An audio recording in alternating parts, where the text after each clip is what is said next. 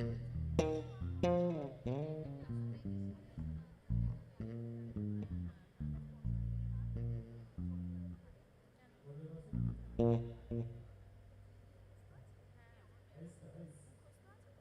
hello, hello, hello. Hello.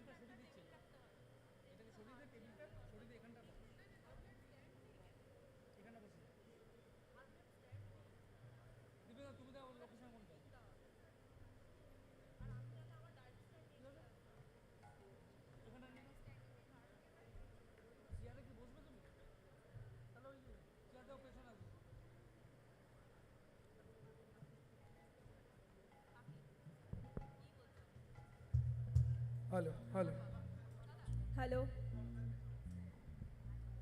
Hello hello hello ঠিক আছে।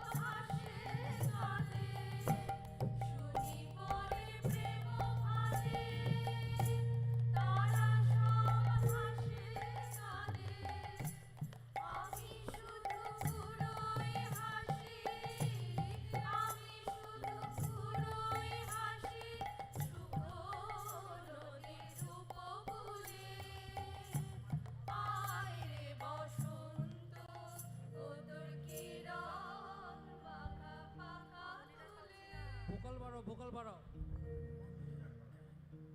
ভোকালটা মনিটরে বাড়াও। ভয়েসে মনিটর পাচ্ছি না তো।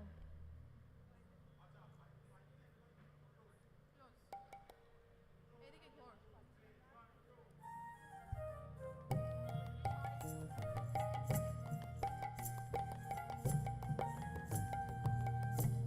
মায়েরে বসন্ত ও তোর কিরণ মাখা পাখা তুলে, মায়েরে বসন্ত ও তোর কিরণ মাখা পাখা তুলে, নিয়ে আয় তোর নূতন গানে, নিয়ে আয় তোর নূতন গানে, নূতন পাতায় নূতন ফুলে, আয়রে বসন্ত ও তোর কিরণ মাখা পাখা তুলে।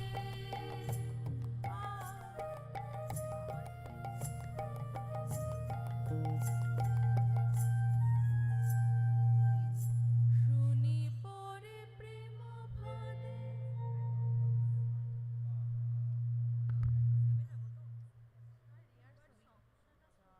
কি হচ্ছে এটা? হ্যাঁ। আমাদের জন্য কম জোরে বলেছে। সবাই জেনে গেল। গোটা লোকজন আমার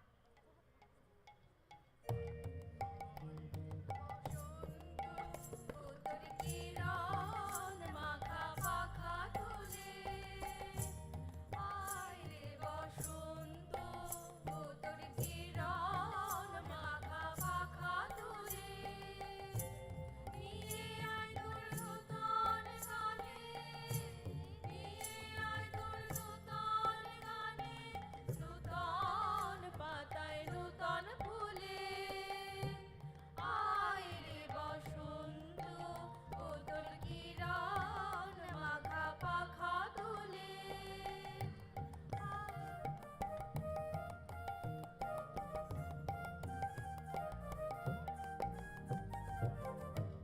শুনি পরে প্রেম ফাঁদে, তারা সব হাসে কাঁদে, শুনি পরে প্রেম ফাঁদে, তারা সব হাসে কাঁদে, আমি শুধু কোনো একটা মাইক খুব লাউড আসছে। আমি শুধু পিছিয়ে যাবো।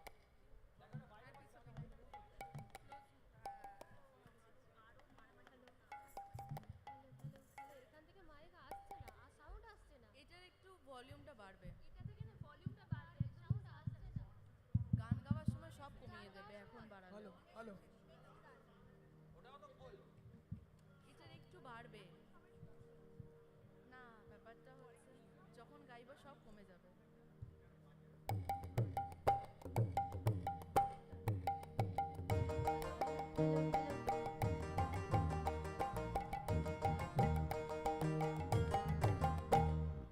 বান এসেছে মরা গাঙে, খুলতে হবে নাও, তোমরা এখনো ঘুমাও, তোমরা এখনো ঘুমাও, বান এসেছে মরা গাঙে, খুলতে হবে নাও, তোমরা এখনো ঘুমাও, তোমরা এখনো ঘুমাও।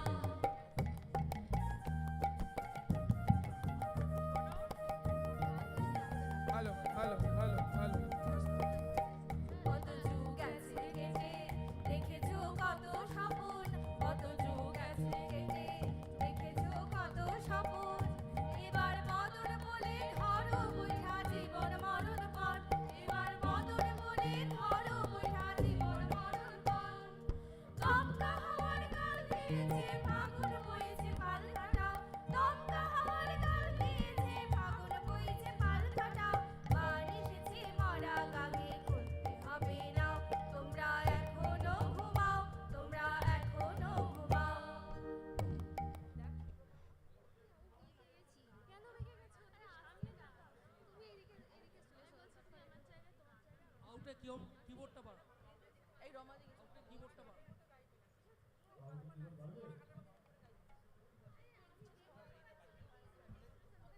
যাদের প্রবলেম নেই তাদের কল না তুলতে, আমাদের কি করে উঠবেন আমি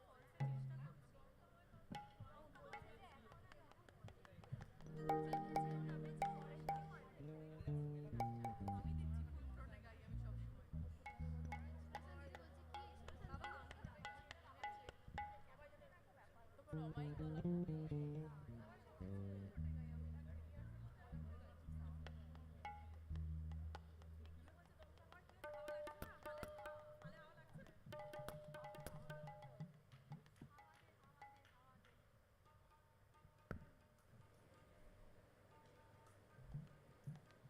হ্যালো হ্যালো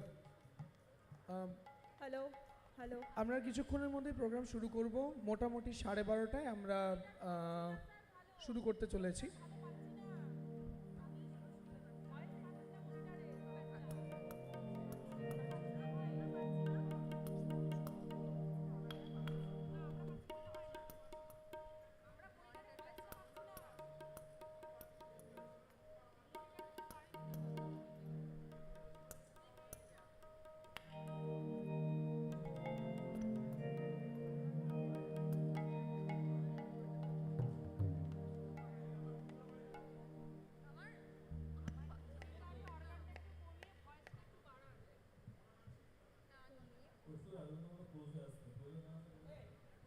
ক্লোজে তো আসছি, আমরা এতজন তো গাইছি, বাট মনিটরটা একদমই পাচ্ছি না।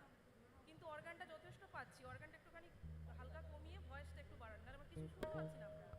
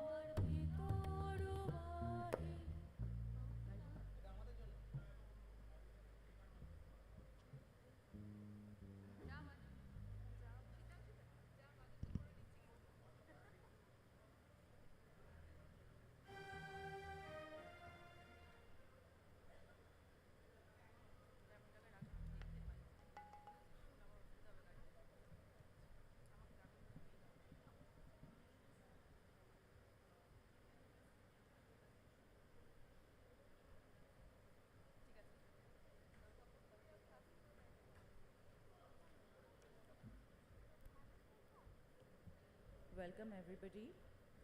To kick off edition 9 of KLF, I would like to welcome the talented musicians from Sister Nivedita University to give the audience an orchestral performance.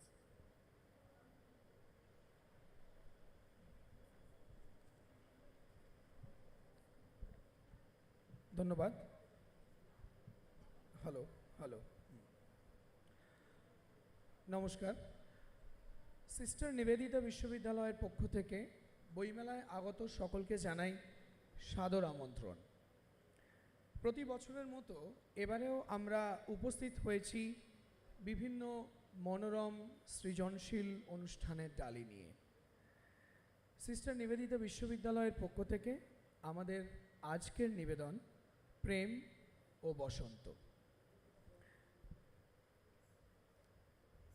তুমি পঞ্চস্বর, আমি সেই মনসিজ, টেনে আনি নিখিলের নর নারী হিয়া বেদনা বন্ধনে। কি বেদনা কি বন্ধন জানে তাহা দাসী, প্রণমী তোমার পদে। প্রভু তুমি কোন দেব? আমি ঋতুরাজ, জরা মৃত্যু দৈত্য নিমেষে নিমেষে বাহির করিতে চাহে বিশ্বের কঙ্কাল। আমি পিছে পিছে ফিরে পদে পদে তারে করি আক্রমণ, রাত্রিদিন সে সংগ্রাম। আমি অখিলের সেই অনন্ত যৌবন। প্রণাম তোমারে ভগবান, চরিতার্থ দাসী দেব দর্শনে।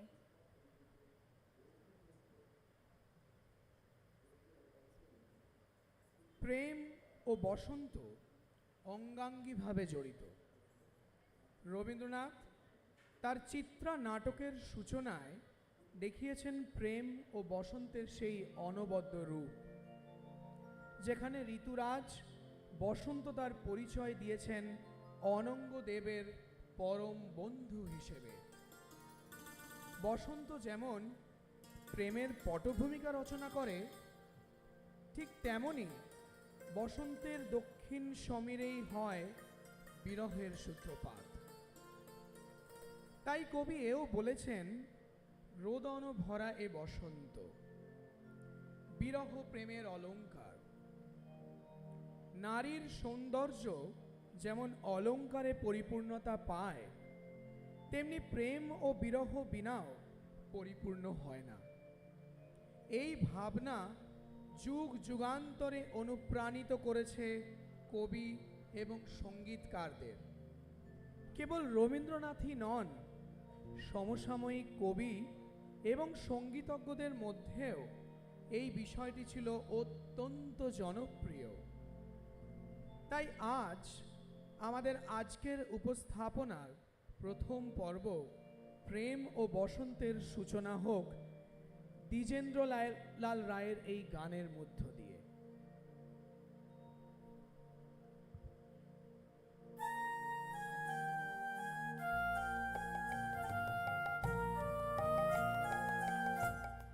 আয় রে বসন্ত, ও তোর কিরণ মাখা পাখা তুলে।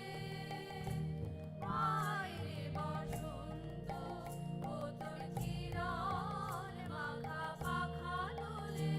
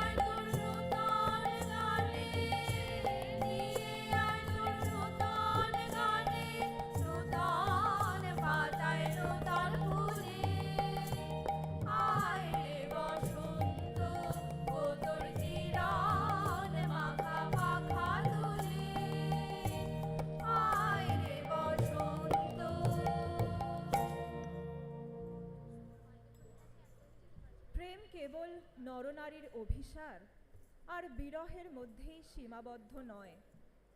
প্রেমের এই ক্ষুদ্র পরিসরের ঊর্ধ্বে উঠে কবি ও সাহিত্যিকরা যখন স্বদেশের প্রতি তাদের গভীর শ্রদ্ধা ও ভালোবাসা জ্ঞাপন করেছেন, প্রেমের এক নবদিগন্তের হয়েছে উন্মোচন।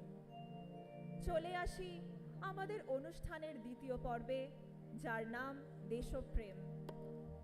ঋষি বঙ্কিমের ভাষায় বহুবল ধারিণীম নমামি তারিণীম রিপুদল বারিণীম মাতরম। রবীন্দ্রনাথের সমসাময়িক কবি মুকুন্দ দাসের লেখনীতে এই ধরনের গান পেয়েছিল এক অন্যতম মাত্রা। আমাদের এই পর্বের নিবেদন মুকুন্দ দাসের দেশপ্রেমের গান।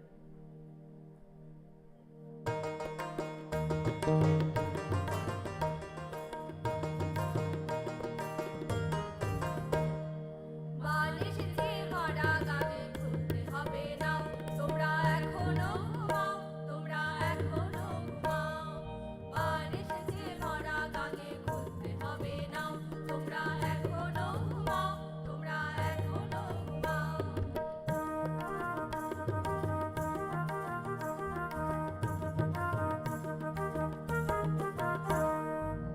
কত যুগ গেছে কেটে, দেখেছো কত স্বপন, কত যুগ গেছে কেটে, দেখেছো কত স্বপন। এবার বদর বলে ধরো বইহা জীবন মরণ পথ, এবার বদর বলে ধরো বইহা জীবন মরণ পথ। দমকা হাওয়ার কল গিয়েছে, ফাগুন বইছে পাল কাটাও, দমকা হাওয়ার কল গিয়েছে, ফাগুন বইছে পাল কাটাও। বাল এসেছে ভরা গানে, খুলতে হবে না, তোমরা এখনো ঘুমাও, তোমরা এখনো ঘুমাও।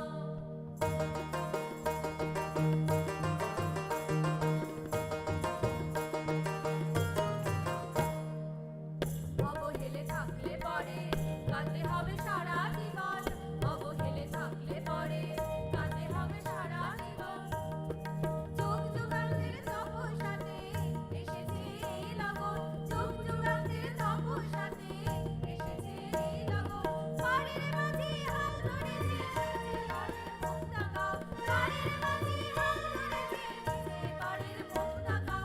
গান এসেছে ভরা গানে, খুলতে হবে না, তোমরা এখনো ঘুমাও, তোমরা এখনো ঘুমাও, তোমরা এখনো ঘুমাও, তোমরা এখনো ঘুমাও, তোমরা এখনো ঘুমাও, তোমরা এখনো ঘুমাও।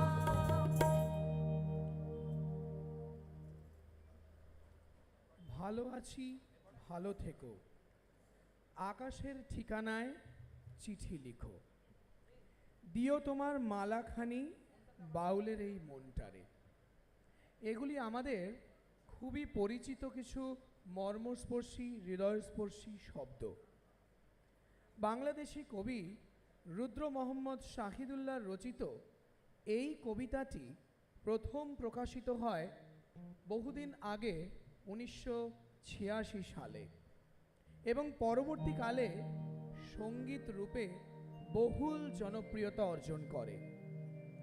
কামনা, বাসনা, বিরহ, বিচ্ছেদ, প্রেমের অন্যতম গুরুত্বপূর্ণ এই উপাদানগুলির সমন্বয় ঘটেছে এই কবিতায়।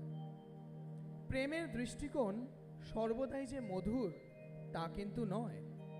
কিছু প্রেম ধ্বংসাত্মকও বটে, আবার কিছু প্রেম পরিপূর্ণতা পায় অপূর্ণতা, বিচ্ছেদ, বিরহের মধ্য দিয়ে।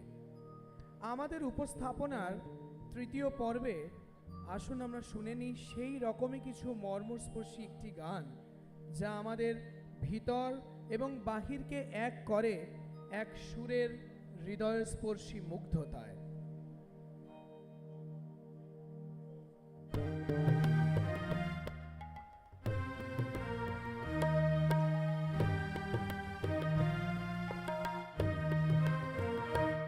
আমার ভিতর বাহিরে অন্তরে অন্তরে আছো তুমি হৃদয় জুড়ে। আমার ভিতর বাহিরে অন্তরে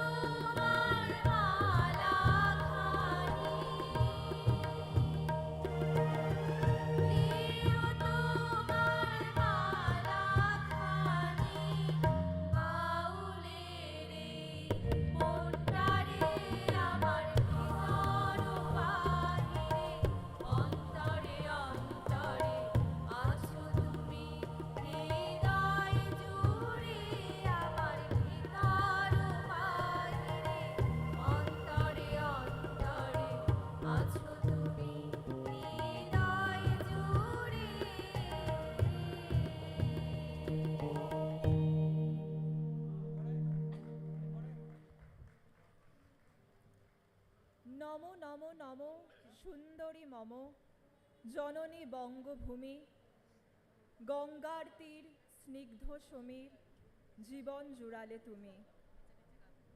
মানবিক প্রেমের পূর্ণতা অপূর্ণতা, মিলন ও বিচ্ছেদ থেকে বেরিয়ে এসে কবি ও সঙ্গীতজ্ঞদের মধ্যে এক বৃহত্তর প্রেমান্বেষণের প্রবণতা দেখা গিয়েছে যুগ যুগ ধরে।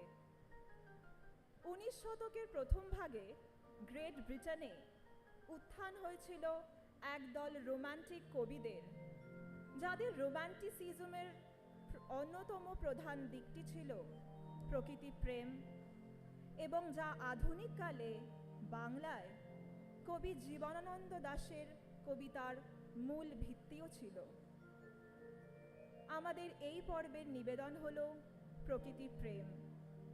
আমরা চলে যাব রবীন্দ্রনাথের সমসাময়িক অতুল প্রসাদ সেনের রচিত একটি গানে।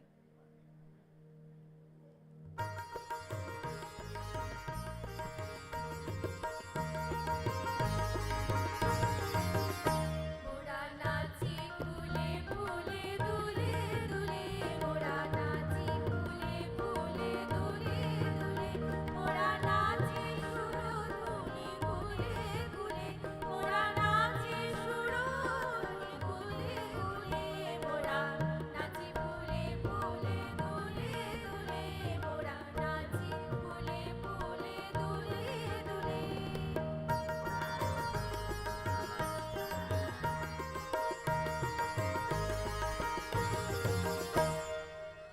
কখনো চলিবে গে গোপু মৃদু চরণে, কখনো ছুটি মোরা ফুল ফল হরণে, কখনো চলিবে গে গোপু মৃদু চরণে, কখনো ছুটি মোরা ফুল ফল হরণে। কোথা হতে এসেছি আমি যে ভেসেছি, কোথা হতে এসেছি আমি যে ভেসেছি, লাগেছি ভুলে মোরা নাচি ফুলে ফুলে দুলে দুলে, মোরা নাচি ফুলে ফুলে দুলে দুলে।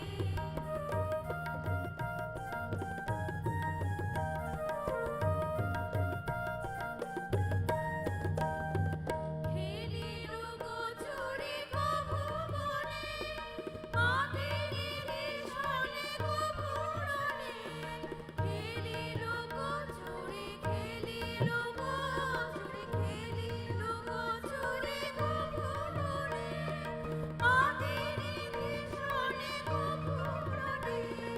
ভাসিয়া ভাসে নিরদল শোনে, মোরা ভাসিয়া ভাসে নিরদল শোনে।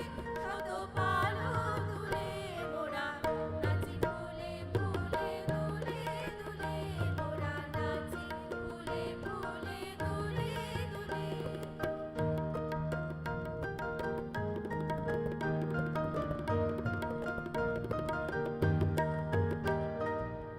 কখনো থাকে ঘুমে ধরণী, কখনো নদী নিভি নভে মেঘধরণী। কখনো থাকে ঘুমে ধরণী, কখনো নদী নিভি নভে মেঘধরণী। পুরো জাগে হরষে মোদের পরশে, পুরো জাগে হরষে মোদের পরশে। নয়ন ফুলে মোরা নাচি ফুলে ফুলে দুলে দুলে, মোরা নাচি ফুলে ফুলে দুলে দুলে, মোরা নাচি ফুলে ফুলে দুলে দুলে,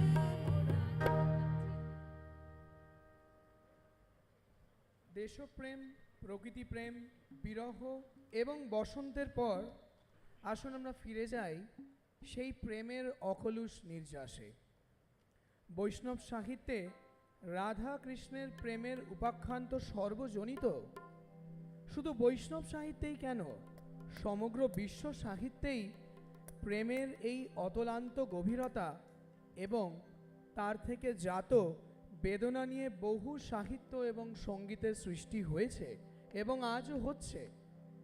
চণ্ডীদাসের পদাবলিতে অভিসার, পূর্বরাগ ইত্যাদি বহু পর্যায়েই শ্যামের সাথে সাক্ষাতের পূর্বে রাধার যে উৎকণ্ঠা, শ্যামের বিরহে তার সেই অতলান্ত বেদনা প্রেমের এক অদ্বিতীয় সংজ্ঞা রচনা করেছে সেই প্রাচীন যুগ থেকেই বিভিন্ন সাহিত্য এবং সঙ্গীতের মধ্য দিয়ে। আধুনিক কালেও আমরা তারই আভাস পেয়ে থাকি বহু কবি এবং সুরকারের সৃষ্টির মাধ্যমে। এমনই একজন অনন্য সাধারণ সঙ্গীতকার হলেন শ্রী সলিল চৌধুরী, যার নাম বাদ দিলে হয়তো বাংলা শুধু নয়, বিশ্ব সঙ্গীতের দরবার অসম্পূর্ণ থেকে যেত। আসুন চলে যাই আমাদের উপস্থাপনার অন্তিম পর্বে সলিল চৌধুরীর সুরে একটি অনবদ্য সঙ্গীতে।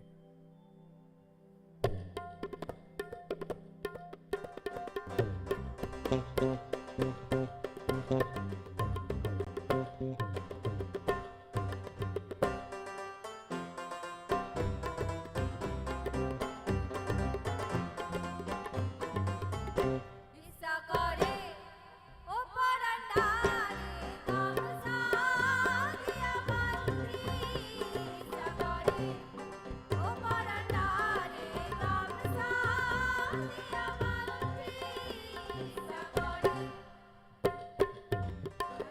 বাইরন কইল সাদারে, বাইরন বাইরন কইল সাদারে, মনসা দিয়া ইচ্ছা করে, ইচ্ছা করে মশলা দিয়া রান্ধি, ইচ্ছা করে ও পরান্ডারে গামছা দিয়া বাঁধি, ইচ্ছা করে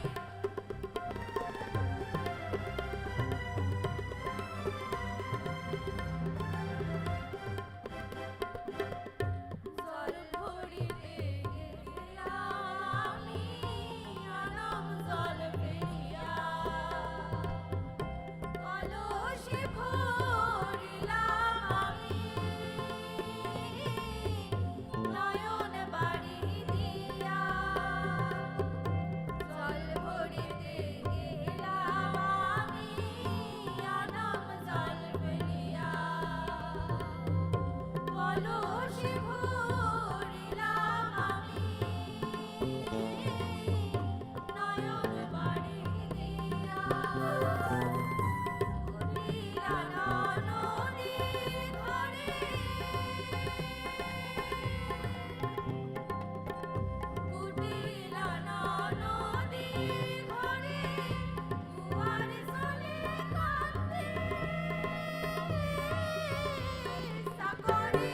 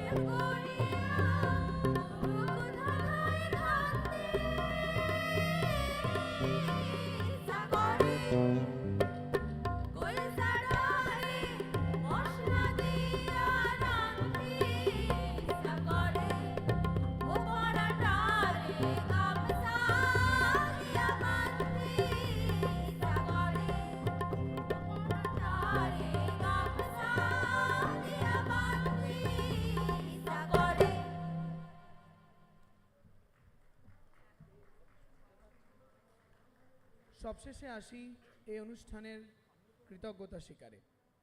সঙ্গীতে আমাদের সঙ্গে ছিলেন রমা, তমালি, সুষমা, মানসী, রিমা, শুভ্রপর্ণা, সুবর্ণা এবং দীপান্বিতা। শ্রীখোলে সায়ন্ত, তবলায় শ্রী দিব্যেন্দু ব্যানার্জি, কিবোর্ডে শীতাংশু মজুমদার, পারকাশনে ডক্টর অনির্বাণ মিত্র, গিটারে শ্রী অয়ন মুখার্জি, সমগ্র পরিচালনা এবং তত্ত্বাবধানে professor doctor Tapan Roy,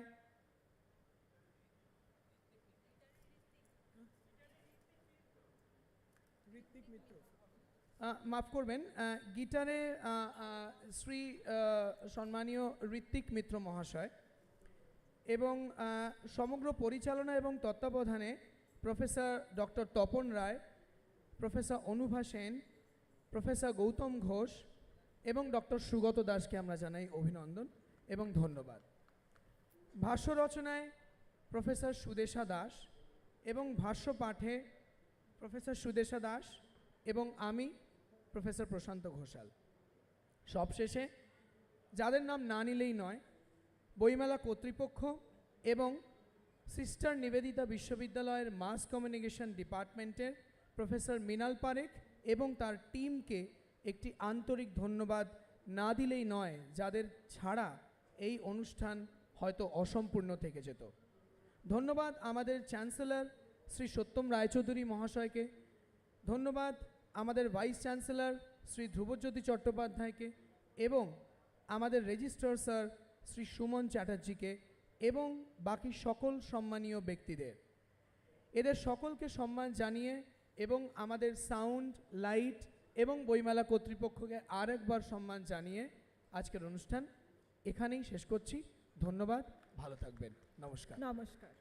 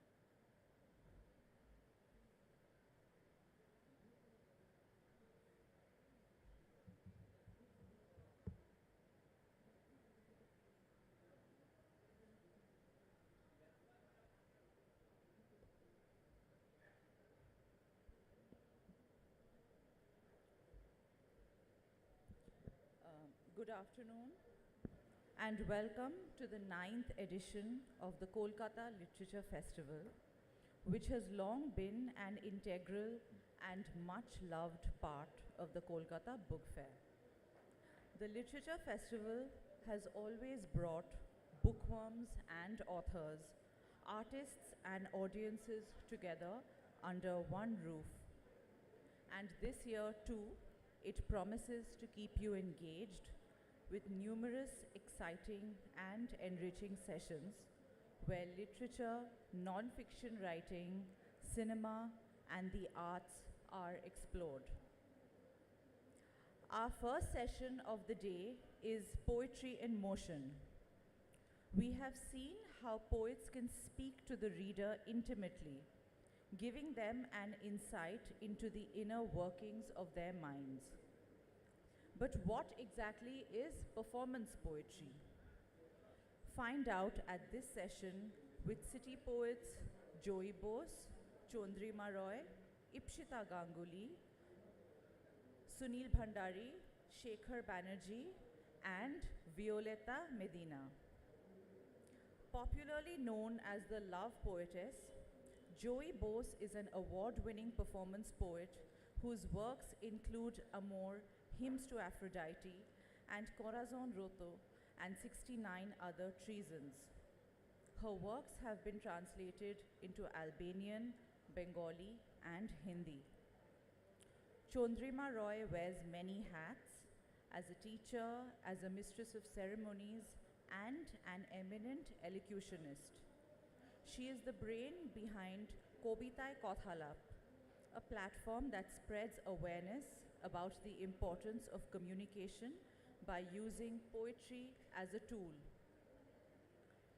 A poet, travel writer, and heritage enthusiast, Ipshita Ganguly's poems have been published in several national and international e-zines and anthologies. Her works include Of Love, Longing, and Random Pondering, and Rooted, India 75, and We the People. Violeta Medina is a Chilean-Spanish journalist and poet. She has published several collections of poems, including a bilingual Spanish-Bengali poetry collection. Her recitals work as performances in which she mixes different languages and audiovisual elements. Interpreting for Violeta on stage will be Shukti Roy. A chartered accountant with more than 3 decades of industry experience, Sunil Bhandari is also a podcaster, philanthropist, and a poet. His works include the best-selling Of Love and Other Abandonments and Of Journeys and Other Ways to Get Lost. Please welcome our distinguished panelists on stage for Poetry in Motion.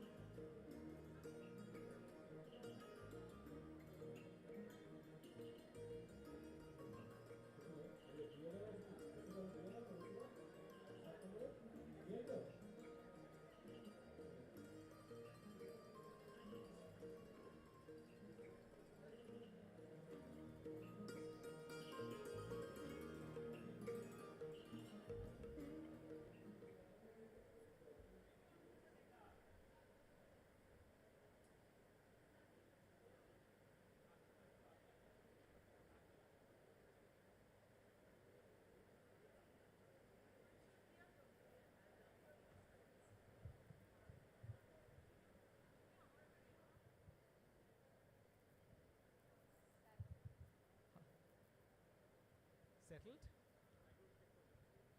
Hello. Super, we all settled, I think. Super. So we've got some die-hard poet lovers here. Good. That's nice. And I hope they're here for poetry and not for the air conditioning only.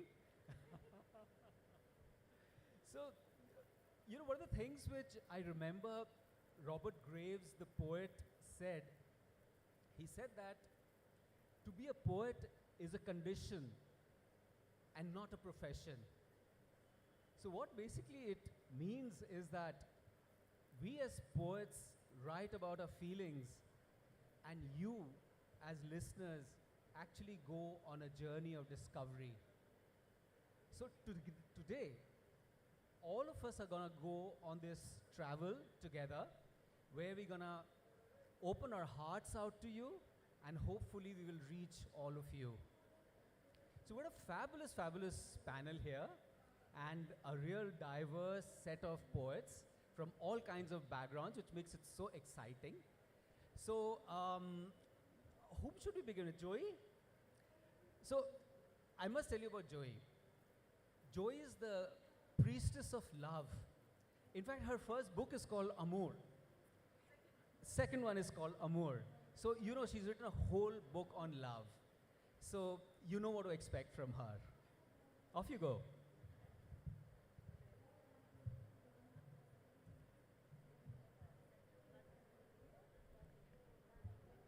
Hello.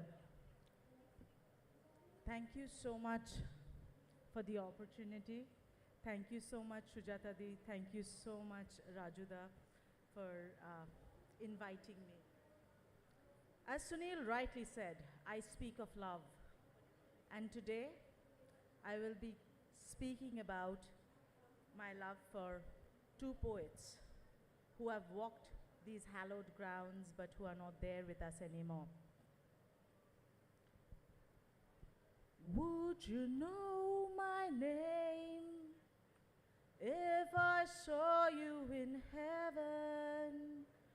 Would it be the same if I saw you in heaven? I must be strong to carry on, for I know I don't belong here in heaven. I'm not in heaven. We are not in heaven. But many who have walked these hallowed grounds of the book fair are. An artist's patron and a poet himself, our former governor, Sri Keshrinath Tripathi, is no more.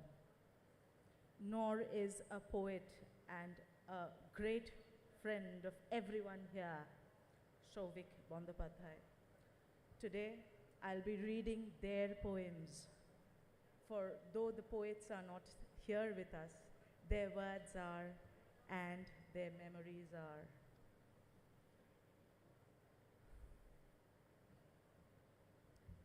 From Sri Keshrinath Tripathi, The Wings of Age. How will the mirror tell the truth? At the crossing are four roads, all of them blind and unknown, whither to go and whither not. Each one has crossing of its own. Pedestrian is standing on the path alone. Who will guide him? Which one to take? What was considered truth yesterday changed are now its parameters in this blind race and cyclone. Imported are the voice and worshippers in this era of self-elimination. Who will sing the hymn for consideration? With metal plate full of water or glasses painted in color black, we may watch sun and moon every day to capture the eclipse in its various tracks. With surface-colored waves wavering, how will the true image appear? Hands are not yellow with turmeric, feet not colored by henna, pearls are not taken out of shell. Only chemical colors are in the arena. adulterated is when Mercury itself. How will the mirror tell the truth? From Keshrinath Tripathi sir, who actually came and read on the same stage, Wings of Age. Thank you. I remember asking Shovik why he wrote, and he never answered. He always used to tell me, Kire, kabe bosha hobe? Shovik's words reverberate in my ears. I first met him here at the book fair. He had a hip flask, you know, and he was only passing that hip flask on to the people he liked. Thankfully, I was one of them. And he wrote in this book I edited called Cologne of Heritage. And he actually wrote about everything we Bengalis love. Our Torudat and her love for casuarina trees, the beach, and yes, unrequited love.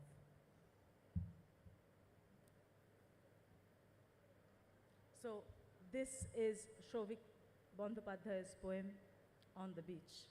He was a Bengali poet, but he did write in English, and this is one of those rare gems. Sitting at a distance amidst casuarina trees, I watch shadows walking on the beach. Waves come and kiss the shore. Time moves back and forth. Unbelievable deal this, I think. How it packs more than one lives into a one-time planet. Travel. The sun and the sea, the wind and the lighthouse make a perfect getaway. Or am I alone in this beach of time? I see you and me walking into the sea, holding each other, kissing and embracing the waves, never to return to whatever remains now, as nothing remains.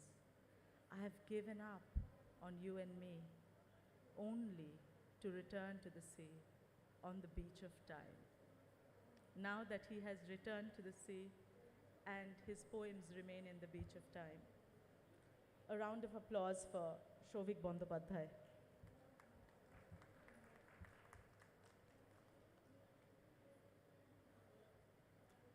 Finally, one of my own poems from the book Amor, Love. And you might be finding bits of Marquez in it because I love Marquez. Don't we all? There is hope. There is hope in the scent of bitter almonds. I have not tasted that or unrequited love. Unrequited love at its strongest is pure, and I live in a spurious world where the only thing pure is poetry. To love and be loved in the many folds of fat and muscle and skill is the curse of flesh, and the blessing of the soul is to remain unloved in art. The tangible, all things tangible, perishes in the pyre. Time and love and art, these continue beyond dimensions. To all the poets of the past, to the ones now, and to all who will come, let us spread smiles and love through poetry and positivity, and let all that transcend time. Thank you so much.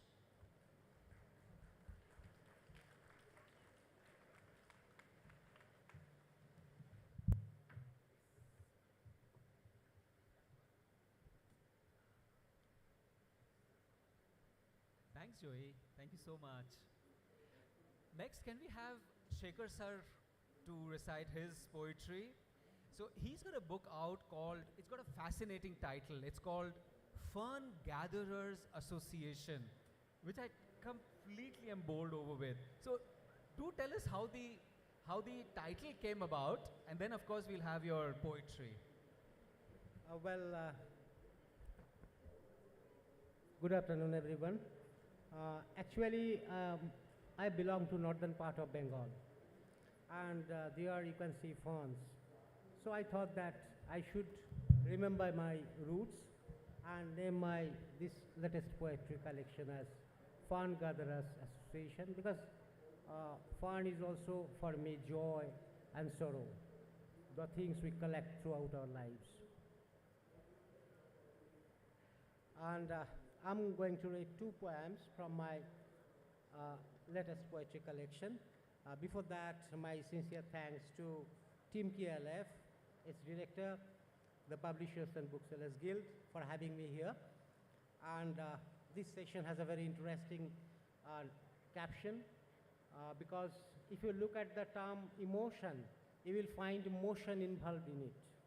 And emotion came to English from French, and in turn the French language borrowed it from Latin, from the word emovio. Emovio means to move out, to move away.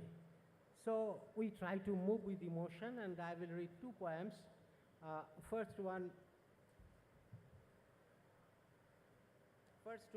is in memory of my grandmother. Family. We were never allowed to enter every room. Yes. Some rooms were always locked. Yes. Some had been bolted from inside, like our blocked minds. Yes. Everybody would say, all the rooms are yours. Yes, yes. But why some rooms are closed? No, no. We couldn't ask that then, though. And the doormats had different shapes and colors, some like stars, some sickles, some squares, some hammers. And I once found a moon, yes, near our grandmother's room. She was an ancient areca grove which had lost its roots. By the season we grew, day by day, inch by inch, before, oh no, we finally branched out. She took her palm leaves, supari, slack lime, and the small brass nut cutter even into her sleep, and woke up in the middle of night to see if everything functioned suitably, yes, in every room in the house. Her pinnet crowded leaves, flowers, bugs, and dry nuts. Sun perforated us every day with a warm needle and wove faces for all of us. Blue, white, green, and pink, and maroon. Oh yes, the rooms already knew who was entitled to enter which room. Yes, yes. And the smell of each room was different. Yes, like the continents, yes, into which we are about to branch out. Thank you. My next and last poem.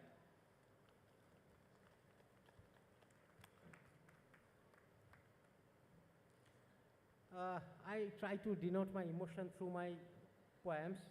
So if I try to denote in this poem, I try to denote restlessness. The name of the poem is Fluid Room. Look at my hand. There's something else.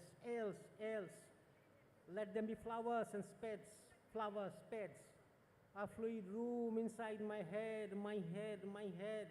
A chair is here, a chair. A window filters light into my eyes. In a field of daffodils, I fumble for keys. A chant in my head, feeling restless. And flying and climbing a hill. Climbing. Oh, angel, I fumble for air.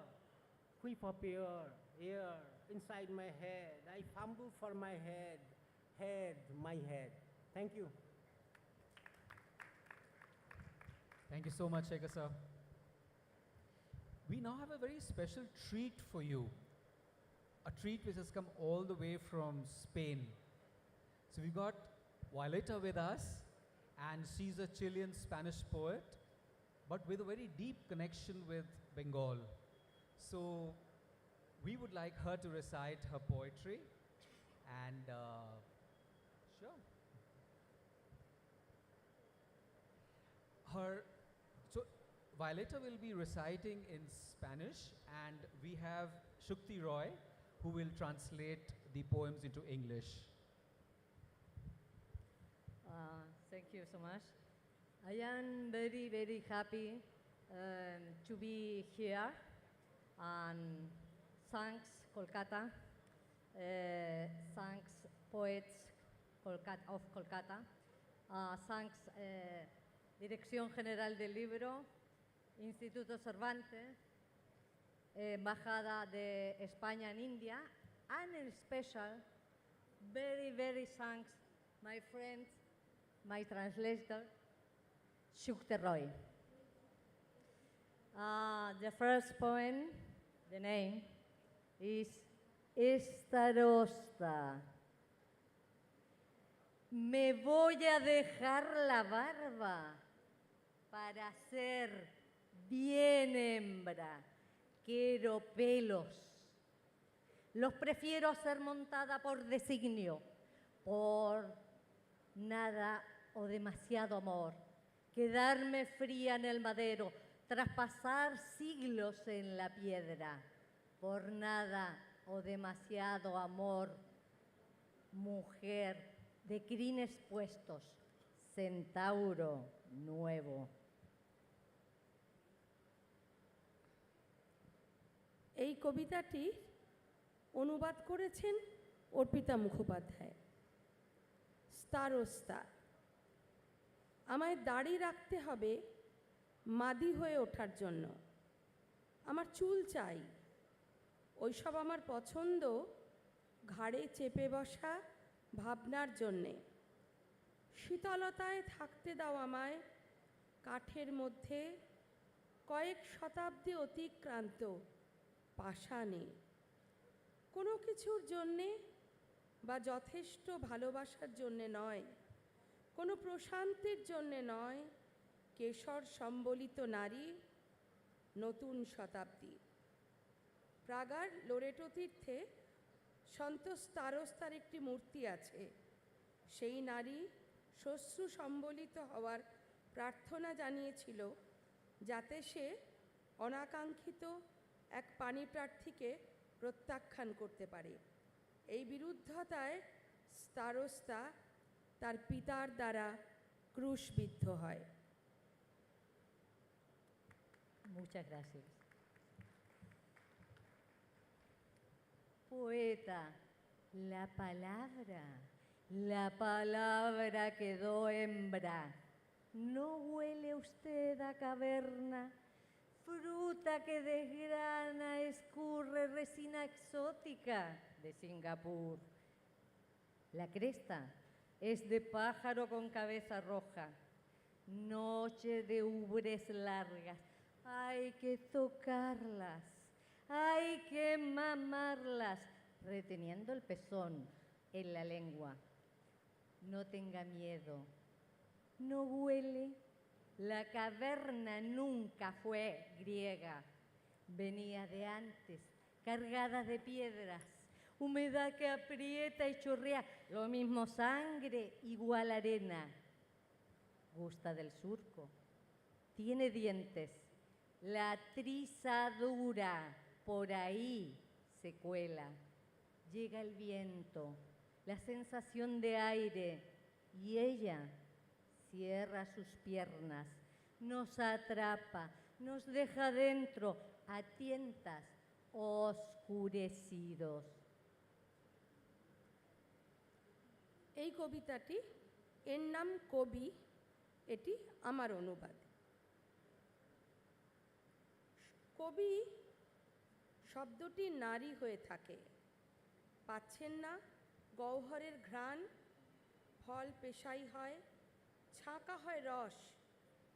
সিঙ্গাপুরের অসাধারণ কিশমিশ, ঝুঁটিটা লাল মাথাওয়ালা পাখির।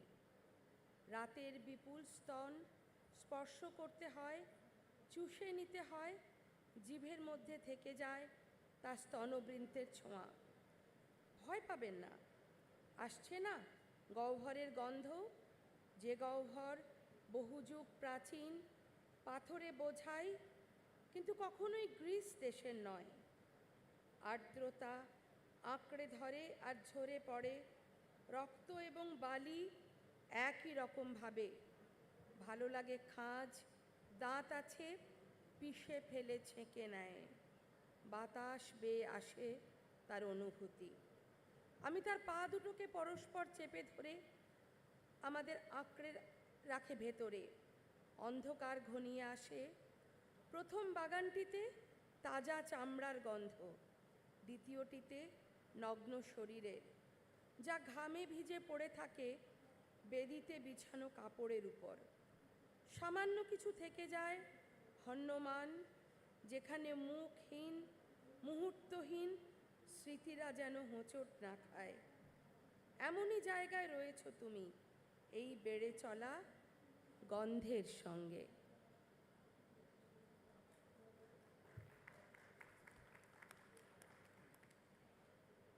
Finish now. My last poem is very special for me.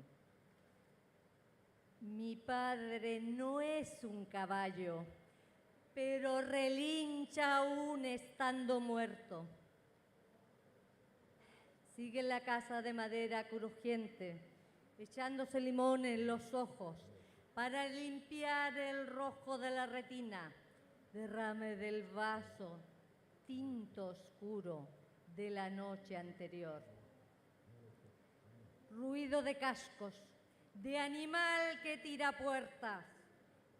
La casa será de fuego si el caballo se instala dentro. Gracias. এই কবিতাটিও আমারই অনুবাদ করা। আমার বাবা ঘোড়া তো নন, কিন্তু মরতে মরতেও তার হৃষাধ্বনি ভেসে আসে মচমচ করতে থাকা কাঠের বাড়িটায়। চোখের মধ্যে ছড়িয়ে দেয় লেবুর নির্যাস, রেটিনার লাল আভা মুছে দেওয়ার জন্যে।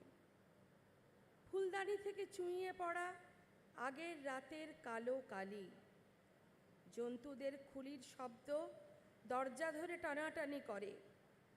বাড়িটা হয়ে উঠবে আগুনের যদি ঘোড়াটা তার মধ্যে থেকে যায়।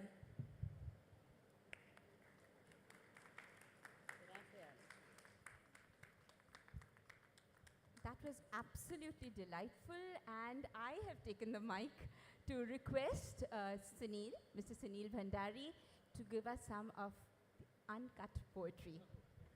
Thank you. So this is what happens when a moderator is also a poet. But thanks for remembering me, Apshita. So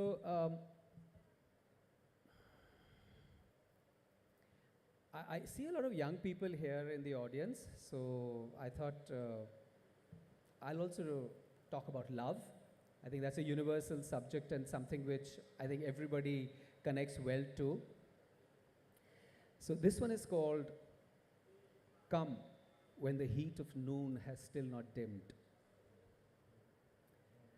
Come, come softly, come when the heat of noon has still not dimmed. Come when the streets have stopped asking questions. Come when the world has left its own care to us. Come, come to where I wait with my bare feet on the hot floor. Come to the promise both you and I have yielded to. Come before the day crumbles into disarray. Come, come as afraid as if it's the first time. Come before the empty doors look at us accusingly. Come so we don't have to think of what we mean. Come so all our answers have no questions left to be asked. Come, come so we can sit and watch little clouds find their paths. Come to know the fragility of what we are. Come so we can let a luminous silence descend on us. Come to be the air and light and the quiet we are meant to be. Come, come, come here before we cross each other as strangers again. Thank you.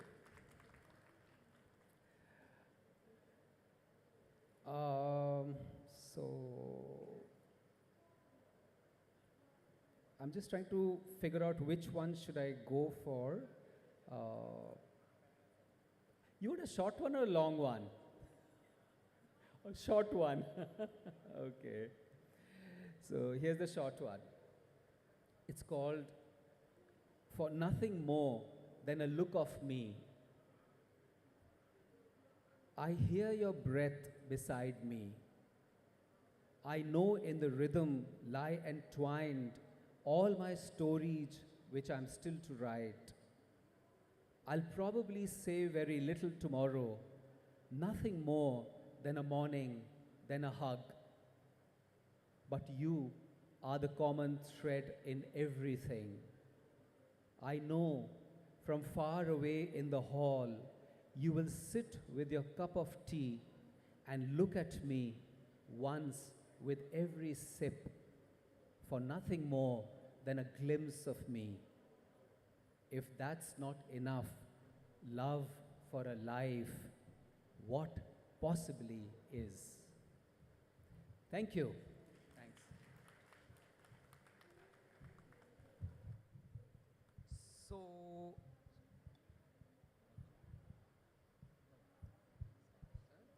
So we have another Spanish treat with us. So we have Guillermo Busatil with us, and he's a Spanish poet, author, journalist, and it's so good to have you here. So can we have your poetry? Thank you. And we have the translation to be done by Shukti Roy. Thank you. Thank you very much. Thank you for the book, Calcutta first. Thank you for the Instituto Cervantes, Dirección General del Libro. Thank you for the people listen poetry. Thank you very much, Shruti, for here.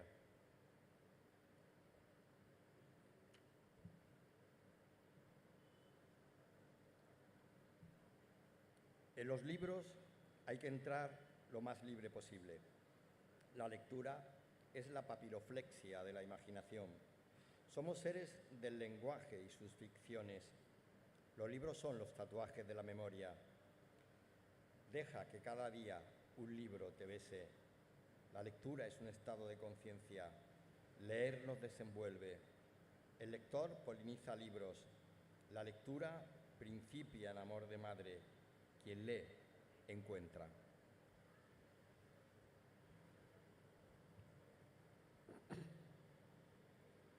বইদের মধ্যে পুরে দিতে হবে যতটা সম্ভব ফাঁকা পরিসর। বই হলো কল্পনার অরিগামি।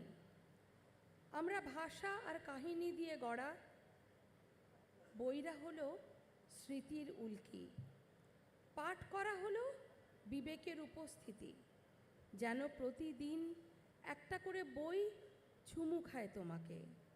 বই পড়া আমাদের আত্মার মোড়ক উন্মোচন করে। পাঠকরা পরাগ সংযোগ ঘটিয়ে তোলে বইদের মাঝে। পাঠের সঙ্গেই শুরু হয় মায়ের প্রতি ভালোবাসা। যে পড়ে সে আবিষ্কার করতে থাকে।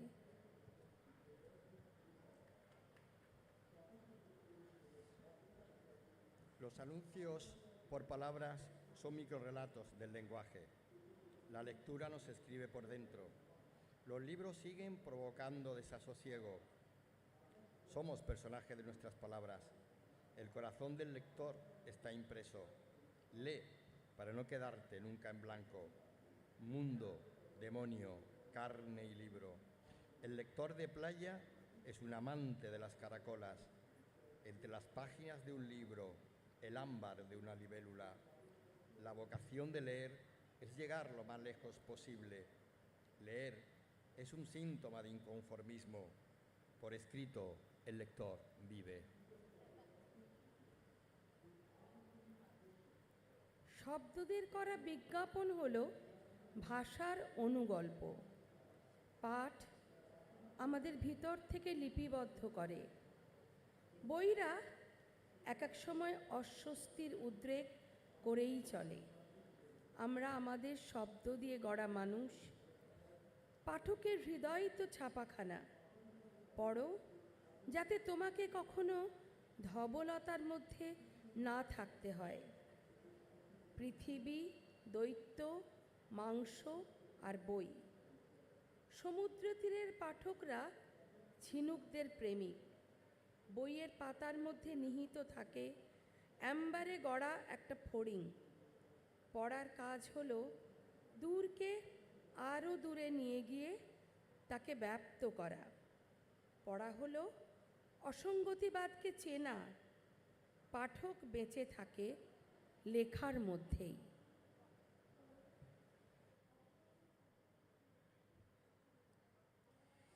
Me gustan las palabras que se atreven por su cuenta y riesgo. Me gustan las palabras en las que se presiente un beso. Me gustan los libros que te refundan como lector. Me gustan las palabras que te dejan el dibujo mutante de una nube, igual que el aire de algodón en el cielo. Me gustan los libros que hacen el boca a boca.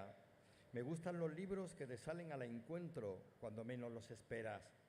Me gustan las palabras que te hospedan sin preguntar tu nombre ni tu destino. Me gustan las palabras que suceden en sueños y dejan su silueta en la almohada. Me gustan las palabras que saben al olor de la madre. Me gustan las palabras que se tienden desnudas boca arriba en las olas. সেই সব শব্দ আমার ভালো লাগে যেগুলো হিসাব আর ঝুঁকিকে ভয় পায় না। আমার সেই সব শব্দ ভালো লাগে যারা হয়ে ওঠে একটা করে চুম্বন। সেই সব বই আমার পছন্দের যেগুলো নতুন করে পাঠক হয়ে ওঠে। আমার সেই সব শব্দ ভালো লাগে যেগুলি রেখে যায় মেঘেদের পরিবর্তনশীল একটা ছবি, যা আকাশের মধ্যে তুলোর বাতাসের সমতুল্য। সেই সব বই আমি পছন্দ করি যারা মুখে মুখ রাখতে পারে। আমার সেসব বই পছন্দ যারা তোমার মুখোমুখি হবে এমন একটা সময় যখন তুমি তাদের কথা সবচেয়ে কম ভাবছিলে। আমার সেই সব শব্দ ভালো লাগে যারা তোমার নাম বা তোমার লক্ষ্য না জেনেই তোমাকে আতিথ্য দান করে। সেই সব শব্দ আমার ভালো লাগে যাদের আগমন ঘটে স্বপ্নের মাঝে আর যার সিলুয়েট লেগে থাকে তোমার বালিশের গায়ে। যে শব্দ মায়ের গায়ের গন্ধ কি তা জানে, তাদের আমার ভালো লাগে। আমার সেই সব শব্দ ভালো লাগে যারা ঢেউয়ের উপর ভেসে চলে নিরাবরণ ঊর্ধ্বমুখ। এই কবিতাগুলি আমার অনুবাদ করা, মাত্র একদিনের মধ্যে সেইটুকুনি। Thank you very much.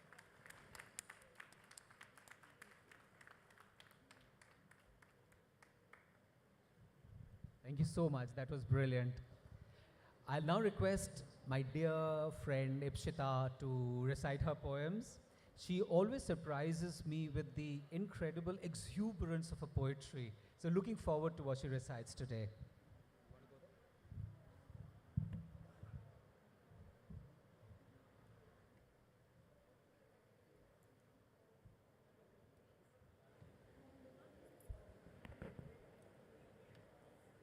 Thank you, Mr. B. Thank you, Rajuda and Sujata Di. It's an honor and a very humble privilege to be here. This is my all-time favorite book event and book-related venue, Nostalgia with Continuity. Last year I was here as well, and I read from my book called Rooted India 75 and We the People, which was a collection of emotions for India on its 75th anniversary. It was my love for my nation. This year, I go back to pure, unadulterated romantic love. And I read from my first book here called Of Love, Longing and Random Pondering, special because it was launched in Book Fair 2017. My first poem from Of Love, Longing and Random Pondering. Being found.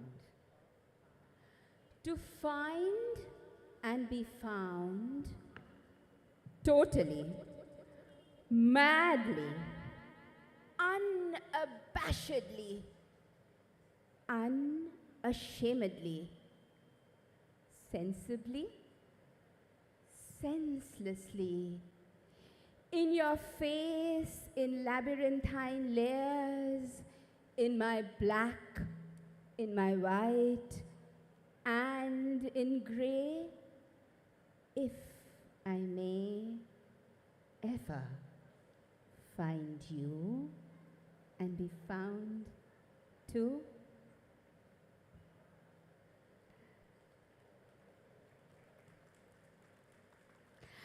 I've chosen moon poems for you because for me, the moon and love are inseparable. Mooning.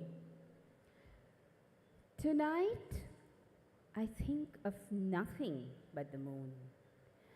As if the moon engulfs me, or rather, takes me in her embrace, till no other thoughts remain, just me and my moon in serendipitous synchronicity.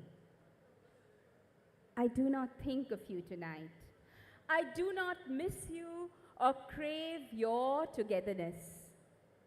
Slowly, you seem to have faded out into oblivion, both the pleasure and the pain of you, a numb memory now. I only remember you having told me that your camera could never capture the moon the way I did. And in spite of all the color corrections you added, it was never quite as raw as mine. Perhaps that is because you never loved her the way I do, in raw beauty, in total honesty, in serendipitous synchronicity, till all memories fade away into the gorgeous moon. Moonlight Sonata on a moonless night. The lazy languor rests on my eyelids. Half dreams cloud an otherwise busy morning. Restless remains of a smoky night. Fragrances of the midnight biryani surfaces now and then. Moonlight Sonata on a moonless night. Sometimes deep darkness cushions forgotten feelings, pushed away so far that when they come fleetingly, they feel alien. You linger on and on, caressing wounds, my beloved, with rose petal blushes, invoking senseless sensibilities, submerged in stained sepia. And the last poem is for the Kolkata Literature Festival. Thank you for beginning with music and poetry. So this poem is called To Beginnings. To what beauty did we pledge our hearts last night when the full moon caressed within palm fronds, silvered bright, casting a celestial light, an illuminated glow over the river, the mighty river in spate, and the sounds of the tide rushing in. What beauty did we seek to begin?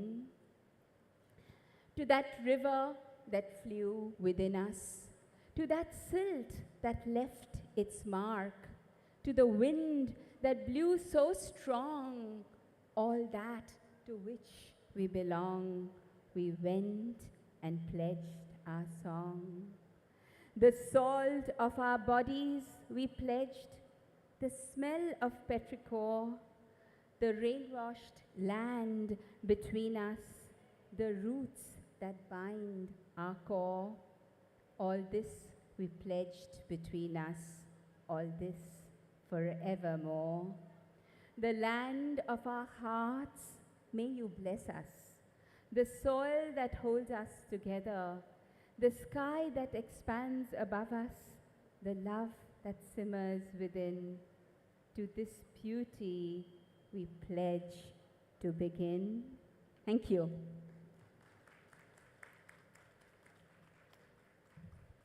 Thank you so much, Ipshita. So, we've had quite an exhilarating session, and now we have the grand finale. And we have Chandrima. She's a performance artist, and her performance suite is popularly known as Kobitai Kothalap. So, here we go.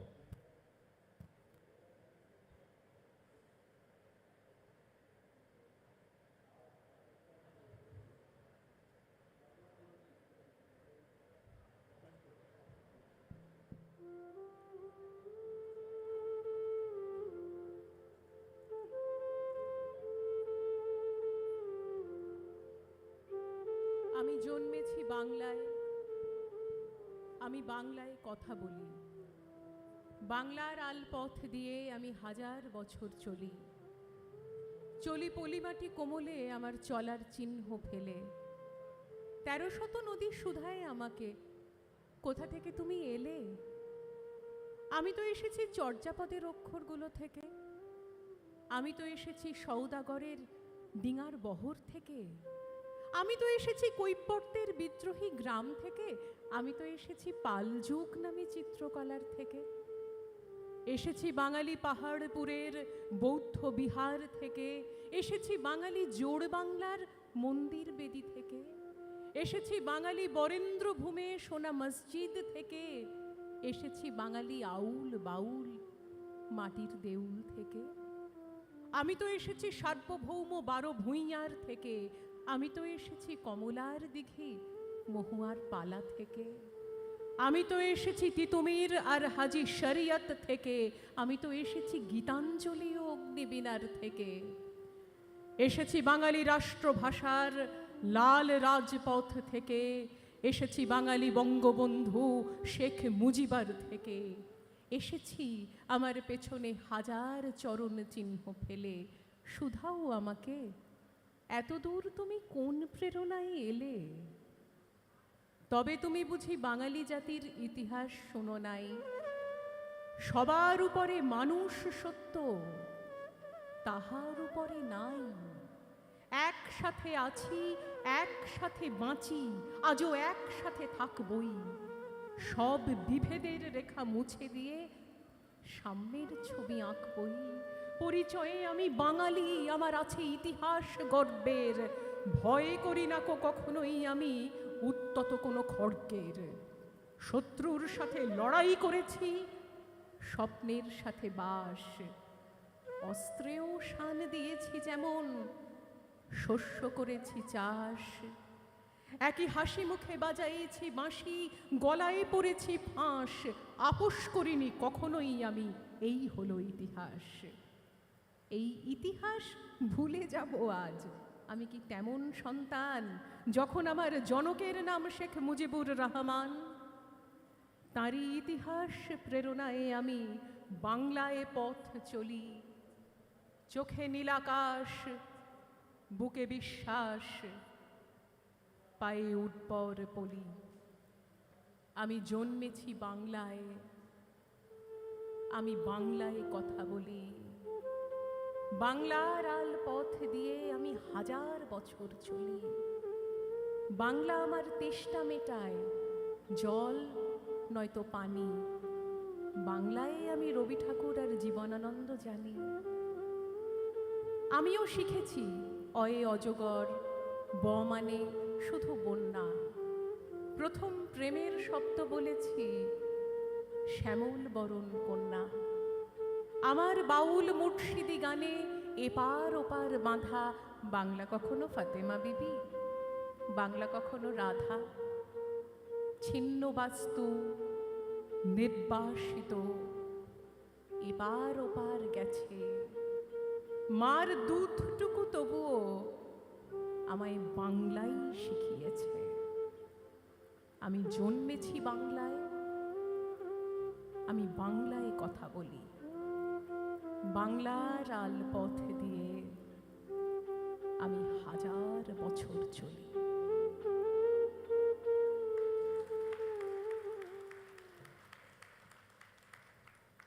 নমস্কার, poetry in motion এই সেশনের আমি সর্বশেষ performer. First of all, thanks to Kolkata Literature Festival for making me a part of this wonderful session. It's always a joy and pleasure meeting old friends in a session, and also an honor to have friends from the other countries and seniors like Shekhorda and Sunil to be present in the panel. So I'm truly elated and delighted at the same point of time.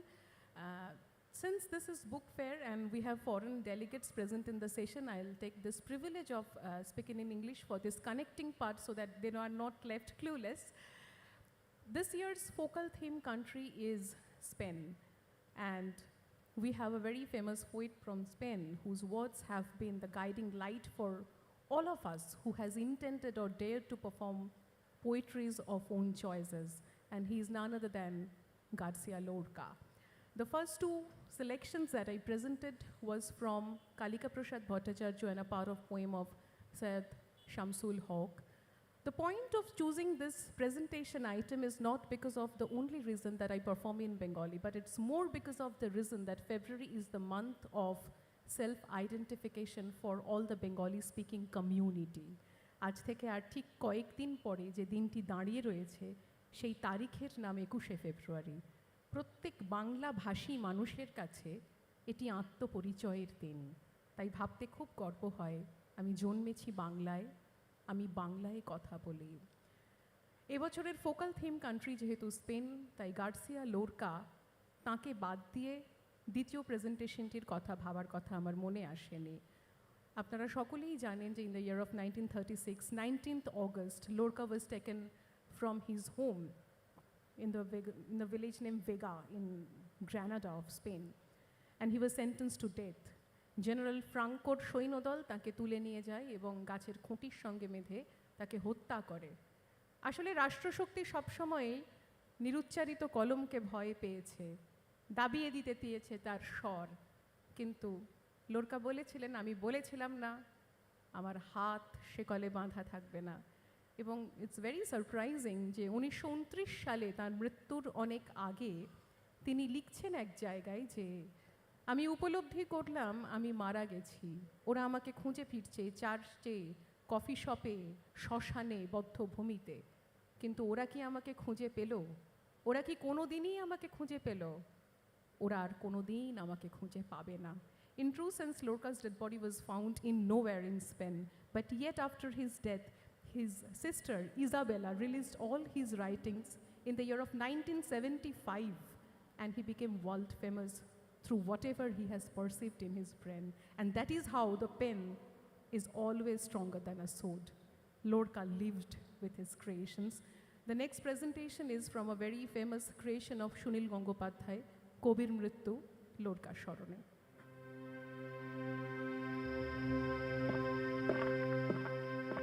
দুজন খসখসে সবুজ উর্দি পরা সিপাহী কবিকে নিয়ে গেল টানতে টানতে। কবি প্রশ্ন করলেন, আমার হাতে শেকল বেঁধেছ কেন? সিপাহী দুজন উত্তর দিল না, সিপাহী দুজনেরই জিভ কাটা।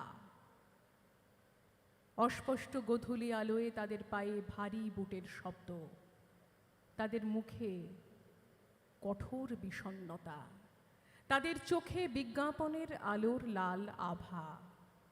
খুঁটির সঙ্গে বাঁধা হলো কবিকে, কবি দেখতে লাগলেন তার ডান হাতের আঙুলগুলো, কনিষ্ঠায় একটি তিল, মধ্যমা অলঙ্কারহীন, অনামিকায় ঈষৎ তীব্র টনটনে ব্যথা, তর্জনী সংকেতময়, বৃদ্ধাঙ্গুলি বিভৎস বিকৃত। কবি সামান্য হেসে একজন সিপাহীর উদ্দেশ্যে বললেন, হাতে রক্ত জমে যাচ্ছে হে, হাতের শেকল খুলে দাও। আর সেই মুহূর্তে সহস্র জনতার চিৎকারে সিপাহীর কান একেবারে ঝালাপালা হয়ে গেল। তবু একজন সমস্বরে চিৎকার করে বলল, এ তো ভুল লোককে এনেছে, ভুল মানুষ, ভুল মানুষ। কবি অত অত মানুষের মুখের দিকে তাকিয়ে খুঁজলেন একটি মানুষ, নারীদের মুখের দিকে তাকিয়ে খুঁজলেন একটি নারী।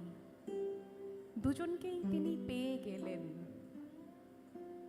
তারপর কবি মনে মনে অস্ফুটে উচ্চারণ করলেন, বিপ্লব দীর্ঘজীবী হোক, মিলিত মানুষ ও প্রত্যেক মানুষের নিজস্ব বিপ্লব, মানুষের মুক্তি আসুক। আর তখনই প্রথম গুলিটা তার ডান কানের পাশ দিয়ে পেরিয়ে গেল যেমন যায়। কবি কিচ্ছু বললেন না। দ্বিতীয় গুলিতে ফুটো হয়ে গেল তার বুক, কবি হা হা শব্দে হেসে উঠলেন। তৃতীয় গুলিতে বিদীর্ণ হয়ে গেল তার কণ্ঠ, কবি শান্তভাবে বললেন, আমি মরব না। মিথ্যে কথা, কবিরা সবসময় সত্যদ্রষ্টা হয় না। চতুর্থ গুলি বিদীর্ণ করে গেল তার কপাল, কবি শান্তভাবে হাসলেন। পঞ্চম গুলিতে কাঠের খুঁটি দুটো মোড় করে উঠল। ষষ্ঠ গুলিতে কবির বুকের উপর রাখা ডান হাত ছিন্ন ভিন্ন হয়ে উড়ে গেল। কবি হুমড়ি খেয়ে পড়তে লাগলেন মাটিতে। জনতা ছুটে এলো কবির রক্ত গায়ে মাথায় মাখতে, কিন্তু কবি কোনো উল্লাস বা হাহাকার ধ্বনি কিচ্ছু শুনতে পেলেন না। কারণ শেষ মুহূর্তটা কবির মোটামুটি আনন্দেই কাটল। মাটিতে পড়ে থাকা ছিন্ন হাতের দিকে তাকিয়ে কবি বলতে চাইলেন, আমি বলেছিলুম কিনা আমার হাত শেকলে বাঁধা থাকবে না, আমি বলেছিলুম কিনা আমার হাত শেকলে বাঁধা থাকবে না।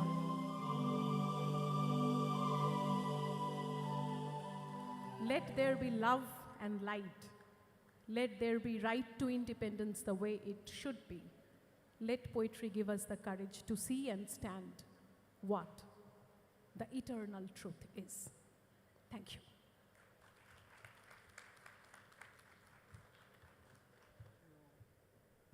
Thank you so much. Thank you so much.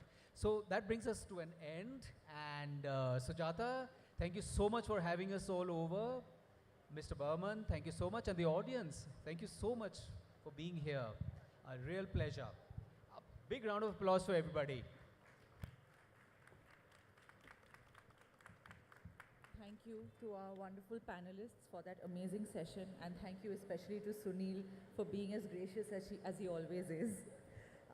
I would like to invite the President of the Publishers and Booksellers Guild, Shudhanshu Shekhar De, and the Director of the Kolkata Literature Festival, Sujata Sen, to come on stage and give a token of our appreciation to our panelists.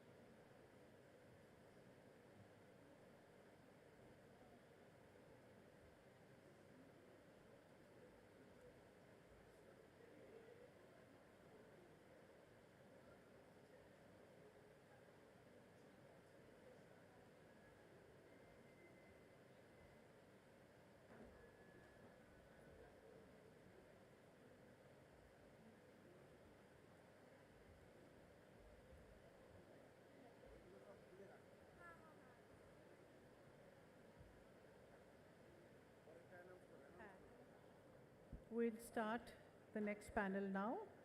May I request the panelists and the moderator to come up on stage, and they will be introduced by Nayantara.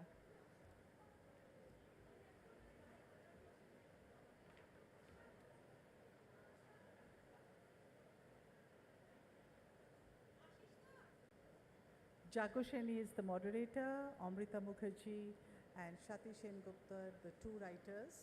We'll just start the panels now, and Nayantara will introduce them.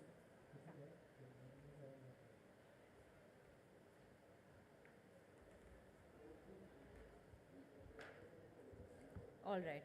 So our next session, for the record, promises to be very engaging as Swati Sengupta and Amrita Mukherjee discuss the thrills and challenges of penning events down on paper with Jagosheni Chakraborty.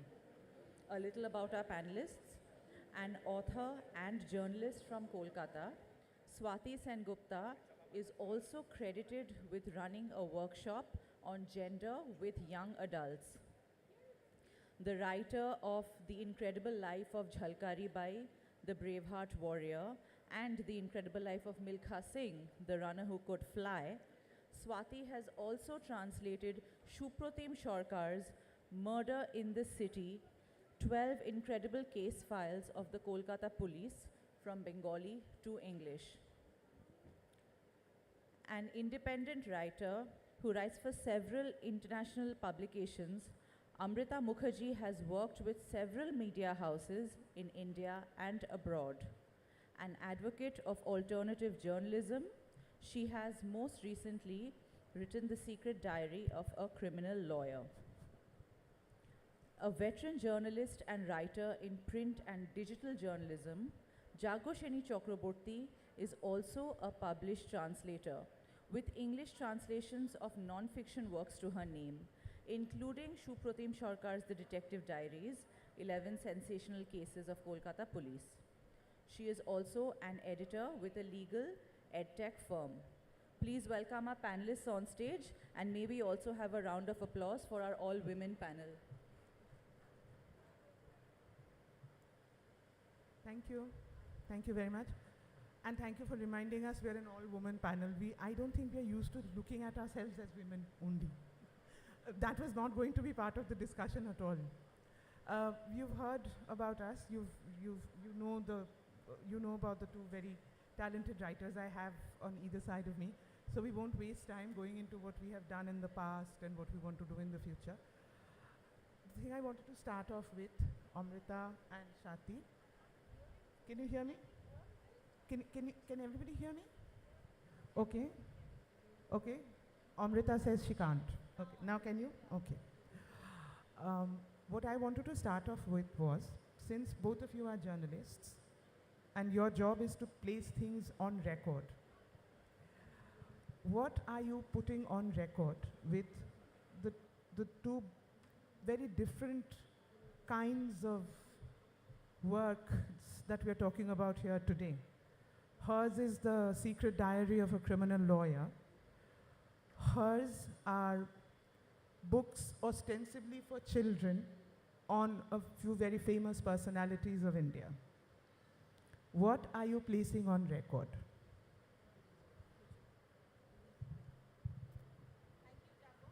In alphabetical order, Amrita gets to answer first, I think.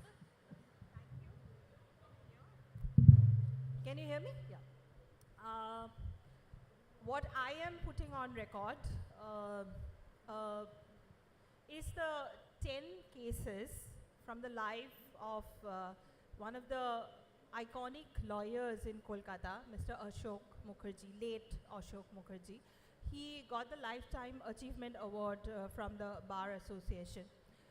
And this book was written when he was bedridden with cancer. So he had a diary where he jotted down his feelings, emotions, his cases for 50 long years. And not many people knew about it, but since I am his niece, he used to sometimes tell me about it. So I thought that is a great idea to make this diary into a book. And it's 10 more very interesting cases from his life. So that's what I am writing about. Okay, we'll come back to this later. Swati has written about personalities like Milkha Singh, like Jhalkari Bai, And Savitribai Phule Savitribai and Phule, Birsa Munda. Birsa Munda. Okay. And all of these people have been written about in the past, have been spoken about, written about, filmed, God knows what else, illustrated. So communication about them, there's no shortage of communication about So them. I'll just. What were you going to do that was new? So, as far as Jhalkari Bai is concerned, you know, her story is not mainstream, not canonical, not conventional. You know, her story, in fact, she has not been written about at all. So, what I'm trying to put on record is also these stories which have been erased from history. Okay, may I just read a little bit on the introduction which I've mentioned, which is, instead of saying it, I just want to read it out. So I think we'd all like that too, because I don't know how many, just let's do a quick show of hands. How many of you have heard of Jhalkari Bai before now? 0, that is excellent. Please read. So I'll just read what I've written in the author's note.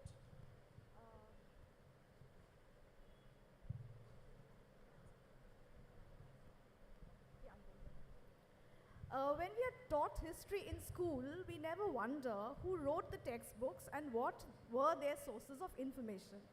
Young readers are always taught to think of history as authentic and factual, never to be questioned. We are not encouraged to wonder why history is so heavily tilted in favor of battles, kings, acquisition of kingdoms and riches, while there is almost nothing about the lives of ordinary people, the poor and the women. Is history then just a record of stories of victorious men? Then what about her story, which records the lives of women? I feel very strongly that young readers need to know that there is perspective and politics in history writing. They need to know that not just women, but Dalits too have been ignored in history. When it comes to Dalit women, hardly anything is known about them from the pages of history. That is why Jhalkari Bai's story is so important. She doesn't find much space in the history of the 1857 rebellion, not even in the story of Rani Lakshmi Bai, who is placed on a pedestal for fighting the British. Dalit writer Ramdayal Verma writes, Yatra tatra sarvatra milegi unki gatha ki charcha, kintu upekshit veerwaro ka kabhi nahi chhapta parcha. Everywhere you will find discussion on their deeds, but the Dalit heroes are never written about in the papers. So where can we find Jhalkari Bai's story? In Bhojla, where she was born, in its melas, in its songs and plays, in oral histories, and in the pages of popular Dalit literature. Her story is printed in booklets and pamphlets written in simple Hindi. They were not written by renowned historians, but by people you've never heard of. But that does not make Jhalkari Bai any less important than some of the well-known leaders who took on the British in 1857.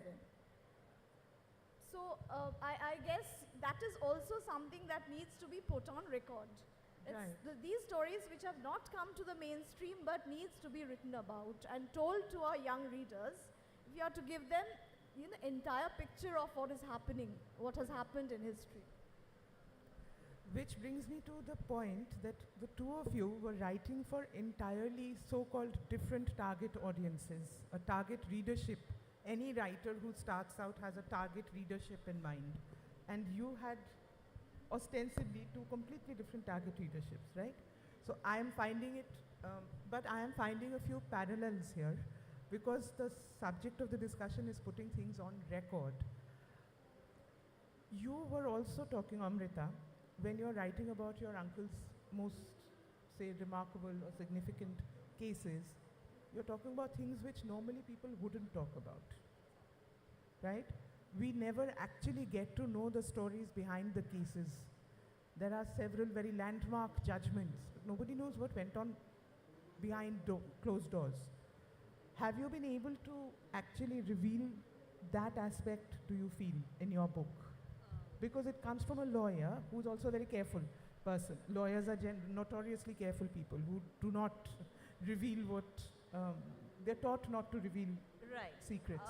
We have taken care so that the real people, the identity of the real people are not revealed. But yes, as you were saying, the landmark judgments, because he was one person who reversed two capital punishments in his lifetime. One story is there that how he reversed it, and that is, I would say, something to know about, because we have no idea how that is usually done by a defense lawyer. And this is the common ground I was talking about. Through these stories, you are actually revealing larger truths. Absolutely. Both of you, actually, because even when you're talking about Jhalkari Bai is somebody who is not part of the mainstream, but you know, Milkha Singh or Birsa Munda or Jhansi Ki, Lakshmi, yeah, Birsa Munda, Jhalkari Bai, Savitri Bai Phule. They have been part of the mainstream. You are revealing sides to their character or things, stories of their life that were not known. Maybe you have taken that approach, have So you? I think every person who's writing, you know, that's why one story can be told in so different ways. So I think the person who's writing, that is very important, because see, if I am a woman, I will write it in a way. If I'm a Dalit woman, I will write it in another way. Like, so all that I am will come into what I write about. But you do not consider that biased interpretation. Is that a biased interpretation of history? I think the word bias will come only when I'm a privileged person. But if I am not a privileged person, or I'm talking about a story of a person who has been suppressed and oppressed, then I wouldn't call that story biased. Even if I am not, I have been privileged myself, but I'm telling the story of a person who has been marginalized, then I wouldn't call that narrative biased. Okay. But I'll ask you. That's how I look at it. Okay, fine. Which is, as a journalist myself, the next questions comes from a person, you know, from a personal space, from personal experience. As journalists, we are taught, trained to not put anything of ourselves into a story. Do not. Nobody cares about your opinion. Nobody cares about your viewpoint. You simply report what you see. Forget about coming to any conclusion. Here, both of you were writing about objective truths, right? You were writing facts. You're writing about history. You're writing about court cases, both of which are supposedly based on facts. How much of yourselves have you allowed to seep into these stories or tellings? I think Swati gets to go first. Poor thing. She's suffering from alphabetical discrimination. Okay. You know, I feel that, you know, I can't remember who said this, but also when I was writing as a journalist, I did not consciously allow this, but as an author, I allow myself more freedom to do that. I allow myself to come in, and I can't remember exactly who said this, but there is somebody said that if there is an elephant and an ant, and you see that the elephant is, trapping or trampling on the ant, then you, and you're saying you believe in equality, then you're not being fair. So I allow myself to be there, to be within quote biased when Take it comes sides. to a situation Take like sides. that. Yes, I think that is fair. Amrita? That is being fair and not biased.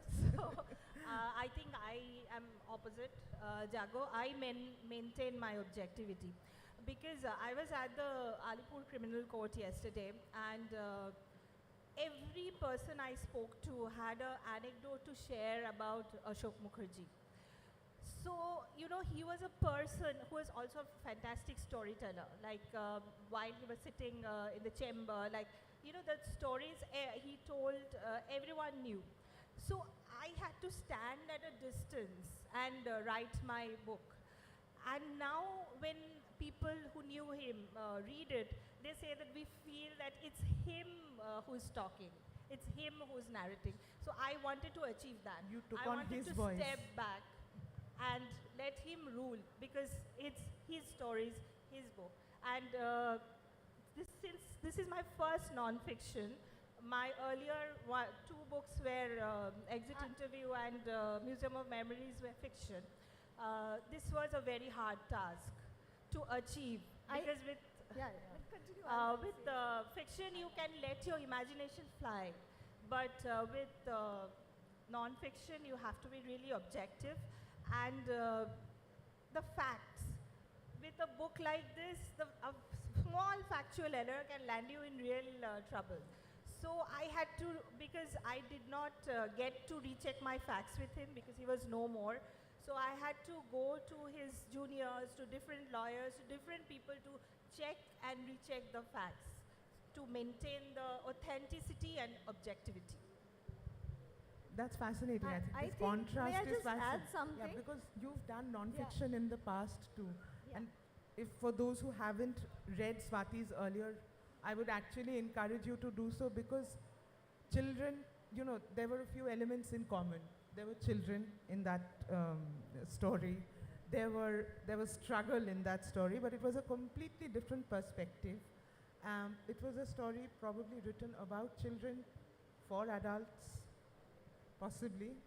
Actually, I've done two books. One is a non-fiction, one is a fiction on Maoists, on the Maoist movement. One is called The Out of War, which is on surrendered Maoists. So I think when we were discussing about being biased or being totally neutral, I think it would vary from one story to another. You know, what kind of book we are working on. I think exactly. whether we are going to be, we should be distancing ourselves from the characters, or we tend to be, side with one of the them. I think that would vary from a story to another story. So when I was working on Out of War, which is on the surrendered Maoists, and I went and met those people who had surrendered, and they were telling me their stories.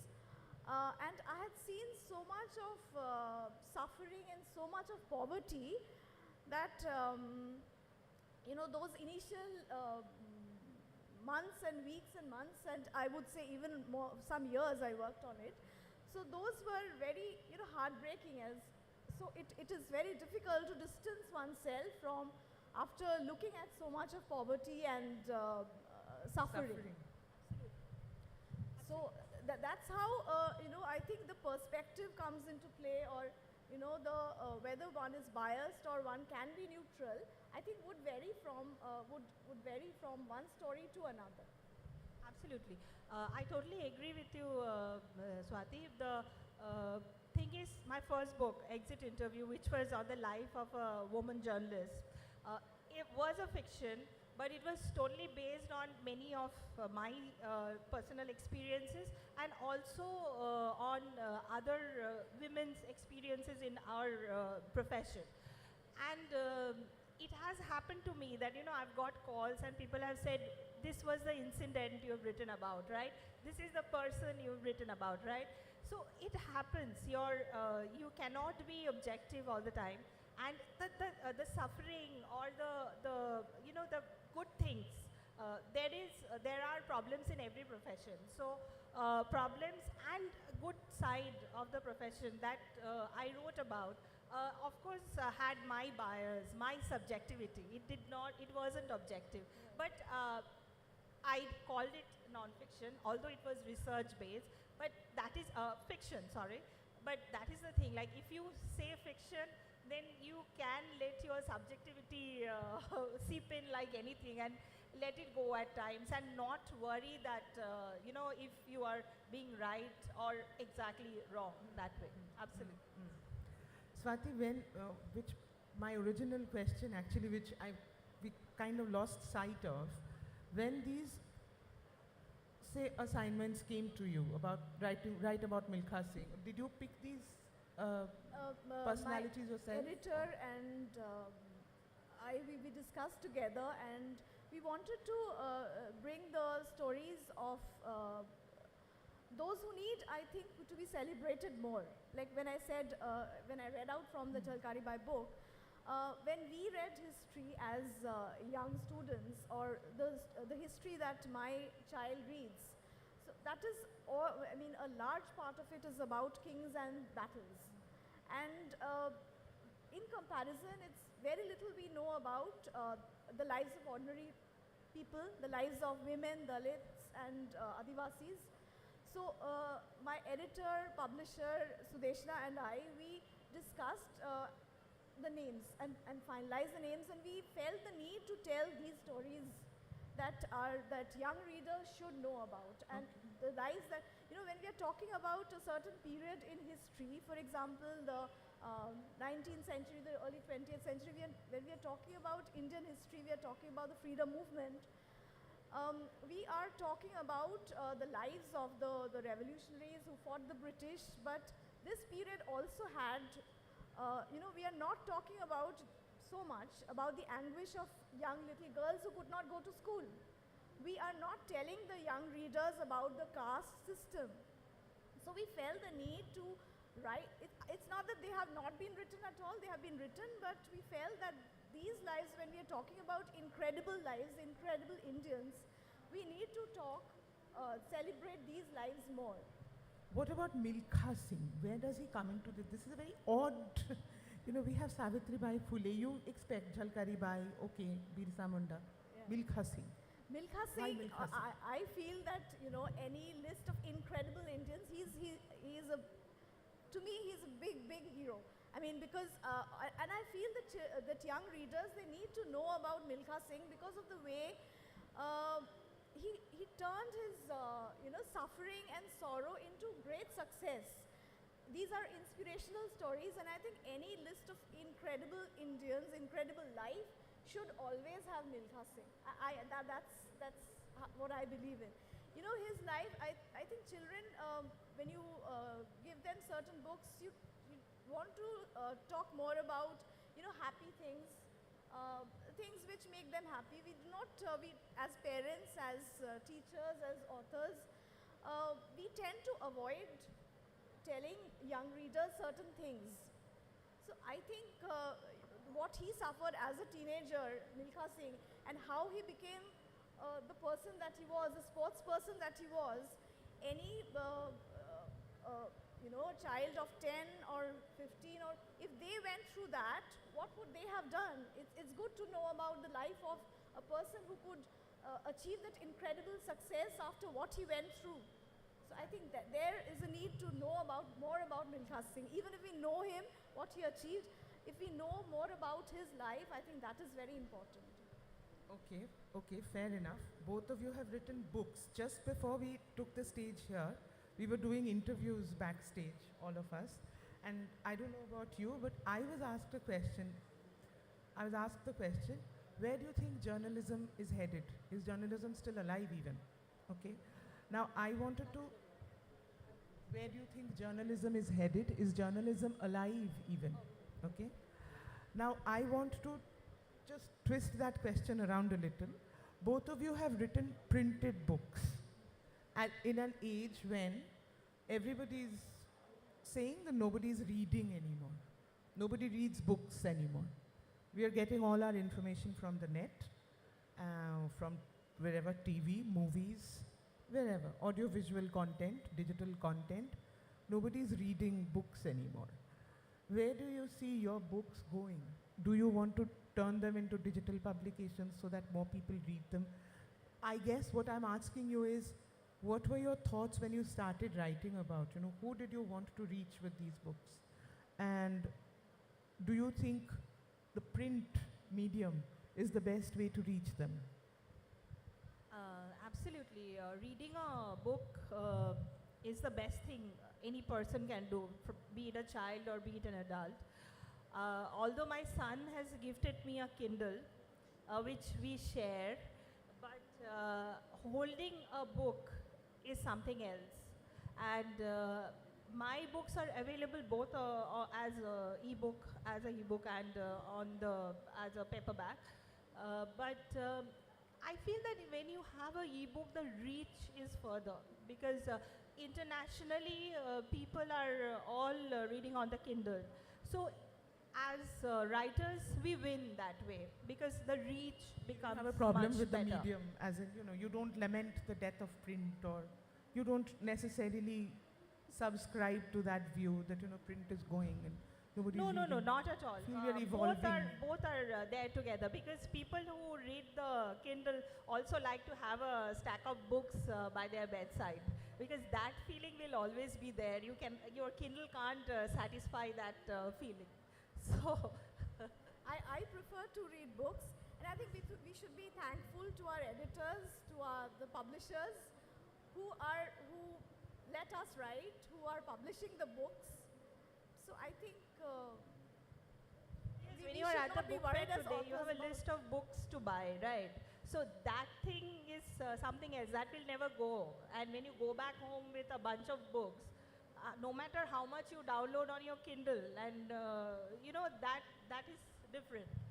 I don't know. We'll throw the session open to questions from the audience. I don't know if the audience agrees with this, particularly with Swati, whose readership is, say, 10 to 15. Your reader base, target readers. Yeah, for the young readers, it depends. Like for this Series. it is 10 plus. 10 plus. Yeah. Did you ever have doubts while creating this series? Doubts about, who will 10-year-olds actually read these books? Do I need to put them in some other kind of format for 10-year-olds to read? Did these thoughts or doubts ever cross your mind? Actually, for my earlier books, I visited a lot of, I generally visit, and I also interact. I do some sessions on gender. So I constantly keep meeting young people, and I know that they do love to read. So I do not have any doubt about that. I mean, with this, I don't know how you will react to that, that's but very they do heartening to read, hear. and I know a lot of readers. My son reads a lot, though our tastes are very different. He reads different things. But I know a lot of young readers who love reading. So I never have any doubt that there will be any dearth of readership. I think that's a very cheering thought on which to end. Because if you have any questions, I know you haven't read the books, you probably don't know much about them. If you have any general observations, thoughts, we have about 7 or 8 minutes to spare, unless there is anything else you'd like to talk about. We can ask the audience to participate. Anybody? Any observations on reading, young readers? I'm so sorry, but I think we've run out of time. We need Which is excellent. yeah, Absolutely. we need to No wrap problem. up this session right now if that's not a problem. Yes, the governor is on we his way. started late and we are ending early so that we Okay. can pull so see how pull the as scheduling back. journalists, we are so much on deadline. We follow the We're so deadline. deadline no bound. matter what. We are deadline. We have been programmed to follow deadline. Yeah, because of the governors coming and the security checking is going to happen and the dogs are going to come in. So we will end here. Unfortunately, please consider my offer revoked. There is no time for questions. Thank you very much, Amrita. Thank you, Swati. Thank you, Jagosheni. Thank you, Swati. I It's hope a you read their books because they're pleasure. fascinating. Thank you. Fascinating books. Thank you very much. Thank you to our panelists, and Shujata Di will give everyone a token of her appreciation.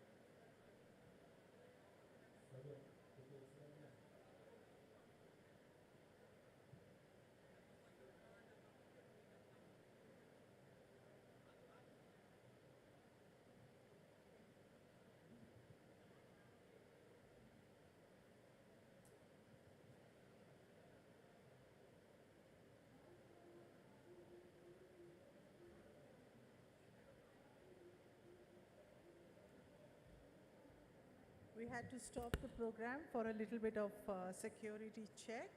We will start the next program, the Theatre of the Mind, very soon. Our speakers are here. We are inviting them to come here. Dr. Sameer Parekh, Mr. Akash Khurana, Mr. Amit Nagpal, in conversation with Mr. John Bagul. And this session is about mental health and leadership and mentoring, a subject for today. This is something we are all grappling with all the time, especially after COVID. Mental health, leadership in our young people, and leadership in every sphere, and also, of course, mentoring of young people, mentoring of those who need to be leaders. So the panel is now entering. Welcome to the panel, Mr. Akash Khurana, Mr. Amit Nagpal, Mr. John Bagul, and Dr. Sameer Parekh. And I'll hand over to Nayanthara for the next bit. So our next session is called Theatre of the Mind. What plays on our minds as we go about our increasingly alienated lives? And how do we ace the mental health game? Join us as we explore such questions in our next session with Dr. Sameer Parekh, Akash Khurana, and Amit Nagpal, who shall be in conversation with John A. Bagul. Dr. Sameer Parekh is an eminent psychiatrist and the director of the Department of Mental Health and Behavioral Sciences of Fortis Healthcare. He has also co-authored Alone in the Crowd, Overcoming Loneliness of Urban Living, which explores the spaces from which urban loneliness arises. Akash Khurana has segued between theatre, film, television, academia, and corporate life for over 4 decades. An engineer with an MBA, MPhil, and PhD, he is also an award-winning screenwriter, actor, and filmmaker, and has written the book Mentormorphosis, Stories for Mentoring the Leader in You. Amit Nagpal is a leadership facilitator, coach, and published author whose book, The Elephant at the Dinner Table, explores the nuances of modern leadership through the author's own experiences and real-life anecdotes. John A. Bagul, our moderator for this session, holds a key position in the academic community and has more than 3 decades of experience in the field of education. The De Rosio awardee is the founder principal of South City International School.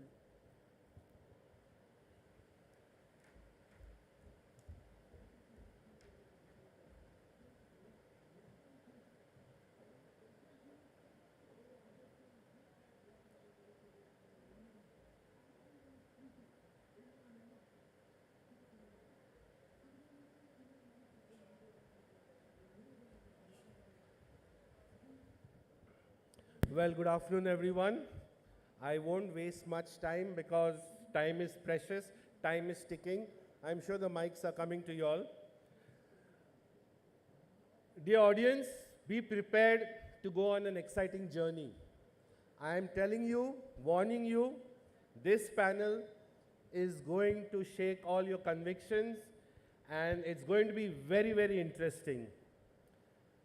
Let me start off with a quote by Steve Allen.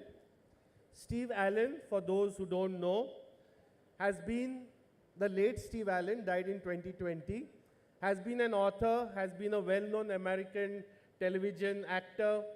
He was the first host of The Tonight Show, and he quoted, he said, I quote, that if radio is the theater of the mind, then television is the theater of the mindless. Dr. Akash Khurana, you have been a screen and script writer of many films. You've shared the stage with many eminent people. You know, and we all understand, music and sound play a very important role to depict our emotions. How would you connect the statement by Steve Allen of theater of the mind and theatre of the mindless, along with the current social situation, the social media, and how we've all become zombies into our viewing of Instagram reels, etc. Over to you, Dr. Khurana. Anyway, I don't want to start with the mindless. I want to talk about the theatre of the mind first. And unlike Steve Allen, for me, theatre was the theatre of the mind. And I like to go back into my formative years, since you're talking about the state, the advent of society the way it is. I would like to go back to school, as it were, and John, that's where your expertise lies.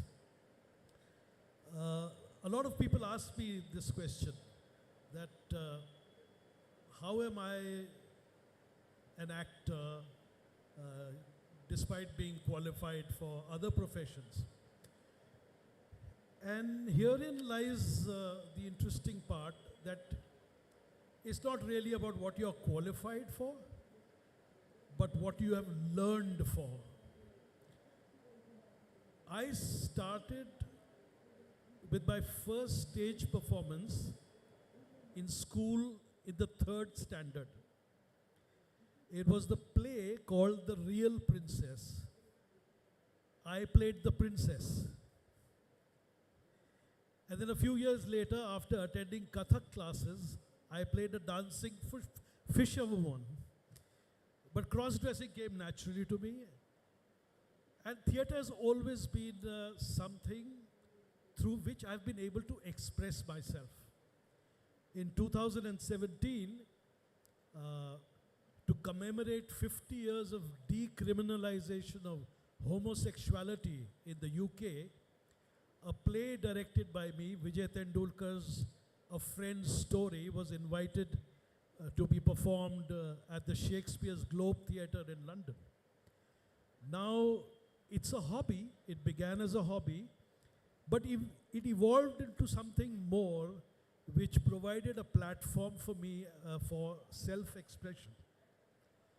And I would like to just posit a little point here.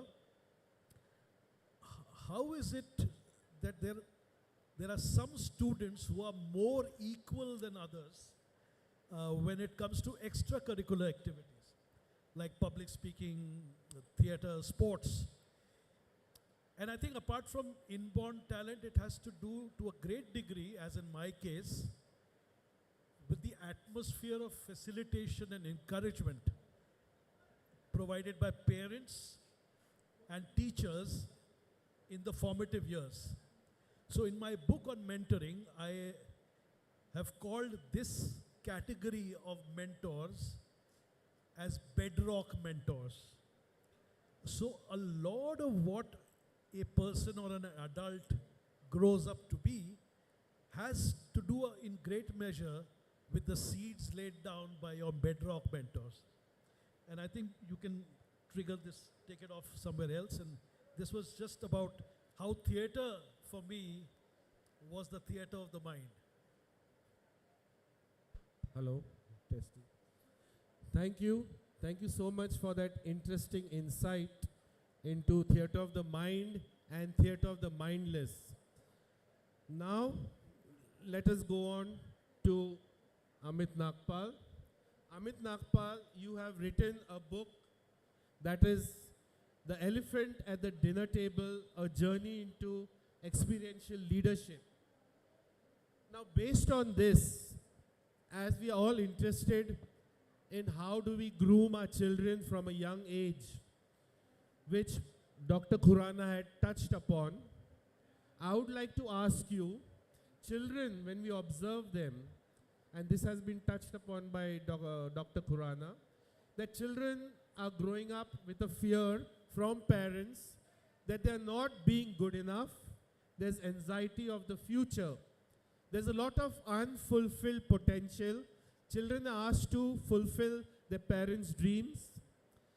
And children undergo a lot of stress. Now we want our children to be young leaders. So based on your experience, right from your mentoring days, from your early organizations to the book that you have written, how do we train our children, or not only children, how do we train young people, young leaders to become learners for life?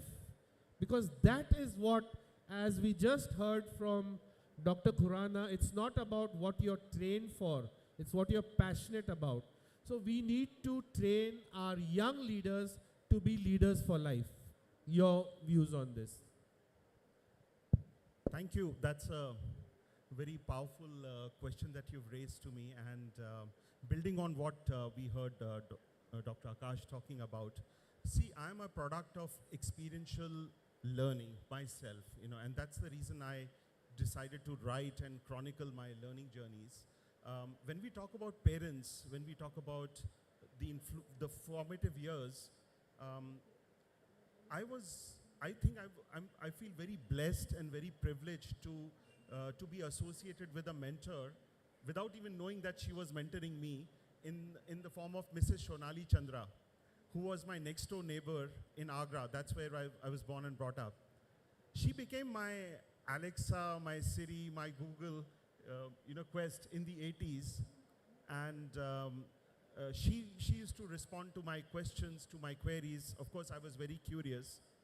And I had access to her library, and she used to subscribe to business magazines. She used to subscribe to even National Geographic in those days, in the early 80s, Reader's Digest. And I was allowed to pick up those books and magazines because she knew that I'm going to take good care of them. That's how I got the access to learning. Two, she also taught me English in a very different manner, unlike the school, which focused a lot on Wren and Martin kind of education, right?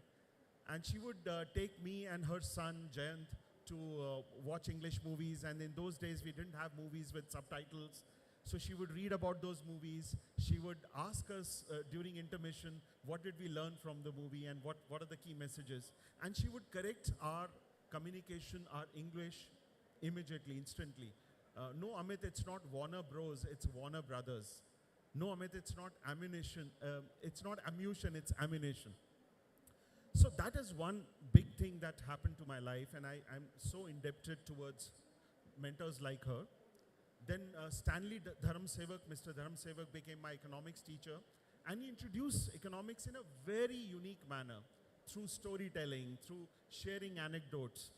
So the reason I'm sharing these examples with you is, as parents, we should allow our children, or as leaders, we should allow the younger leaders access to learning from others, and not be restricted to learning only from what the college teaches you or what the school teaches you. Be exploratory in nature, look at things with curiosity, and be experimental. I have experimented a lot. I think over the last 34 years, I've worked for 9 different organizations, and being a part of BPO industry, I've served almost 18 to 19 different clients across the globe. So you win some, you lose some. If you're experimental, if you're curious enough, if you reach out for help, and lastly, I would say that you don't have to be just a parent to, or just a leader to your team members. You also have to coach them by not directing them, but by asking very powerful questions. And that's what makes a difference. Thank you so much. Thank you for that, Mr. Namit Nagpal.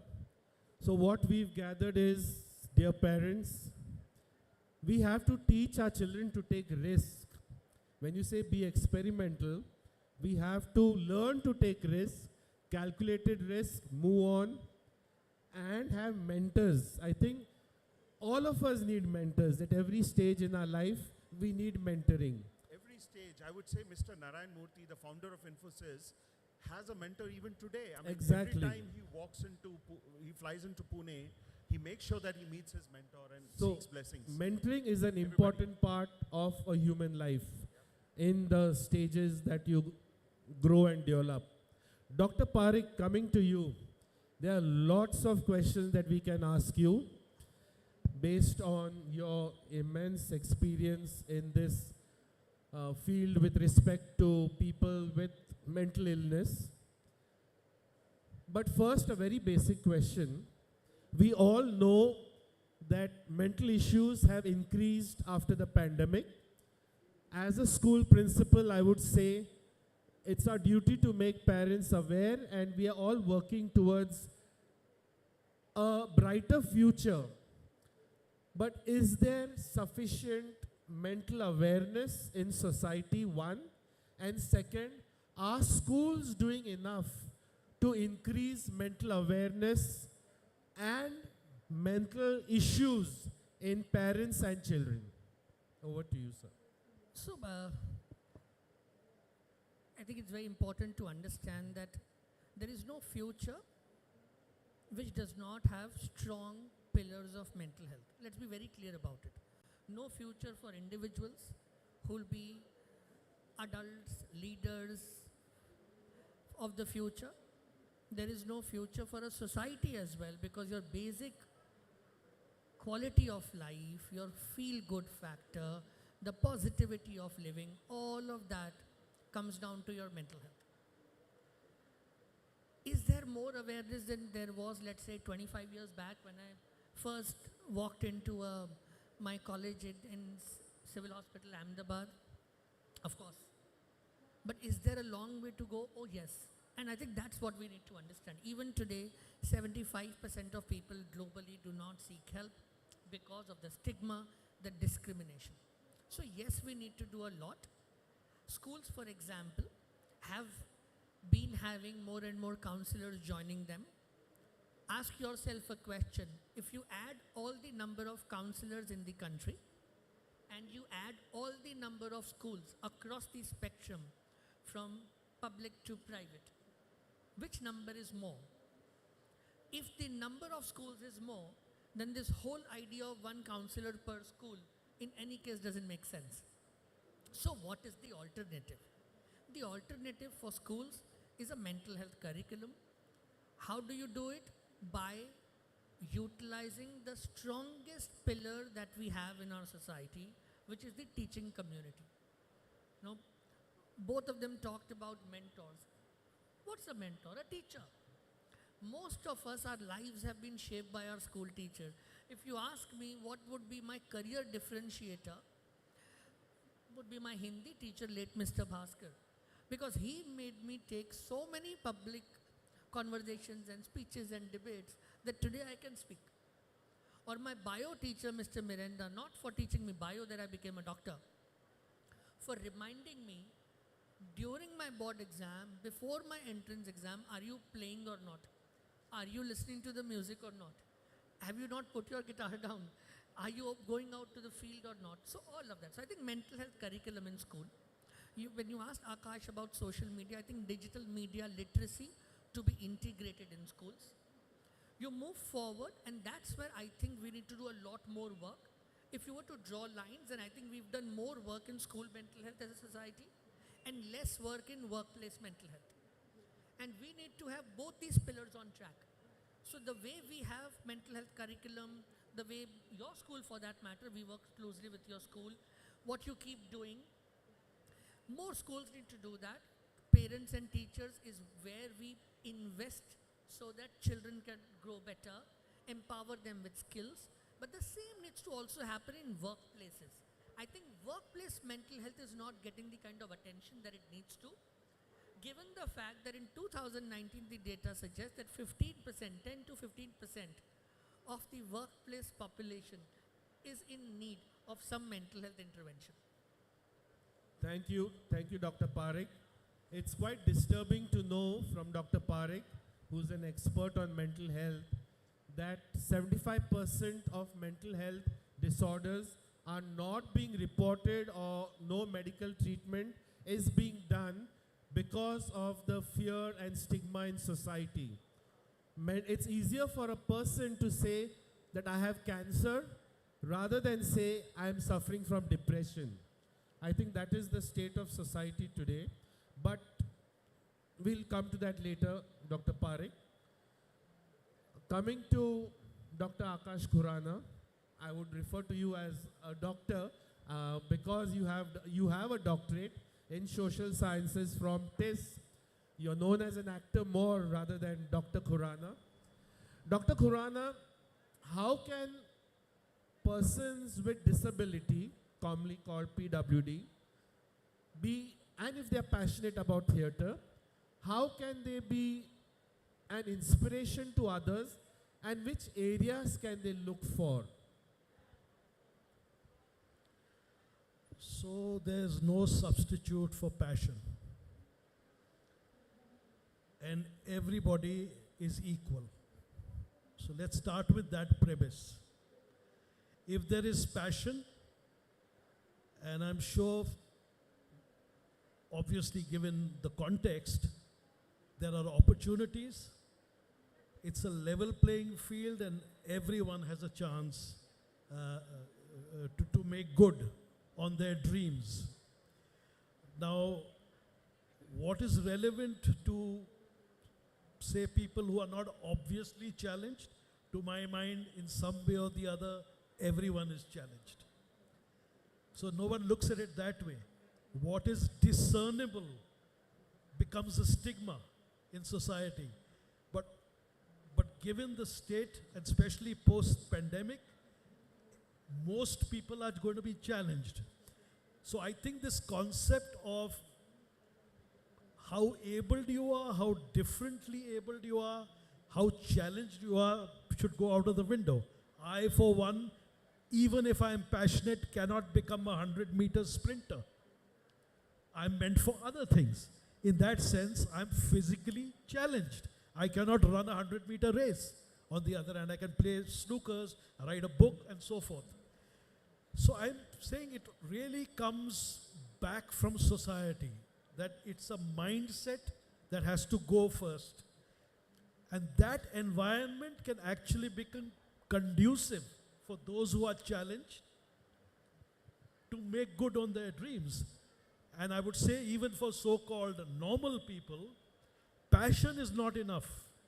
I have what is known as a Jugalbandi theory. So obviously the best vocation is one where you are passionate about what you do, but more importantly, how good are you at doing what you are passionate about? Because then there's a risk of dreams dying. So there's a saying by Walt Disney, if you can dream it, you can do it. I have a caveat to that. If you can dream it, you can do it, but only if you're very good at doing it. Thank you. Thank you, Dr. Khurana. That was very interesting. Your Jugalbandi is very interesting. The new thought process.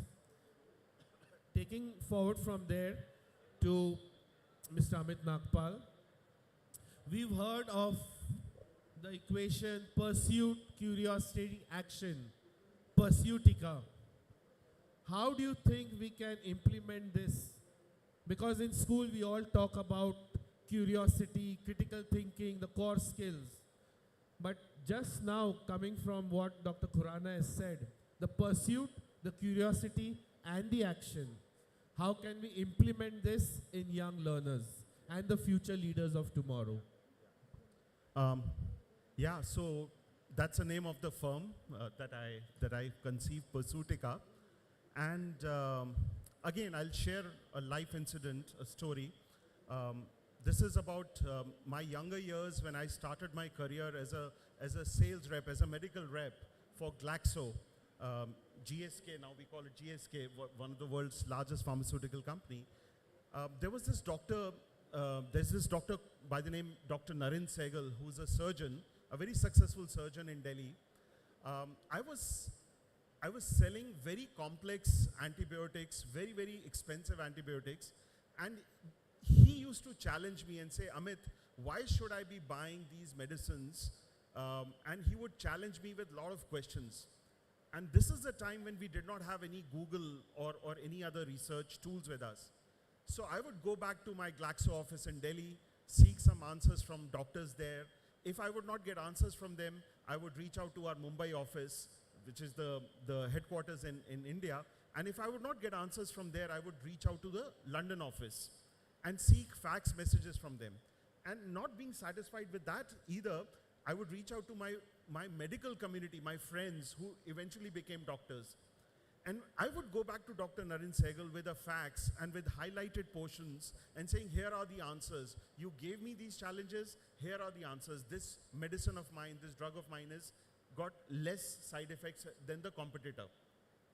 He started getting quite interested in my conversation and said, Amit, you are meant to do something bigger. Why don't you study further? Why don't you do more? So he kept on challenging me to do more. And I owe it to him and owe it to several other leaders who continue to not only feed my curiosity, but also encourage me to take action. And I continue to take action. And from Glaxo, I moved to NIS, from NIS to GE Capital, and I moved from sales to sales training, and from there to operations, and then I joined Wipro, and then finally Infosys, and I did variety of work, purely by learning new skills, by being open to ideas of augmenting myself by learning new skills. And of course, when you are also surrounded by leaders who value you, also are supportive when you fail. They also not support you, but also celebrate some of your failure points, because that's how you learn things not to do. So in short, to summarize this part of my thought process is that if you pursue with the right intention, you equip yourself with the right kind of resources and continue to chisel the marble. Never stop chiseling the marble. So there are a lot of people who are good ideators. They come up with excellent ideas, but if they don't implement those ideas, the ideas fade away. So you need to constantly search, reach out to people, get ideas, implement those ideas, continue to take action. And that is what has served me very well. So if a medical rep could become a learning head of Infosys BPM, so can you, by simply following this path. So what Mr. Amit Nagpal basically says, you have to pursue your dreams of excellence, but you have to also take action. And it just resonates what Dr. Khurana had said. Now coming to you, Dr. Parekh, the school that I am heading is an inclusive school. We have children with special needs.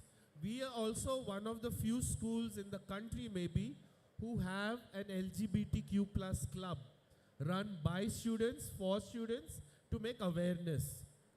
Now, we have multiple boards. I have the international board, I have the CISC, ICSC, ISC. Now CBSC, ISC, all these boards give a lot of relaxations for children with certain learning disabilities. And learning disabilities were made more apparent mostly by Tare Zameen Par. I'll come to that later. But Dr. Parekh, children who pass with these recommendations, extra time, etc., which are given by the boards, sadly we don't see these continuing into universities and institutions of higher learning.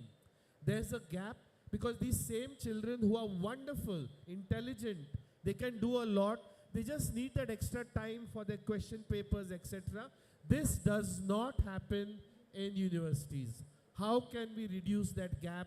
What is required in spite of the NEP, etc.? This learning gap exists. Yes, it's an interesting one. I don't think there would be an answer which will be an absolute solution. But before I come to that, since you were talking about disability, I just want to put one fact here. 1 in 6 years lived in disability are because of mental health concerns worldwide.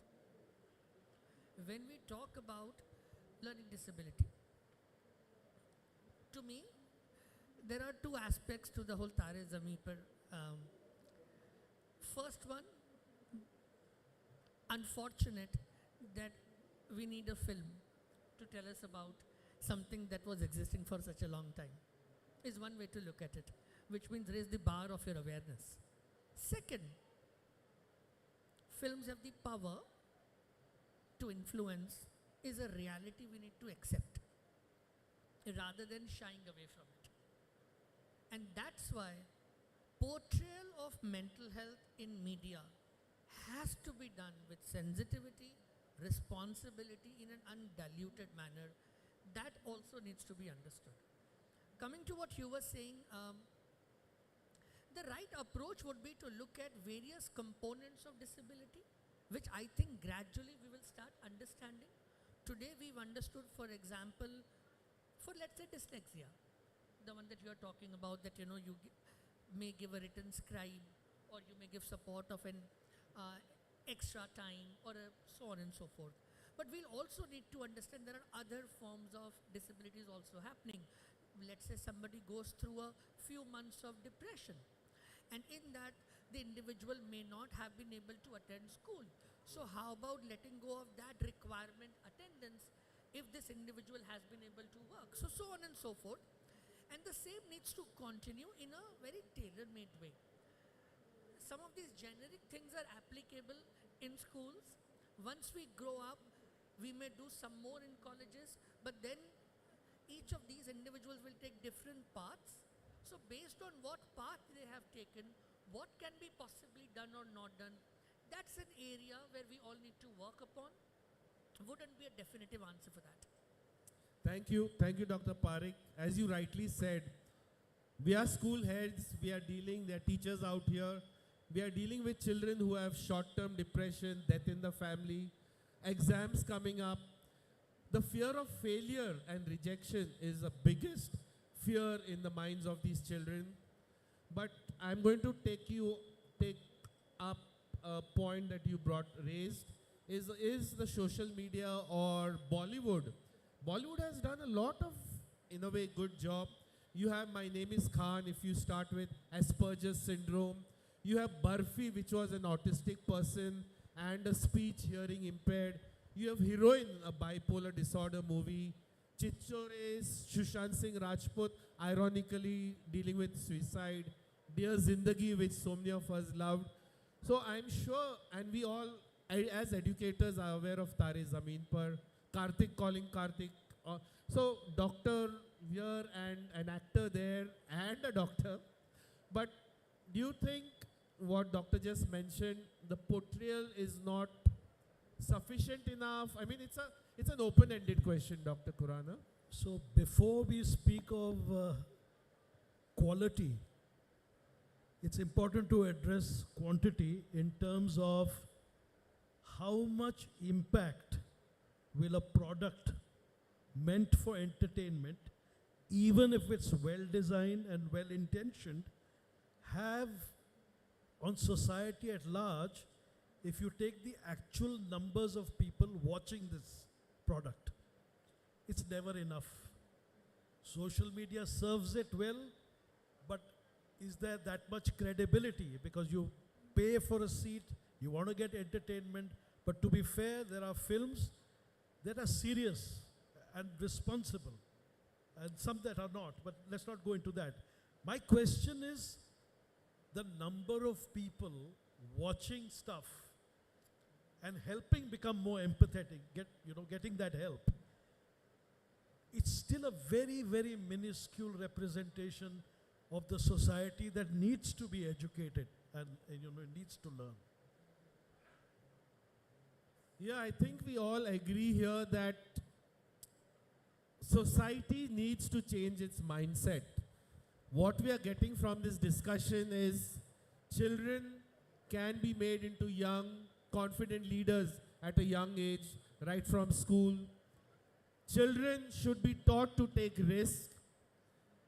Mentoring is a very important aspect, and we need our children to become confident. Each one of us has different mental issues that we are handling. But now, coming to the next question for Mr. Nagpal,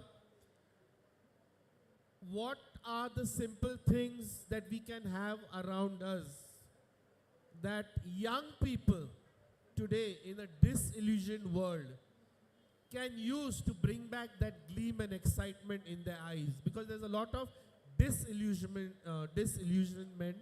and they are sort of dissatisfied and get depressed quite easily. How can they be excited about a butterfly flying or something outside in the window? It's difficult today. Yeah, so it's being a father of a teenager and so I can relate to some of these questions and these thoughts. I think one simple thing that has served me very well, and I have seen a lot of, and my fellow panelists can add to it, is it's about giving quality time to these young leaders. One of my leader, Upendra Singh, used to say, your success is directly proportionate to the amount of time you spend with your team. And I think we need to extend that direct proportionate time to the younger minds as well. We are not doing enough discussion. We are actually directing them to do what we want them to do. And that's where I want to change the dialogue from directing to mentoring, and from mentoring to coaching. So coaching is, where you don't offer them a solution, where you encourage them to find a solution. And mentoring is where you are actually directing them politely and giving them some answers.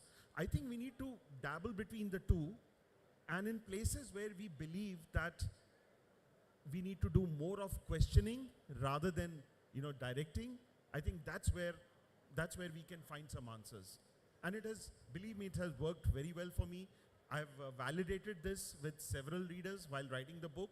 In fact, I've dedicated a chapter on coaching and mentoring within the book itself. So Good. that's where the answers are.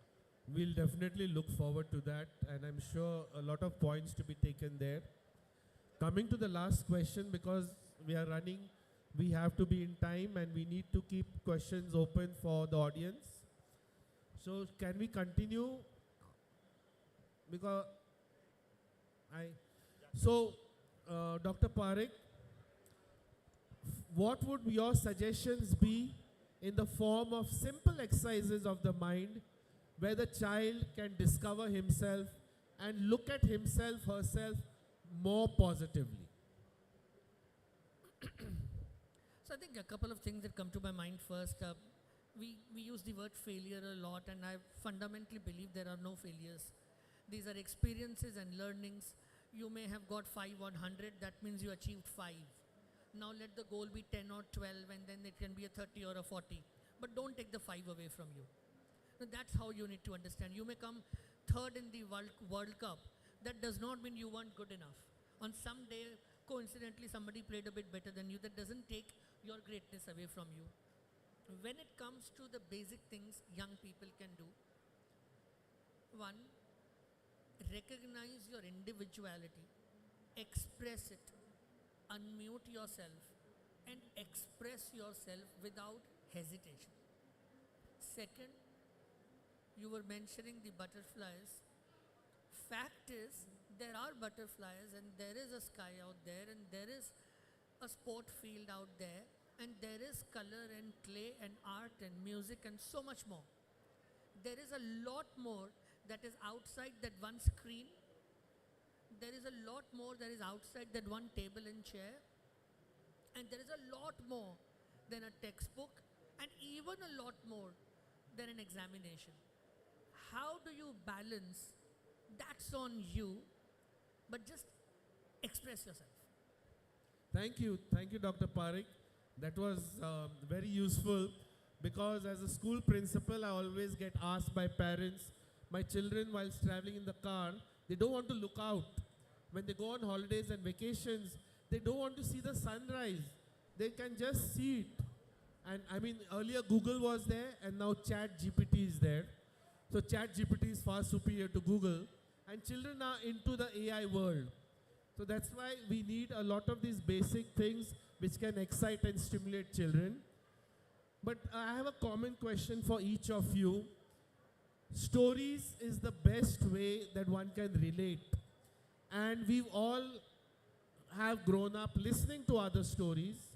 But let's start with you, Dr. Khurana. Can you share an inspiring story which brought about a twist in your path, some inspiring story, motivational, which brought you here where you are today? There are too many, and as you know, there are too many paths I've taken. So there will be multiple stories. I think we leave the focus to these gentlemen. But what is interesting is, and this is really from a chapter in my book called Mentoring for Adversity. So post-pandemic, and Dr. Parekh is here, but I'm aware of a 2018 psychological review in America that talks about the impact of the recent times on Gen Z. And I think typically that is a generation that needs a great deal of hand-holding. And I have what is known as a funda in the book, that the quality of your mentors depends on the quality of their stories. Very interesting. Quality of the mentor depends on the quality of their stories. That's very powerful. Very powerful. Over to you, Mr. Amit Nagpal. Well, a short story from, again, a real life incident. There's this doctor by the name of Dr. Asha Rawal who returned from the UK. She studied in the UK, came back to India, and is a very successful gynecologist in Delhi. And during my formative years, I recall so vividly, she had asked for some samples of my antibiotic, which was very expensive, for some poor patients. And so I was at her hospital and to deliver those samples to her, and I see her walking, doing the rounds of her patients along with her junior doctors, and she loves to wear a sari. She drapes her sari very well, and she was walking gracefully, and all of a sudden her stethoscope dropped onto the floor. The next thing that I saw was that she gracefully kneeled down on the floor, picked up the stethoscope, touched it, and kissed it. And I was mesmerized, and I still have goosebumps when I see that, when I remember that moment. What she conveyed to me was not only that she loves her profession, she loves her role, but she respects and because that's the tool, the stethoscope, that creates an identity for her, right? So respect your profession, whatever work you are doing, respect it, love it. As Dr. Akash says that, bring your passion into whatever you do. And once you bring in your passion and respect, the world will open up for you. That's the story I wanted to share. John, that we story just have gives 5 more minutes. 5 more minutes? Yeah, we just have 5 more minutes. Okay. So, over to you, Dr. Parekh, your concluding remark for today's session. I was asked a couple of weeks back that what would be the basic 2 or 3 things for success in life, especially for young people. So I'll say that here. For me, it is effort, gratitude, and values. If you were to pick only 3 things to ensure that you will do well for yourself and the society, are you perseverant and putting hard efforts? There is no substitute for that. No ChatGPT can take away that effort of writing your own thesis. You'll write rubbish first and then it will become a beautiful piece of art. And that's life. You have to have gratitude, the humility to understand no matter who I am, no matter what qualification I have, I know this much and not know so much more. I know my knowledge is a droplet in an ocean. What I don't know is the ocean. So have humility and the gratitude towards each and every step that you've taken. You can't get success if you don't have content. Restlessness with content can give you success, but not at the cost of content. And the last is values. I have not seen any person sustain success without values. If you are told that that is not possible, and to break rules, break values, cross limit, do jugaad, do shortcuts, that can give you any kind of success, not true. A one-off incident here or there cannot take the meaning of values. I think talking about mental health is a step forward. Look at the diversity in the conversation from an actor, an author, a person's story from sales rep to a trainer, and of course an educationist. Strongest pillar, believe that one of our strongest pillars is education, which we need to focus upon. The fact that most of you here are readers, people who love literature, people who love art.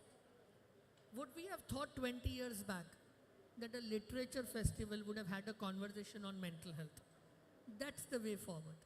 And that's the steps that we continue taking forward. So my parting remarks would be, unmute yourself. Thank you so much. I think we've run short of time.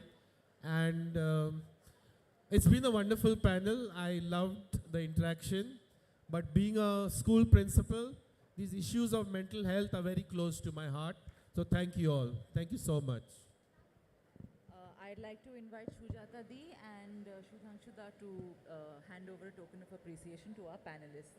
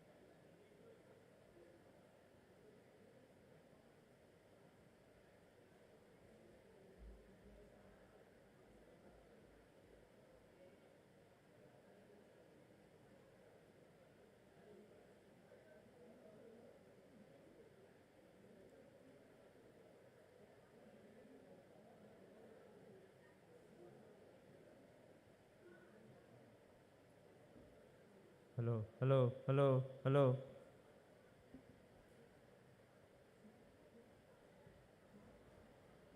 Hello, hello, hello.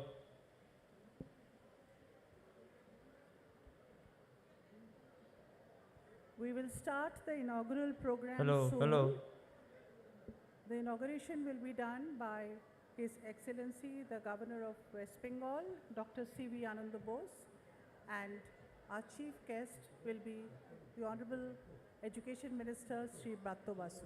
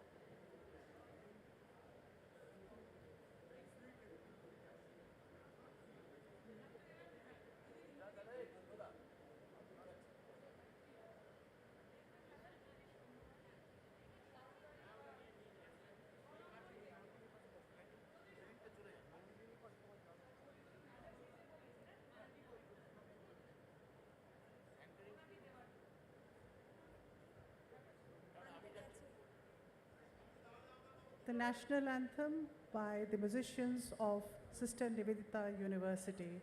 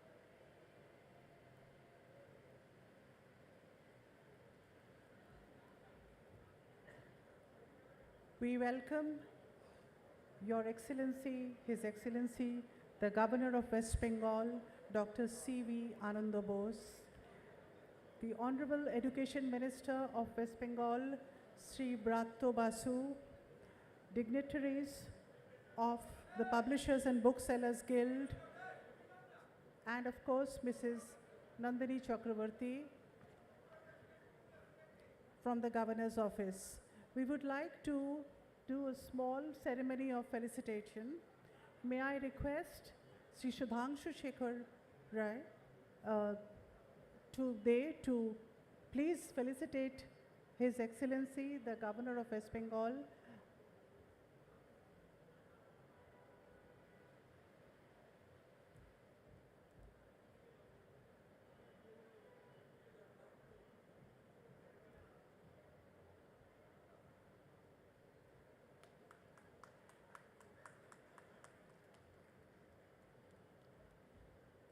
May I request Sri Tridip Chatterjee to felicitate the Honorable Education Minister, Sri Bratto Basu.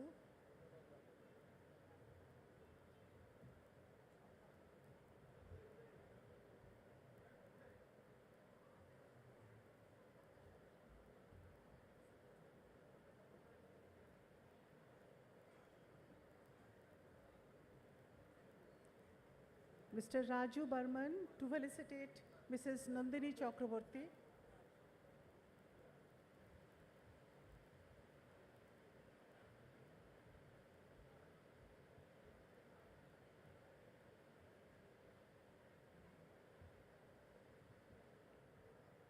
Welcome, Your Excellency. Welcome, Sri Bratto Basu, to the Kolkata Book Fair and to the inaugural program of Kolkata Literature Festival. We will start with a small ceremonial lighting of the lamp.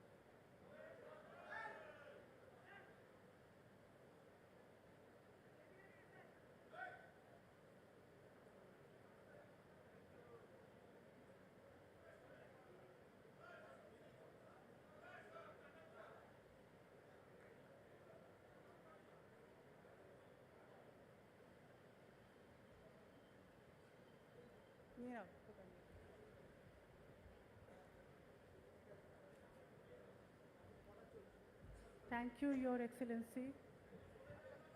Thank you, Sri Bratto Basu. He is the chief guest for this program.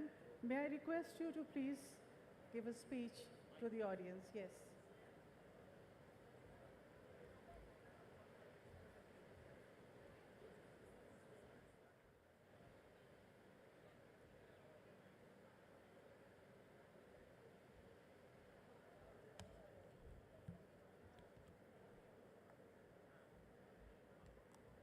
Good afternoon. Shubho Aparanno. On dais, His Excellency, the Governor of West Bengal, Dr. Sbi Ananda Bose, Madam Nandini Chakraborty, Principal Secretary and Secretary of Raj Bhavan, Sri Sudhanshu Shekhar De, President, Publisher and Booksellers Guild, Sri Tridip Chattopadhyay, Honorary General Secretary, Publishers and Booksellers Guild, other distinguished guests in the dais, friends from media, other eminent guests, ladies, gentlemen, and discovering book lovers. I am immensely happy and proud to be here at the inauguration of the Kolkata Literature Festival at Kolkata Book Fair today. I personally thank the Booksellers and Publishers Guild for inviting me here. I also take the opportunity to thank and welcome His Excellency Dr. Sbi Ananda Bose for graciously agreeing to inaugurate the Kolkata Literature Festival. I am sure that all of you present know that Dr. Sbi Ananda Bose himself is an author of the highest acclaim. I had the fortune of going through some of his writing pieces. One short story in particular, Street Flower of Chaurangi, Chaurangi Rastar Phool, depicting the life of average Kolkatans. The story amazed me with its intricate details and underlying pathos. I am sure that His Excellency, being an eminent author himself, sir, you will find the flavor of Kolkata Book Fair different from all others in terms of literary maturity of the Kolkatans. It is this discerning readership that makes this fair unique and charming. Now, with the kind permission of His Excellency, I will revert to my mother language, Bengali, in which I am sure that most of our audience will be more comfortable. আপনাদের সবাইকে স্বাগত জানাই। আপনারা জানেন কলকাতা বইমেলা কলকাতা তথা বাংলা সাহিত্য রসিক মানুষদের প্রাণের মেলা, মনের মেলা, হৃদয়ের মেলা। এই মেলার ঐতিহ্য এবং বৈশিষ্ট্য এই মেলার অংশগ্রহণকারী সমস্ত সাহিত্য রসিক পাঠক পাঠিকারা। একই সঙ্গে কিন্তু বাঙালি পাঠক বিশ্ব সাহিত্যের রসাস্বাদনেও পিছিয়ে নেই। বাংলা সাহিত্যে যেমন রবীন্দ্রনাথ থেকে মানিক বন্দ্যোপাধ্যায় বা বিভূতিভূষণ সেই অবধি তার গতায়াত বা আরও উত্তর 50, উত্তর 60, উত্তর 60, উত্তর 70 এইসব বইগুলিও আমাদের বইমেলায় যথেষ্ট সমাদরের সঙ্গে আদৃত হয়। দীর্ঘদিন সাহিত্য পাঠের সঙ্গে সম্পৃক্ত থাকার সুবাদে বলতে পারি বাংলা সাহিত্য রসিক পাঠকের মনে জায়গা করে নিতে পারা সত্যিই অত্যন্ত কঠিন এবং গর্বের। বাংলা তথা বিশ্ব সাহিত্যের লেখকদের লেখা বাংলার পাঠককুলের কাছে সুচারুভাবে পরিবেশন করার কাজটা আমাদের এই বুক সেলার্স অ্যান্ড পাবলিশার্স গিল্ডের সদস্যরা দীর্ঘদিন ধরেই অত্যন্ত দায়িত্বের সঙ্গে পালন করে চলেছেন। আমি তাদের আন্তরিক সাধুবাদ জানাই। কলকাতা লিটারারি মিটের মতো একটি অত্যন্ত উঁচু মানের সাহিত্য সভার আয়োজন করার জন্য তাদের আরও একবার ধন্যবাদ জানাই।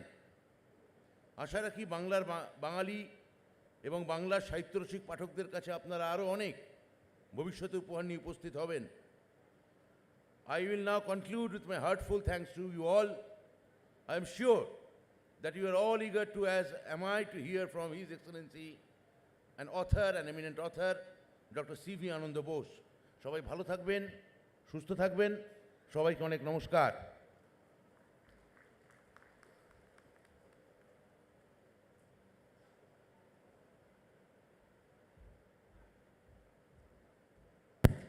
Thank you, Sri Basu. We are grateful to you for coming to this occasion as chief guest. We would now like to invite Your Excellency to deliver the inaugural address.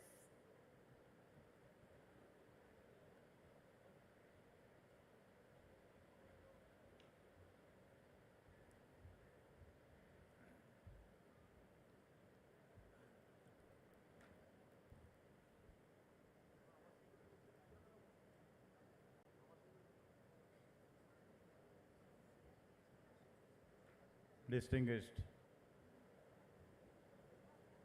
actor, writer, Minister, Sri Bhatya Basu, Sri Susanshu Shekhar, Sri Tedip Chatterjee, Sri Raju Burman, and my esteemed colleague, Principal Secretary Nandini, ladies and gentlemen, brothers and sisters. It gives me immense pleasure to be here for the inauguration of the Kolkata Literary Festival in a land where book is more favored than bread. Gandhiji said, before a hungry man, even God can appear only in the form of a bread. We revere Gandhiji, the Mahatma, the father of the nation, and what he says is undoubtedly the eternal truth. But here in Kolkata, here in Bengal, things are different. I become nostalgic about a story of Rabindranath Tagore, which I happened to read when I was a young boy in Kerala. The story is titled The Household, Bride's Household. There is this young man who visits the household of his would-be. He is very much impressed by her parents, by the household. Everything is compatible, everything is agreeable. But on the way back, Professor Shastri, who accompanied the boy, he tells the boy, it's not worth marrying from that household. Why? Because there are no books there. The young man becomes like Shakespeare's Hamlet, to be or not to be, whether he should opt for the bride or the book. But a typical Bengali that he is, imbibing culture more than anything else, finally the boy decides to prefer the book, not the bride. That is said that before a hungry Bengali, I don't think there is any hungry Bengali, let there be not.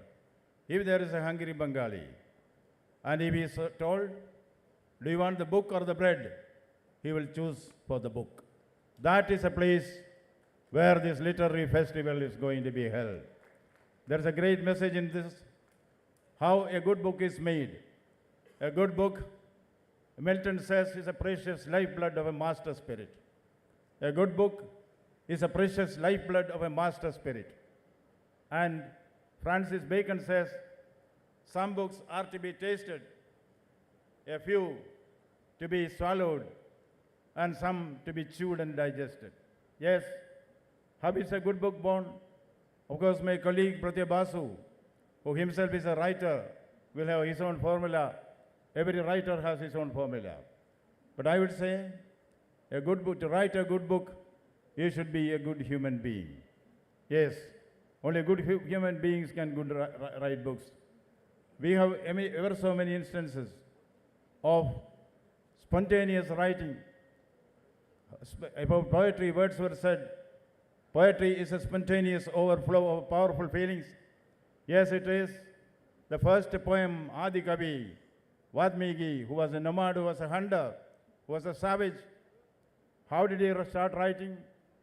He suddenly, at the spur of the moment, the spontaneous overflow of powerful feelings, Ma nishada pradishtam tamagama shashwati sama yat kramincha midhanam avahi kamam avahitam. The first poem is born. A true poem is born out of life. Hudson says, great books are born out of life. There is no literature which has no life in it. And how do you write a supreme poem? We speak about supreme poetic utterance when Kalidasa compares the love of Shiva and Parvati to the relation between word and meaning. That is supreme poetic utterance. Coleridge speaks of 3 levels of imagination: primary imagination, secondary imagination, esemplastic imagination. Esemplastic imagination is what distinguishes Kalidasa from the rest of the literatures. Yes, when people are imbued by this great passion for writing, great writings come. One of the greatest of writings, I would say, is the Bhagavad Gita. What is the purpose of life? What is the purpose of death? Who is a perfect man?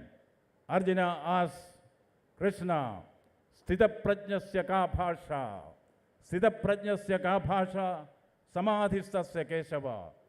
Then the Bhagavan gives interpretation of who is a Sthita prajna, the steady mind. A steady mind is one who is not moved by pressure or pain, one who is not moved by anger or fear. He is a Sthita prajna. I think the ultimate objective of all learning is that all books are nothing but a reflection of the great book called life. Writing books is important, but reading the book of life is more important. I think that is a message which this literary fair gives. We have great masters. I remember, in my own humble way, as Bhatya Basu said, I also write a little bit here and there. When I was a district collector, we had a great editor, Dr. N.B. Krishna Warrior. He asked me, collector, you speak well, why don't you write? I gave him the reply, sir, I am hard pressed for time. With a smile in his face, this great editor told me, if you want to be a writer, you need to have the mind. If you have the mind, time will come to you. Which is very true, isn't it? Look at the great men. Take Chanakya, for instance. Chanakya was a philosopher. He was a strategist. He was a professor of political science. Not only that, he was a warrior. He led armies. He ruled kingdoms. But Chanakya is remembered not for any of these things. Chanakya is remembered for the great book Arthashastra, which he has written. Take for instance Vivekananda. Take for instance Ramakrishna Paramahamsa. Take for instance Gurudev Rabindranath Tagore. They were all busy men in their own right. But they had the mind. Once you had the mind, the writer will see that time comes to him. Every literature, every piece of literature is first born in the mind. Everything. It is first born in the mind, then only born on paper. That is why Matthew Arnold has said that all books are conceived and composed in the mind. All books are conceived and composed in the mind. Look, for instance, the present Prime Minister of India, Sri Narendra Modi. Recently, he's a moving Prime Minister. When the Prime Minister moves, the whole nation moves. When the nation moves, 135 crores of people move. Still, he has found time to write books to encourage the new generation. I had the good fortune to release his book, Exam Warriors. And now that is igniting the minds of young minds, millions of young minds, which shows if you have the mind, time will come for itself. Yes, the moving finger writes, and as they say in Rubaiyat, the moving finger writes, and having writ moves on. The great book of life, that is what one has learned. Time and tide waits for no man, we say. But time and tide waits for the writer. Time and tide waits for the writer. Do you have any doubt about that? That is why the poet Donne has said, death be not proud. Even death stands still in front of art. Art transcends time. Art transcends death. That is the beauty of art. That is why millions and millions of people flock to the book fairs all over the world. There is an affinity. The book of life is there. The written book is nothing but an extension of the book of life. I do not want to take more of your time. I would like to present before you as a humble writer, an experience which I had, a discomfiture which I had. You know, I was in the Indian Administrative Service before I took over this position here. I was a district collector.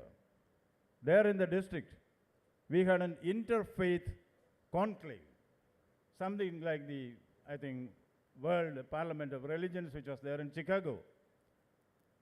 I think Chinmayananda, the famous sage Chinmayananda, orator, interpreter of Bhagavad Gita, sage Chinmayananda was to speak there. All world leaders of various religions came there. Being the collector, I was also somewhere supervising the arrangements. Then somebody announced, the flight of Lord Chinmayananda, Rishi Chinmayananda, is late by 1 hour. Then there was an announcement. In the meantime, our district collector, Mr. Anand Bose, will speak. I was shocked. I had no information. But since it announced, I went on the stage. I asked the organizers, what is the topic for Chinmayananda? They said the topic is dialectical materialism and the essence of Indian philosophy. Have you understood anything? I have not understood anything. But I started speaking dialectical materialism and the essence of Indian philosophy. 15 minutes I spoke somehow. Then I got a chit. I was very greatly relieved because when you get a chit during the speech, it means, please wind up.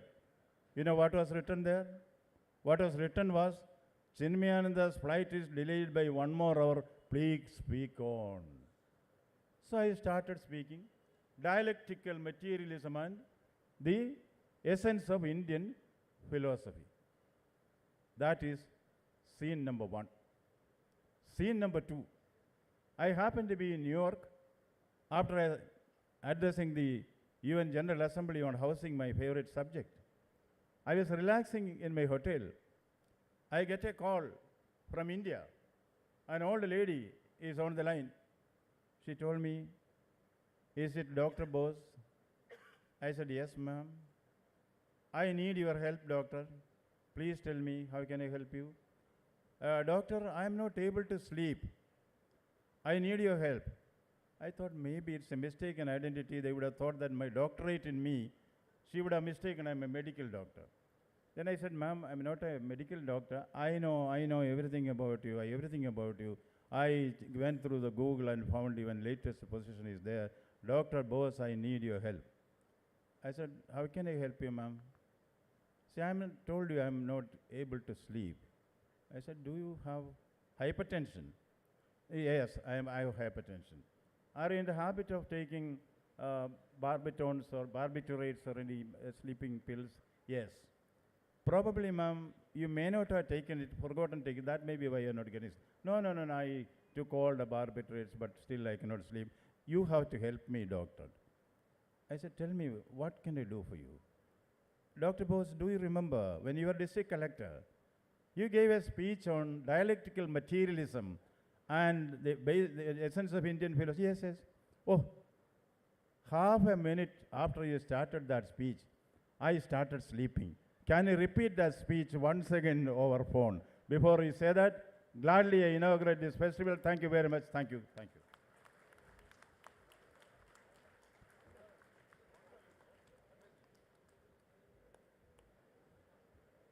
Thank you, Your Excellency, for that very moving speech, especially for the literary audiences of Kolkata. May I now request Sri Tridip Chatterjee to give a vote of thanks.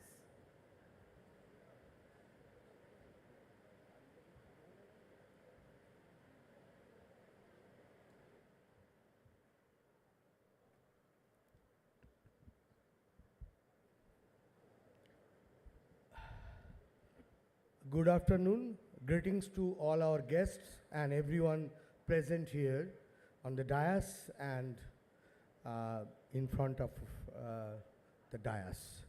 We, the members of the Publishers and Booksellers Guild, are extremely pleased and joyous to have amongst us at the 9th Kolkata Literature Festival His Excellency Dr. C.V. Ananda Bose, the present Governor of West Bengal, Dr. Bose, you all know, is also an author of great repute, whose work of fiction and non-fiction have gained equal acclaim. We are thrilled to have you, sir, between us in Kolkata, the city of literature and the capital of culture, cultural capital of India. And we are at the same time thrilled and proud to be able to host you at one of the most noted literature festivals of the city, Kolkata Literature Festival 2023. We thank you from the core of our hearts. We also extend our thanks and gratitude to Sri Bratto Bosu, the Honorable Education Minister of West Bengal. Sri Basu is a recipient of Sahitya Academy Award and is a noted author, thespian, film director and actor. This man of great talent is one of the pillars of Bengali literature and culture. We are grateful to have you amongst us, dear sir, at this inaugural ceremony as the chief guest. On behalf of the Kolkata Literature Festival, we are grateful to him.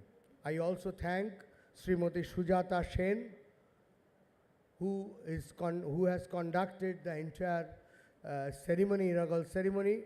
Sujata Sen, the director of Kolkata Literature Festival, for her unending support and efforts.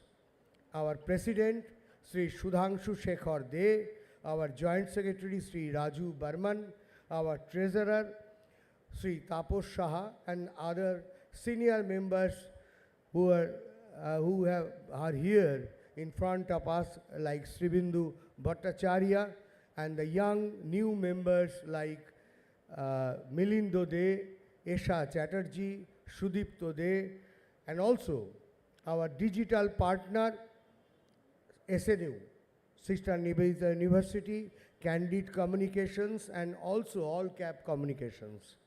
We and all our friends in the media and sponsors. Without your continued support, the Kolkata Book Fair and the Literature Festival would not have been possible. Thank you so much. Thank you. Namaskar.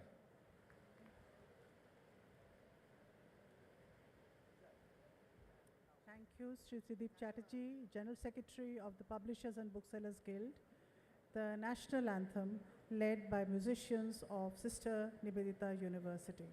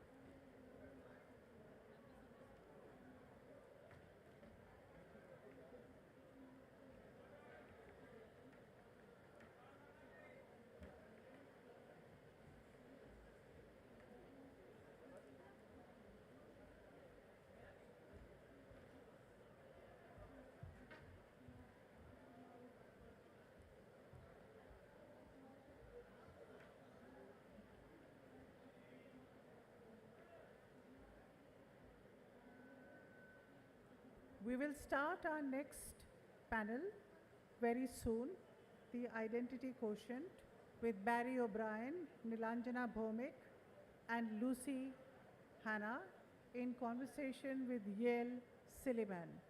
The next panel very soon.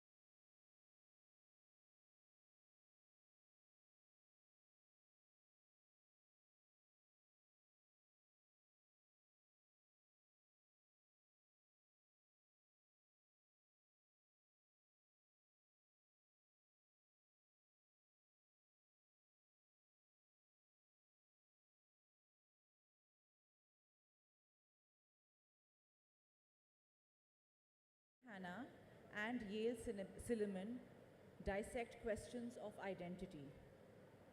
One of the country's leading quizmasters, Barry O'Brien is also an educationist, motivational speaker, columnist, and author.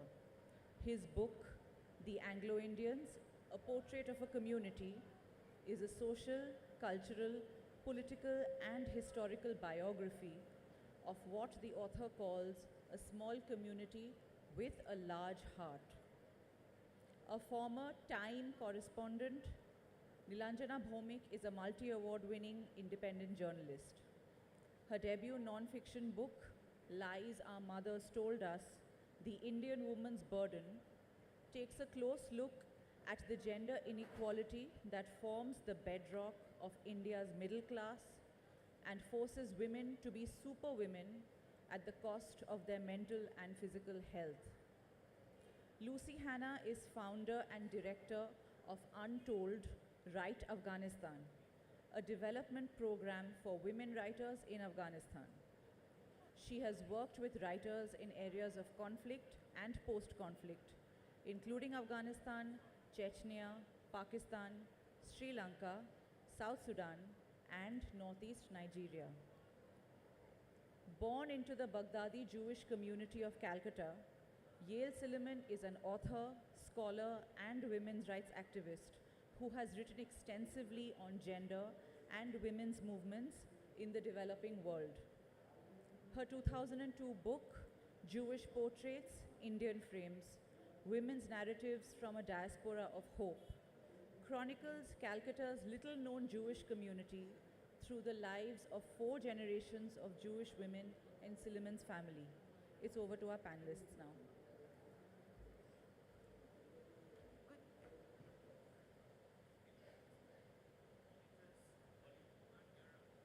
Hello, can you hear me?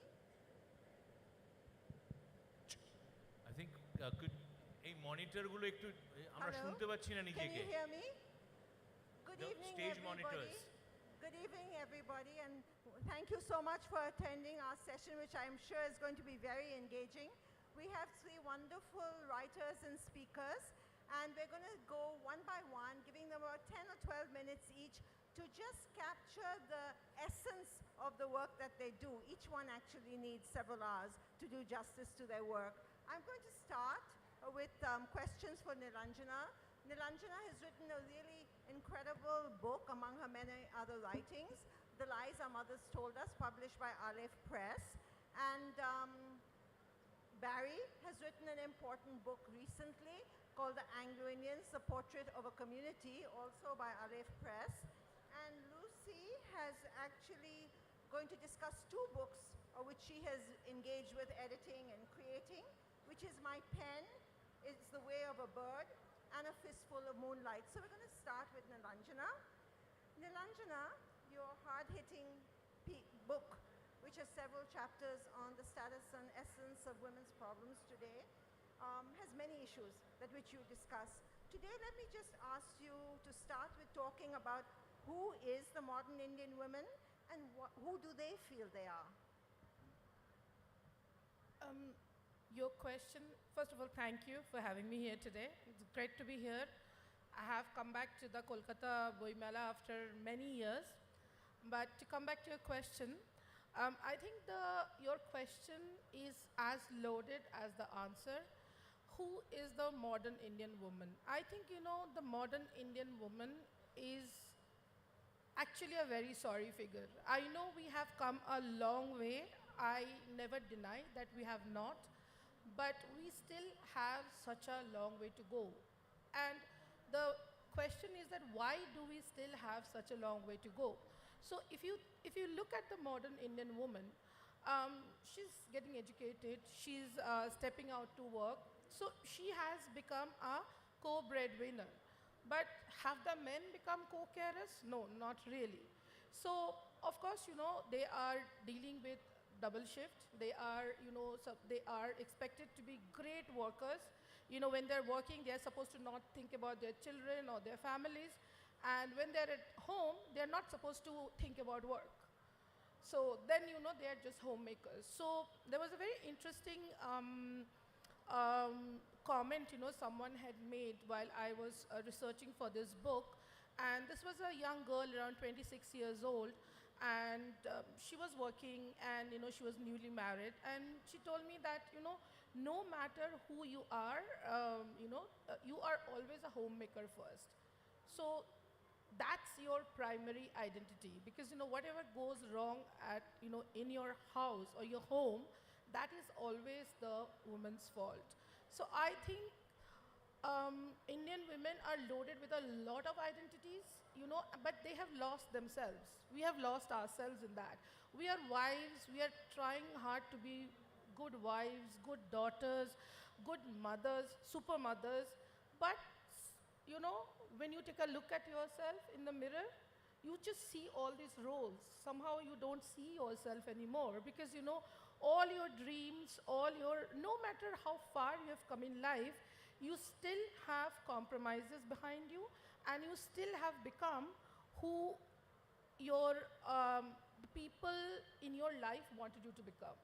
So when you talk about these unrealistic expectations that women have, in your book you also talk about the grinding work and the hours that are put in by women every day, both in the home and in the work, and the constant sense of not being able to meet those expectations. And you also talk about the mental and emotional health toll that takes. Can you speak a little bit about the kind of hours we're talking about and the contrast with men? So I think, thanks to COVID-19, I'm really sorry. I have to thank COVID-19 for putting the spotlight on women's unpaid care work. And while, women do a majority of the care work globally, in India it is actually 10 times, sometimes it can be 10 times more than what Indian men do. And in 2019, the government did a time use survey which actually showed that, I think, it was 80% more of the unpaid care work, housework, caregiving, and all of that. So that's huge. That's huge. And I think, as a professional, there was a point of time when I was working almost 18 hours a day. And the reason I was working 18 hours a day was because I was writing a book, I was a full-time journalist, I was a full-time mother as well. So, I had to compartmentalize my life in so many hours, and all those hours could only fit into that 18-hour, time frame. And it's, when I think back to that time now, I don't know how I managed, and yet I did, because there was no other alternative. Because we don't really have institutionalized care for children or even the elderly, right? Even when your parents are sick or your in-laws are sick, it's the woman's responsibility to take, because we are good at caregiving. We are not good at caregiving. Caregiving is not rocket science. Anybody can do it. But that we have grown up internalizing this fact that women are better at care, women are better at doing emotional stuff, and I think for the modern Indian woman, this has become the price they pay for being allowed to study or work or just plain have a life. So when you talk about care work and you talk about wages for housework and why that itself won't do justice, I think your argument is unless there's structural changes in the way that you provide the support for women to be their multifaceted selves, women will continue to carry this heavy burden at enormous health impacts to themselves. Because as you said, as carers, they don't care for themselves, because they become last in their own lives. They care for everybody around them, but they don't care for themselves. Can we try and take one more question? Is why do you see that, what do you see as some of the major challenges that women face today in India? I think the most important challenge, there are two challenges and they're connected. So the most important challenge for me is the non-access to public spaces. And by that I mean, streets, workplaces, all of this are made for men. You know, workplaces are made for men. Streets are made for men. We really need to, you know, look at architecture, urban planning from a gender responsive manner. You know, it's not just important to sensitize lawmakers, police officials, and blah blah blah. Or you know, like install CCTV cameras, which seems to be everyone's favorite solution. More surveillance. But I think we really need to re-look, re-examine how we build our cities, how we build our workplaces, and why women are not working. You know, Indian women's labor force participation is one of the lowest, you know, among all major economies. I think currently it stands at 17% or something, a little more than 17%. And I think, you know, the reason that they are not working, and it's a huge GDP loss for our economy as well. You know, all these women, you know, we have some of the, you know, largest numbers of women in higher education, in STEM, but they're not working. So that brings me to the second challenge, is that this transition between education and employment is not happening. Because, you know, you know, there is this, this idea that women, when women earn, it's to sort of, you know, like support her husband's income. So when the husband starts earning well and there are children or elderly relatives to be taken care of, the woman takes a career break. And that career break often becomes permanent because, you know, there are no incentives for companies to, you know, hire these women back or to retrain them. You know, I mean, there could be tax breaks, you know, as incentives for companies. So I think, you know, our major challenge, if I could, you know, like summarize this, is that we need to start thinking when we are making policies, when we are making laws, when we are building our cities, we need to start thinking from a gender responsive manner, and we need to understand that women don't need to fit into spaces built for men. Women have differential needs. We don't need to sit at the same table as men. We need a different table, you know. And, you know, we need a table that is made for both men and women. So when you say that, you know, there's no space at the table, bring your own chair, you're just basically telling women to, you know, like fit into, you know, like a world built for men. We don't need to do that. You know, we just need to change the constitution of the table. That's right. So Nilanjana's book is a wonderful read and an important read, especially for everybody, especially for men, to realize what kind of work women in their lives, their sisters, their mothers, their families do every day, and to be cognizant of women's needs. Because the time is so short, we're going to move on to the next speaker, who needs no introduction, Barry. Barry's book, The Anglo-Indians Portrait of a Community, is a massive book. You can lift it up to show them how big it is. Yeah, but it really speaks of the Anglo-Indians from the time the British and Europeans first came to India to current day, what the Anglo-Indians' history is, their achievements and their accomplishments. So I want to just start by asking you the question, Barry.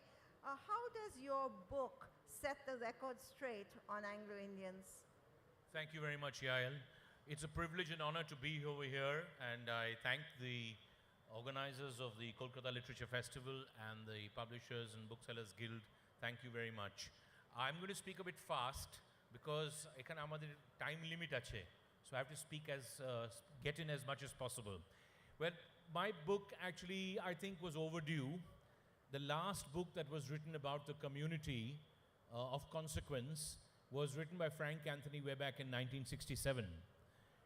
The general image till then of the community by a large number of other Indian communities, was that the British went away and they forgot to take the Anglo-Indians with them when they got left behind. That journey right up till sorry, I'm allowed to speak in Bengali also? Okay. That journey right up till the 60s, onekei bhabto ki we had a very much of a British Raj hangover. Was it entirely untrue? No. There were many people in our community who actually had a hangover and even had the Queen's chobi in their homes. It's true. I know somebody in the 1970s who used to talk about Anglo-Indians and Indians as if we were not Anglo thing. So I think this book was overdue, and it sets the record straight that bhai jara chole geche, good luck to them, they are doing well. But we have chosen to stay. And we have chosen to stay where Leslie Claudius stood on the podium in 1948, just after independence, and said that when the Indian flag went up and the national anthem was being played, he had tears in his eyes. That's how Anglo-Indians started feeling. And fortunately, from the 1970s, 80s onwards, Yael, that feeling is gone now. And আমি যখন অ্যাসেম্বলিতে বাংলায় বক্তৃতা দিতাম তখন কিন্তু কেউ ভাবতো না কি I am not an Indian. So all that is behind us. This has set the record straight, number one. Number two, through films and literature and people's misconceptions, many people thought Anglo-Indians dance করতে চায় আর dance করতে জানে আর জল না অন্য কিছু অনেক কিছু খায়. But believe you me, we are as normal as you. So now if you go anywhere, you will see as many other people's communities dancing and singing and drinking and what have you. That's not the only thing we've done. In fact, if you go through, thank you very much. If you go through the pen sketches, Jael, we've taken the trouble, mainly my wife Denise, me and my daughter Zasha, of doing a pen sketches about 400 Anglo-Indians. You'll be shocked to know that I came across somebody called Alexander Azad Hedali, soldier and mid-19th century great Urdu poet. He actually sat and with Bahadur Shah Zafar. He's an Anglo-Indian. And he's a master of Urdu poetry. There was another chap, Benjamin David Mustar Montrose, turn of the last century, a contemporary of Mirza Ghalib. He wrote a Masnavi in Urdu of the Last Supper in verse. He's called the Alexander Pope of Urdu. What I'm trying to say to you is, we have our sports persons, we have our other fields, but there are many people who are achievers in many, many other fields. And the book has brought to light, this is a real Indian community whose mother tongue is English. That's the only difference. We are an Indian community whose mother tongue is English, but we are, fortunately, we even look almost alike now. Some of you may be looking more Anglo-Indian than me. That's great.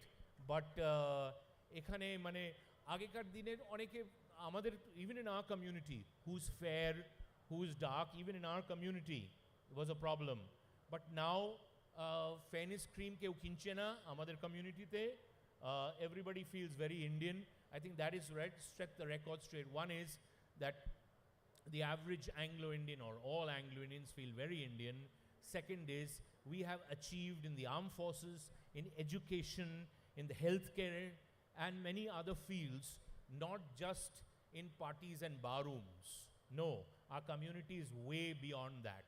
And the last thing is, we have integrated but maintained our culture. This is really important. We live in India. If you are not a Bengali, then you're not an Indian. If you're not a Gujarati, then you're not an Indian. You ota tag kor dile. If you leave that, then you're leaving your culture. So India is a beautiful mosaic where the Gujarati, the Bengali, the Punjabi, and the Anglo-Indian, and the Jew, and the Chinese person has to fit in with his or her own culture. That is what we have done. Integrated to the extent till 1960s or so, bhasha কেউ বলতে পারতো না, Hindi, Bangla, etc. Now all Anglo-Indians speak an Indian language also, and there's no question of us dressing differently. In fact, I keep telling Jael as a joke, everyone started dressing like us.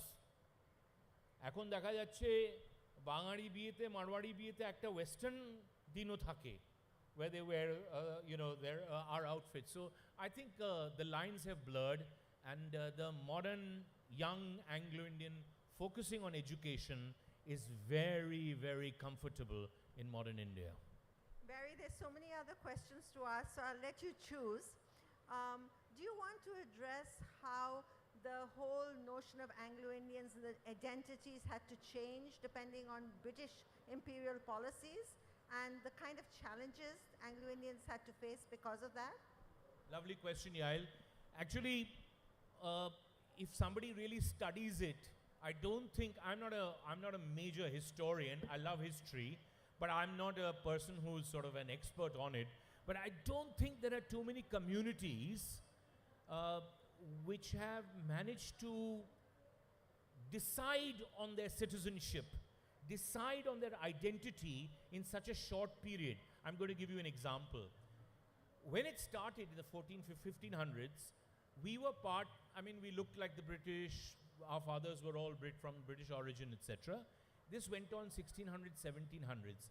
At the end of the 1700s, this is very interesting from the historical point of view, suddenly, onno deshe kothao, right, there was suddenly, where French had colonized Haiti, if you remember, in the late 1790s, the mixed race of Haiti, the mulattoes, they were the mix of the African and the European, they joined the locals. They joined the colonized. And there was a revolution, and the colonists, the French, were chucked out. The British thought the same thing is going to happen here. So the Anglo-Indians are going to team up with the other Indians. Sheta Hoyni, in 1857 in the revolt, which we call the First War of Independence, I just ask in my book, what if the Anglo-Indian community came on this side and didn't go on the British side? Would independence have come 100 years before? Maybe.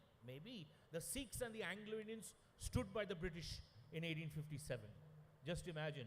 Tokhon, in the 1820s, De Rosio talking about nationalism when no Indian had spoken about nationalism, not even in any language, but De Rosio was the first. So I'll just read a little bit with your permission from my book just to tell you how difficult it was about the identity that you talk about.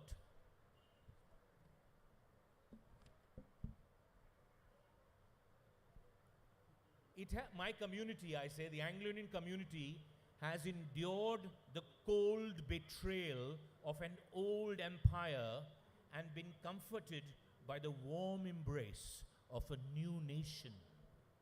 Now this is a really important line. And then when independence came, the question was to belong or not to belong. That was the question, because what had happened was, right through, we worked as loyal government servants. So when it was police, danda niye ke jabe, Anglo-Indian was given the danda. So he was on the other side. When independence came, the Anglo-Indians started getting worried and concerned. Now, will the other Indians take the danda and beat us? That was the big question. Anyway, so there was this big controversy, and right up till, you'll be shocked to know, right up till the turn of the century, Bhabun, just 40 years before independence, Herbert Stark, thank you very much, Herbert Stark, who was a very famous writer, an Anglo-Indian writer, he wrote, imagine in about 1900 he wrote, we cannot give up our British ideals, our Western culture. And then he says, O England, who are these if not thy sons? Can you imagine 40 years later, the community says, hang on, we are Indian. There's no question about it. So that was the great transformation. And to be very honest, Yael, it wasn't easy. In fact, I've written one line. If you don't mind, I will just read one short paragraph. I give the credit to three people. If I were to critically and historically analyze the Anglo-Indians' acceptance of or self-respect for the Indian in him, I would refer to three landmark events and three game changers. One, fearless De Rosio's bold pole vault into Indian nationalism, number one. Two, diplomatic Gidney. Gidney was Sir Henry Gidney. Only half Shaib Chilean, half Anglo-Indian, half Indian. Diplomatic Gidney's tactful Indian tightrope walk while doffing his bowler hat to the empire. and courageous Frank Anthony's, decisive hop, step and jump into the political soul of India. So Frank Anthony in the 1942s, Bishash Korbenna in Dalhousie Institute, the club I go to, till 1942, after an event, God Save the King played. They used to stand up and sing God Save the King, 1942. And by the independence came, we decided that this is it. I'm very happy to tell you now, Yael, to end this point, is that the Anglo-Indian went away, many of them, 1940s, 50s, 60s. Where did they go? Back home. Which আমরা বাড়ি ফিরে যাচ্ছি কোথায় home জানে না in the geography map they could not even point it out, but they were going home, a home that they had never seen. I'm so happy to tell you, in 2023, when Anglo-Indians from Australia and Anglo-Indians from the UK and Anglo-Indians from Canada, when they talk about home, they talk about India. How the political, how amazing is this that the umbilical cord is now tied to India. How amazing is this that the geography of your soul has changed completely just in one generation. So I salute all the people who chose India. I salute every Indian for making us feel not just one of you, but even an unequal version of you, because we were given many, many things for many years. Thank you so much, Barry.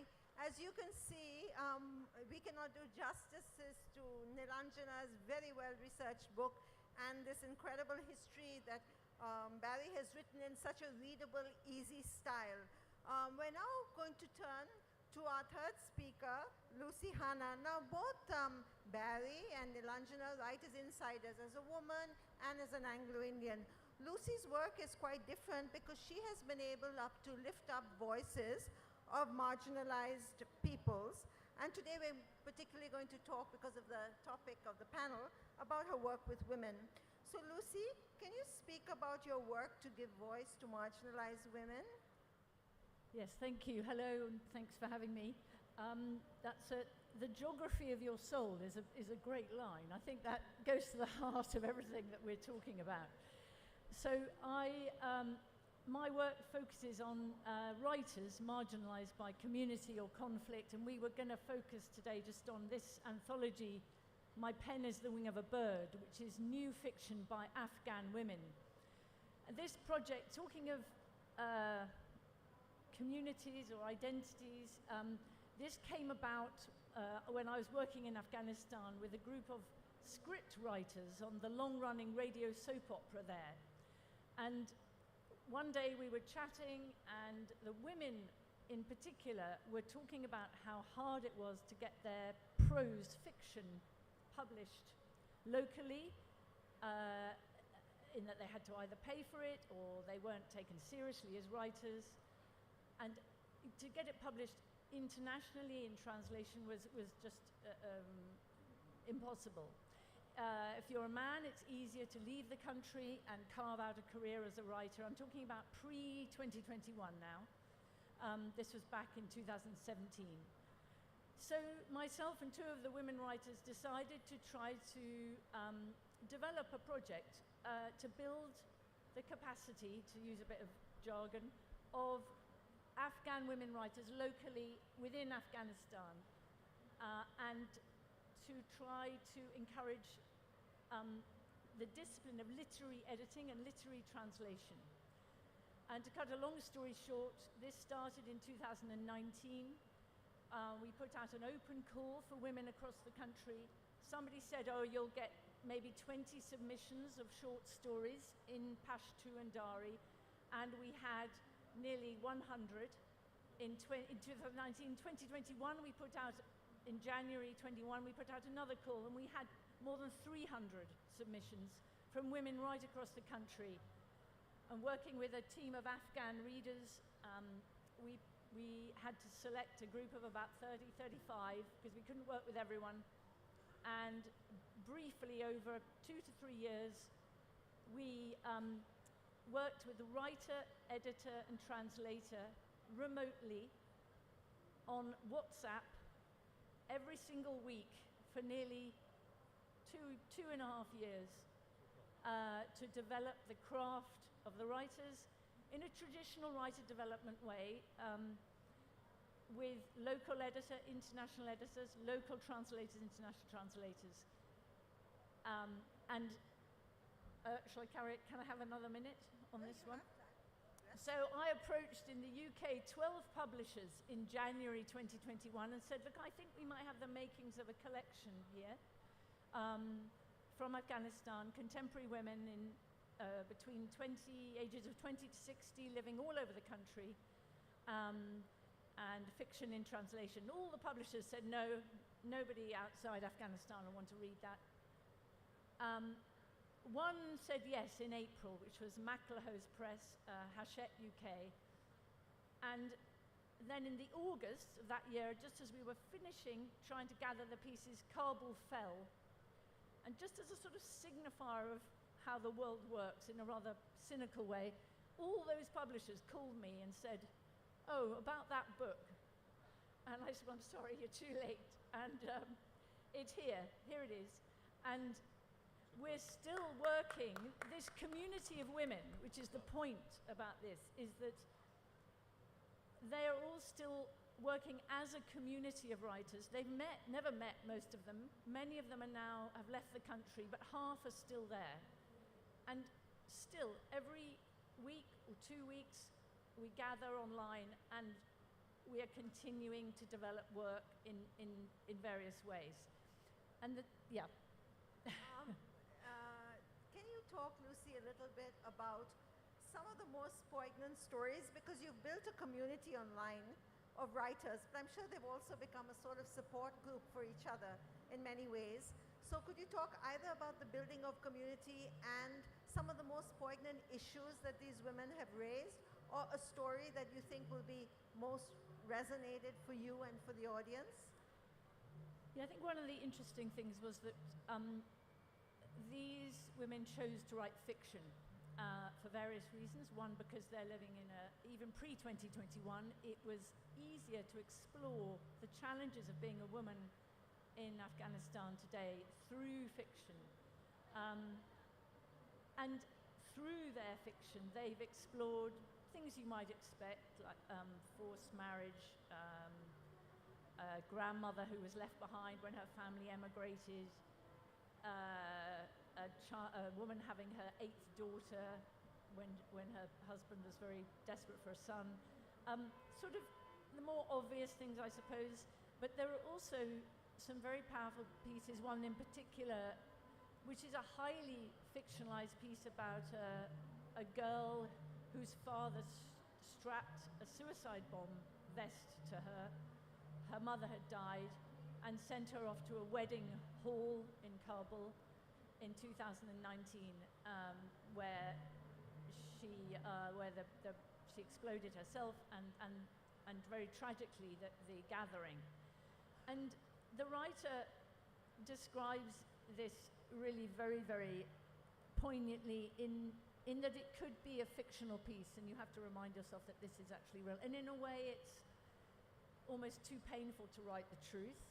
Literally, as we all know, we're all very familiar with this. And I think it's interesting how these contemporary emerging voices from a country that is so fractured approach fiction, really. They're not approaching long-form fiction. It's too... there's just not enough peace of mind to do that, particularly now, whereas in their community, as it were, they share short pieces of new ideas.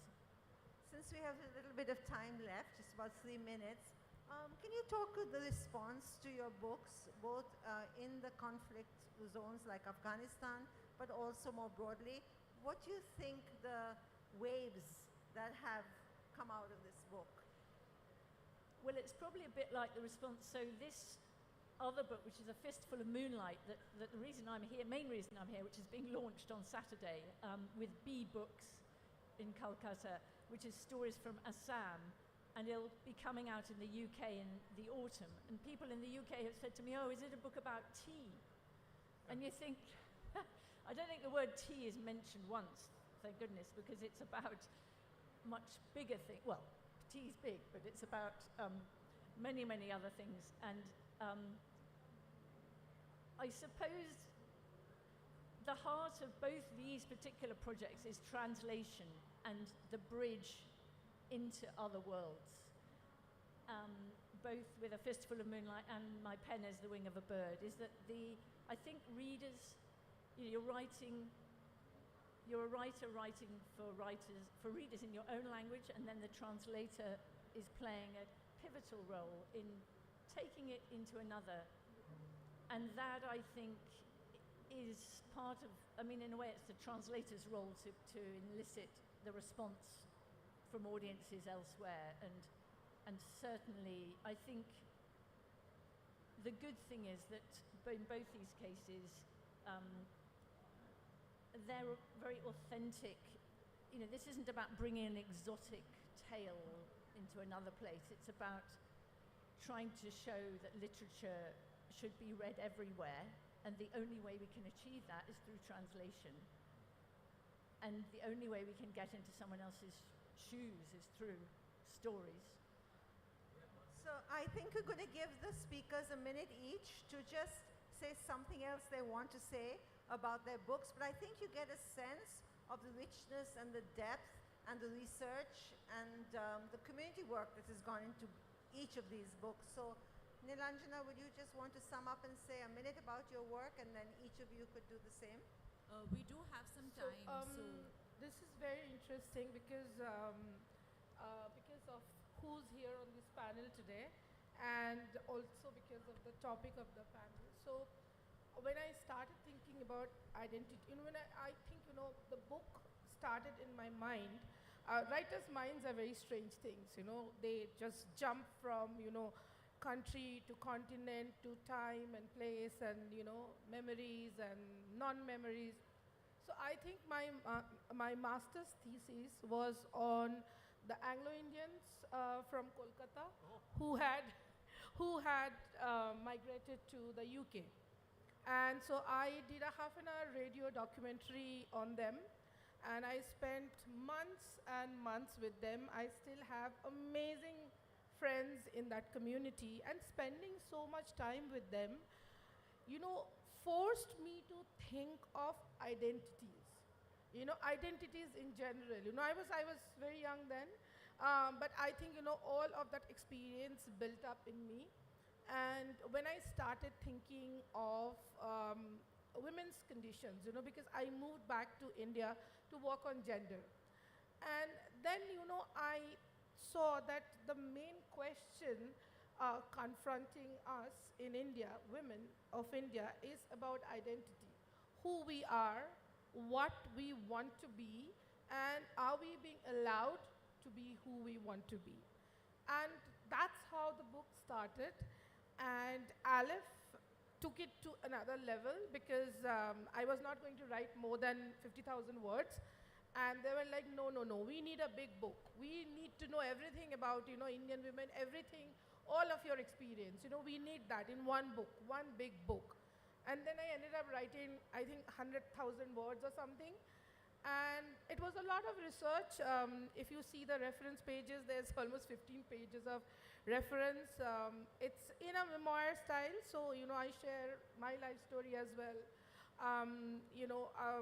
My life has two very distinct, parts. When I was growing up, I come from a very traditional family, and everything was like a struggle.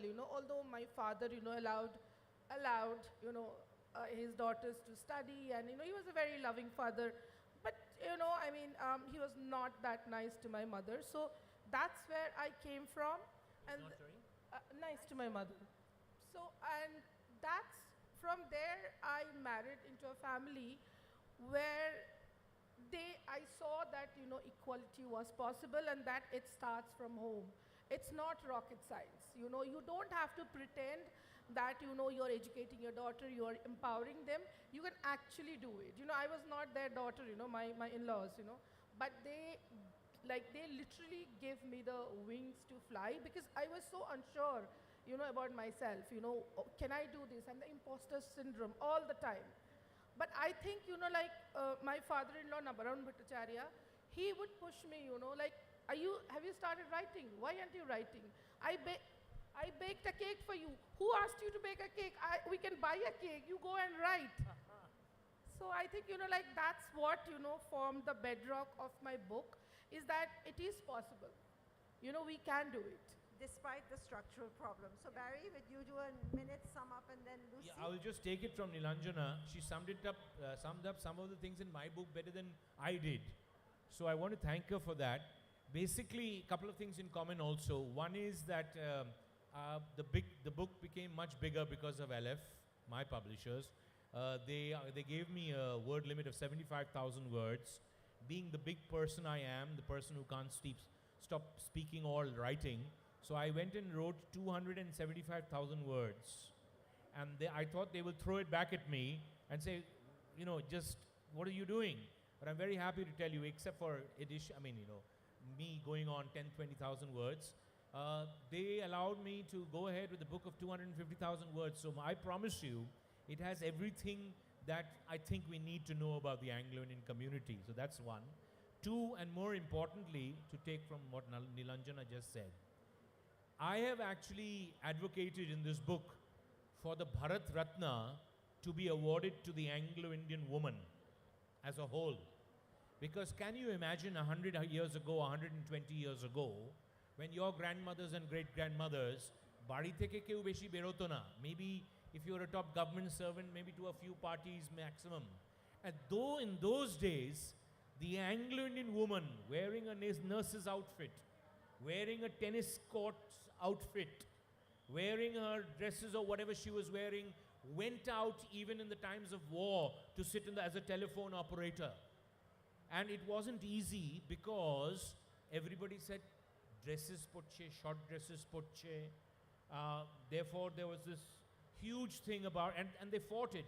I've written over here, they fought it with handbags full of confidence and dignity and went out and worked. So, all women in India, at least in urban India, want to work today or contribute today or do a business today. I think all of you should clap for the Anglo-Indian woman who started it all and showed the way. She did not have to convince her family.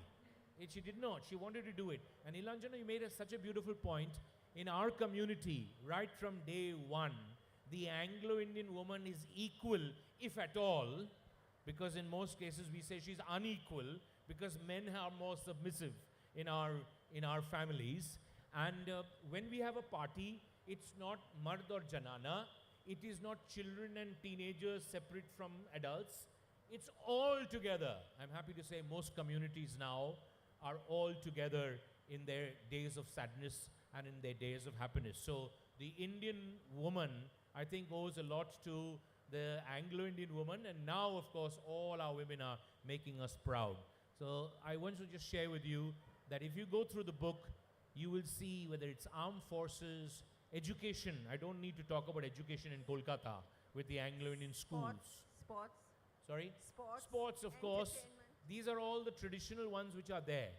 But I think a huge other contribution, besides the true emancipation of women in urban India, is what Dr. Sarvapalli Radhakrishnan, according to me, one of the greatest Indians, according to me, he said that English is a gift of Goddess Saraswati to India.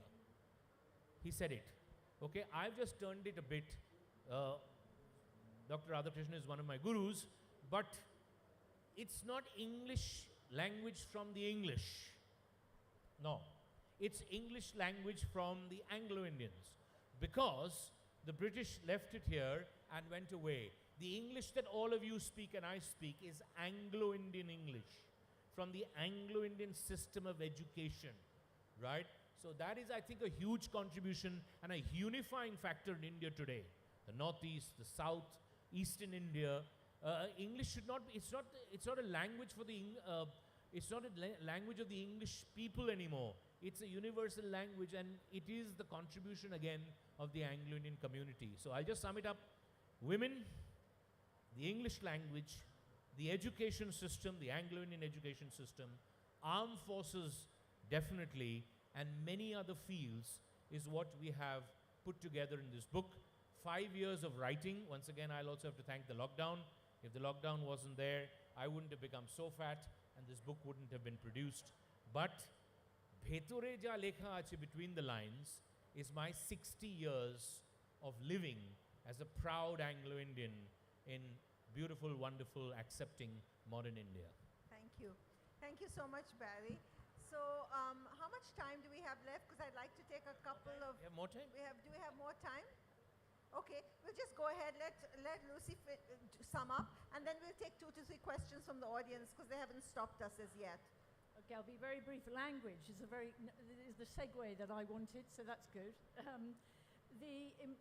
As far as identity goes, for the women in Afghanistan, writing in their local language is key. For the writers in Assam, it was the same. And I want to just read you a few lines from one of the mentee translators on the Assam book, Fistful of Moonlight, Saida Shaheen Jinat Suhaili, who says, when a person takes on the privilege as well as the burden of translating from their vernacular mother tongue to another, there is an almost intrinsic sense of shame in the endeavor. One's own language should be enough, should it not? However, as she herself answers, in a world that sat small and unchanging, that might have worked. But now, when all the corners of the world can be reached with ease, being able to communicate with more languages at one's disposal feels more like a victory than a betrayal. Thank you. So do we have a question from the audience? Anybody who has a burning question? No? Yeah, there's a question there. Yes? Please. Can you give the speaker? I have a question for Nilanjana. When you refer to the modern Indian woman,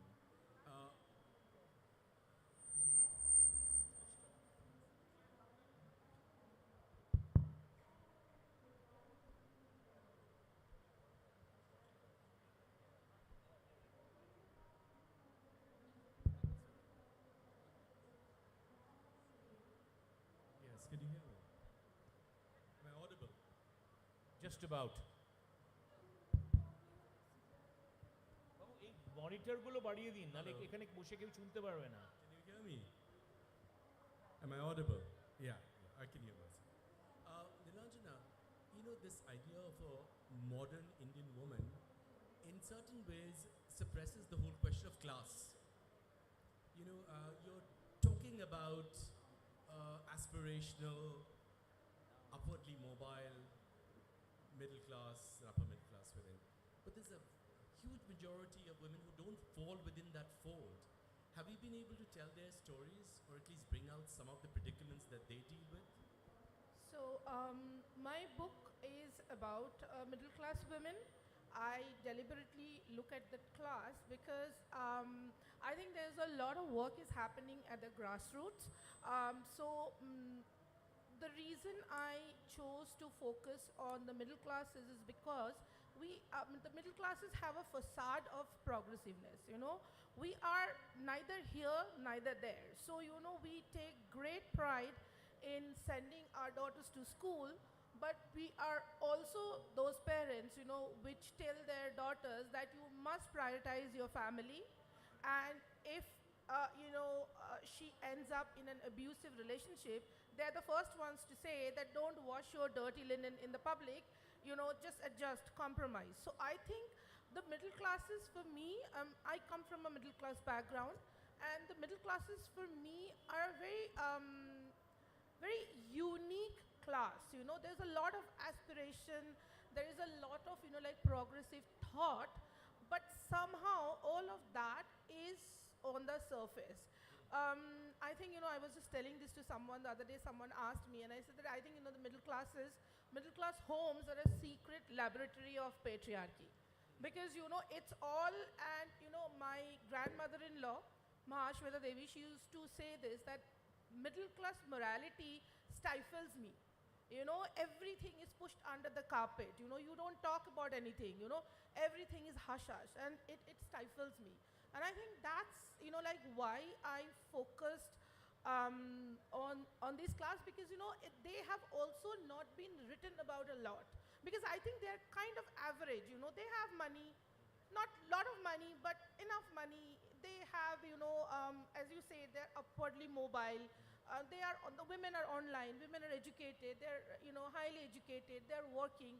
So I think they have managed to escape the spotlight, and I wanted to shine the spotlight on them. Yeah, I have a question for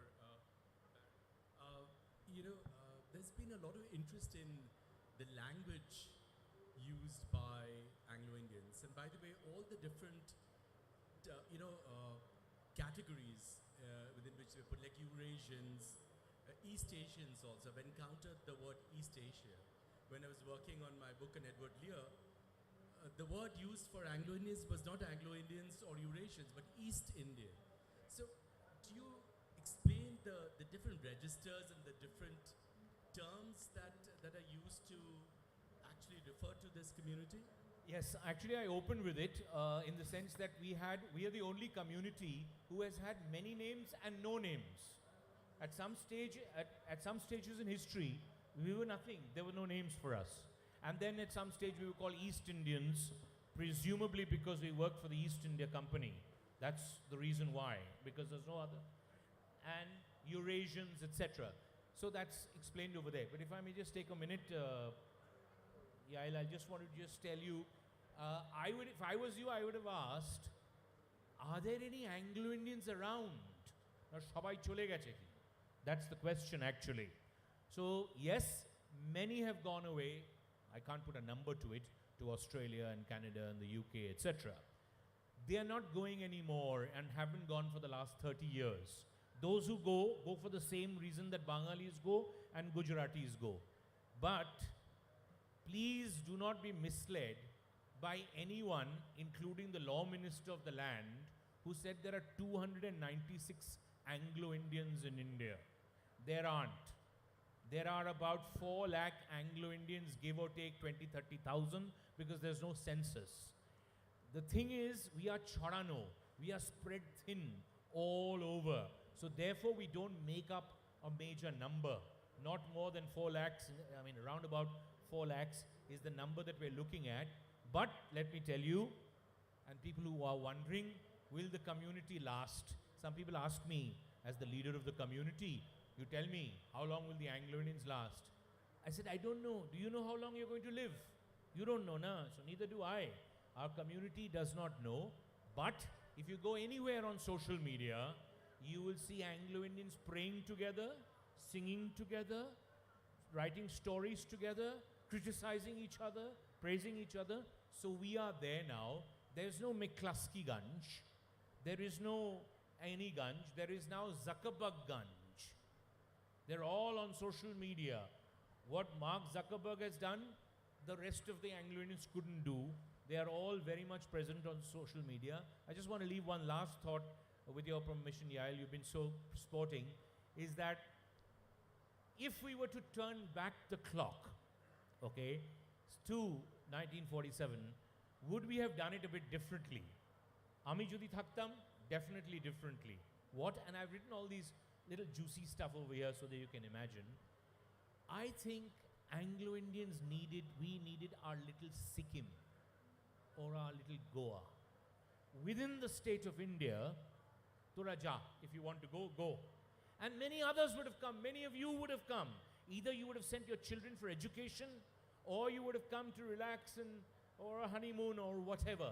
It would have been an educational hub, an entertainment hub, a place for profit, I can tell you, a place for good education, if we had our little Sikkim or little Goa. That didn't happen, so now we are chod out all over, and fortunately or unfortunately, mixed marriages are taking place. And once the girl marries out, her children, means if she marries a non-Anglo-Indian, her children are not considered Anglo-Indian. So many elderly people are coming and saying, you are the leader, what are you doing? Why don't you insist that they marry within the community? I said, 100, 200, 400 years ago, because people married outside the community, because the British married others, we were born. We're a mixed race. So now you are saying, don't let them marry out. So all our boys and girls are marrying who they want to marry, and that's how it should be. So cheers to mixtures, and thank you very much, all of you, for being a wonderfully attentive audience. Thank you so much, and thank you to the wonderful speakers. Thank you guys. Thank you very much. Can we take a picture with three of us with the books? That be nice? Four of us? You want to have a book? Naughty girl. No, but you should hold your own. Magari, come. Come. Just 1 minute. Can we get a photograph here with four of us?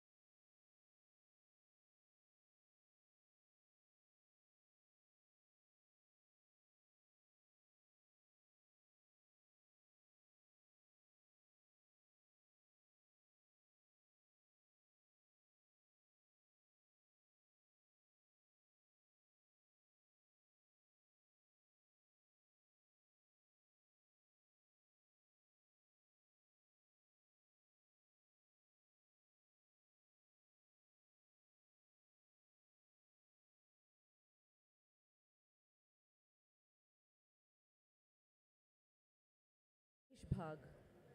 যত দিন যাচ্ছে এই প্রশ্নটি অনিবার্য হয়ে উঠছে বাঙালি জীবনে। শিকড়বিহীন হয়ে গেলেন বহু মানুষ, শুধু স্মৃতিতে স্পষ্ট হয়ে থাকলো সেই অতুলন দাগ। এক টুকরো মাতৃপিতৃভূমি, সেই স্মৃতি সারা জীবন তাদের বাঁচিয়ে রাখবে, তাড়া করবে। যন্ত্রণার কুয়াশায় মাঝে মাঝে সামনে এসে দাঁড়াবে সেই দেশ, নদী, ভিটেমাটি, আত্মীয় বন্ধুর আবছা আলগা মুখ। আজকে আমাদের সাথে আছেন শীর্ষেন্দু মুখোপাধ্যায়, পবিত্র সরকার এবং অমর মিত্র। এনাদের কারু সম্বন্ধেই আমাদের কিছু বলার আছে আমার তো বলে মনে হয় না, সুতরাং বেশি সময় নষ্ট না করে আমাদের সেশনের দিকে আমরা এগিয়ে যাই।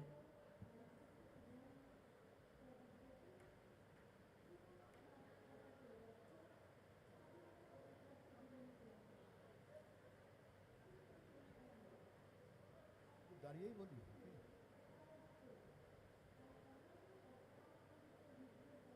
শুভ সন্ধ্যা। কলকাতা সাহিত্য উৎসবে আপনারা যারা এসেছেন দেশভাগ এবং শিকড় থেকে উচ্ছেদ হওয়ার বেদনার কথা শুনতে, তাদের সকলকে স্বাগত। আমার সঙ্গে আছেন শ্রী শীর্ষেন্দু মুখোপাধ্যায়, আমাদের পরম শ্রদ্ধেয় লেখক, এবং পবিত্র সরকার। এরা দুজনেই স্বাধীনতার আগে জন্মেছিলেন, 1947-এর আগে। আমার জন্ম 47-এর পরে, 51 সালে।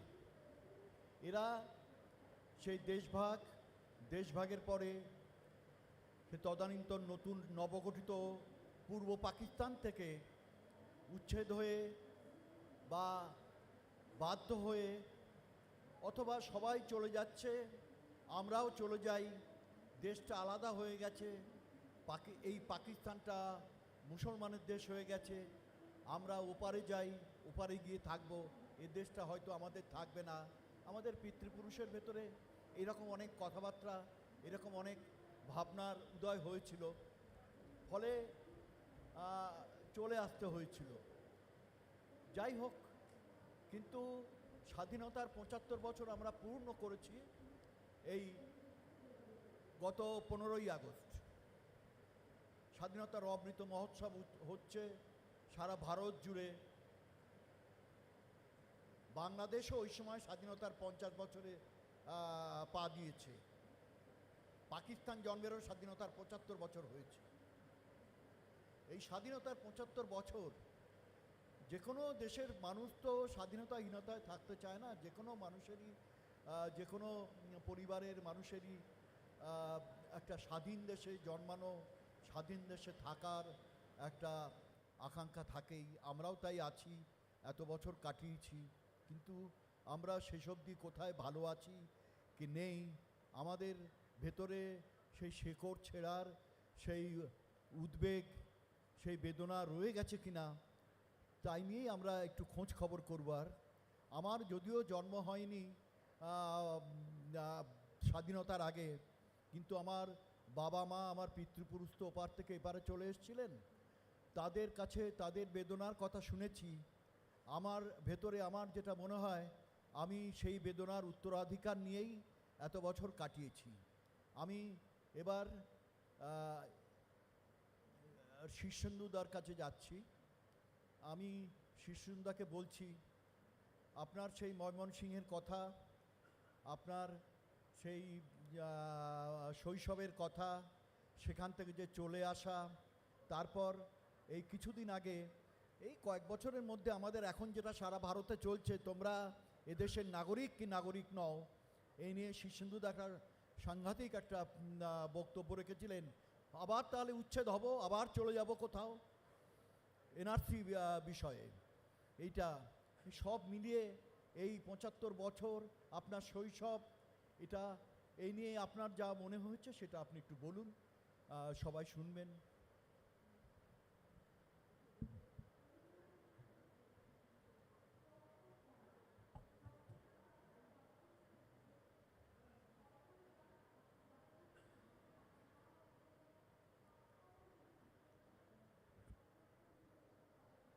আপনাদের সকলকে আমার সশ্রদ্ধ নমস্কার, আমার গভীর প্রীতি এবং শুভেচ্ছা।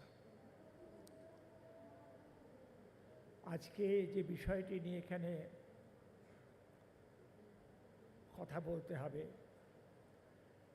সে বিষয়টি এতই বেদনাদায়ক, এতই অন্তর্বর্তী রক্তক্ষয়ী যে বলতে গেলে কখনো কখনো রাগ এসে যায়, হতাশা আসে, কেমন যেন ভেতরটা ফাঁকা হয়ে যায়।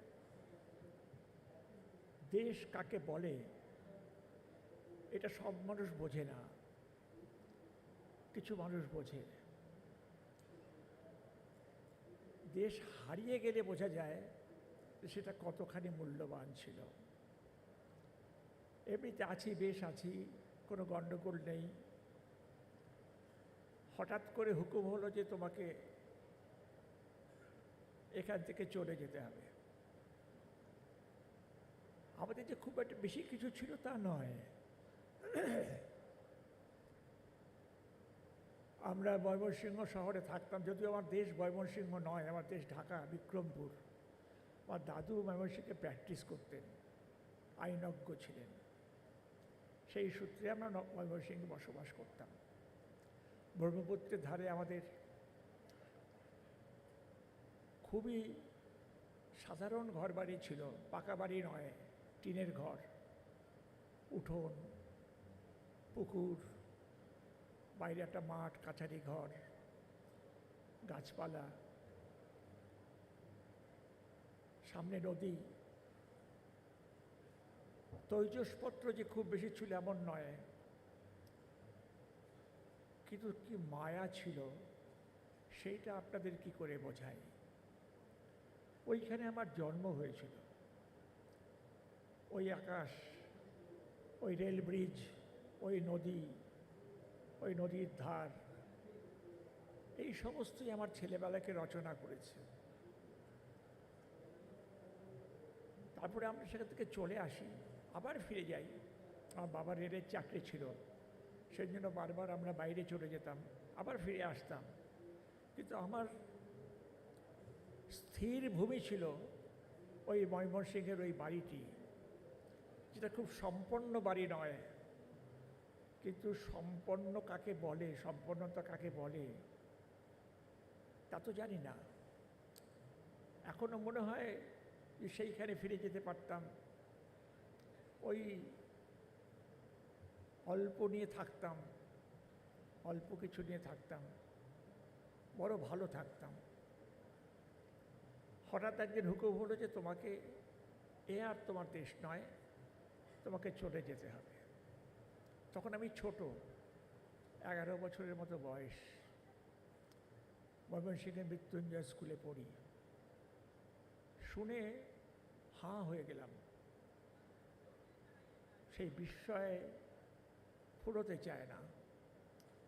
এই বাড়িঘর ছেড়ে চলে যেতে হবে, এই দেশ ছেড়ে চলে যেতে হবে, এটা আমার দেশ নয়।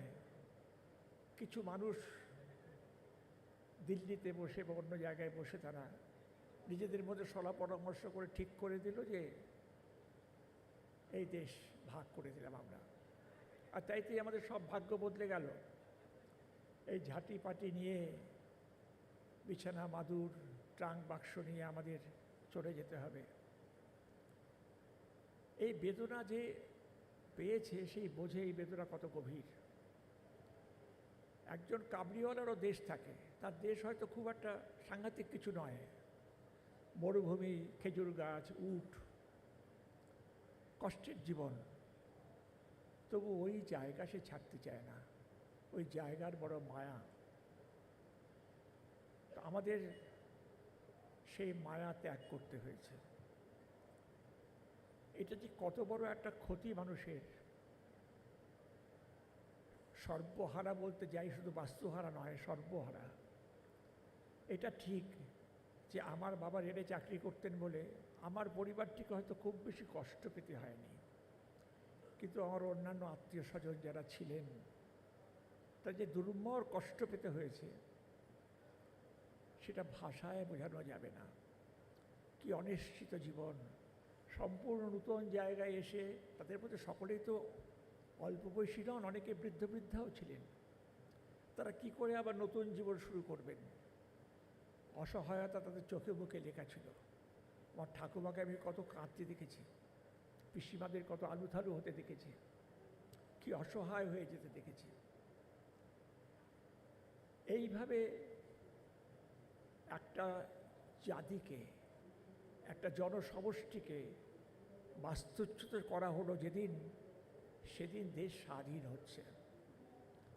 দীর্ঘদিন 200 বছরের পরাধীনতা থেকে মুক্তি পাচ্ছে দেশ, অথচ সেই মুক্তির আনন্দ একটুও নেই।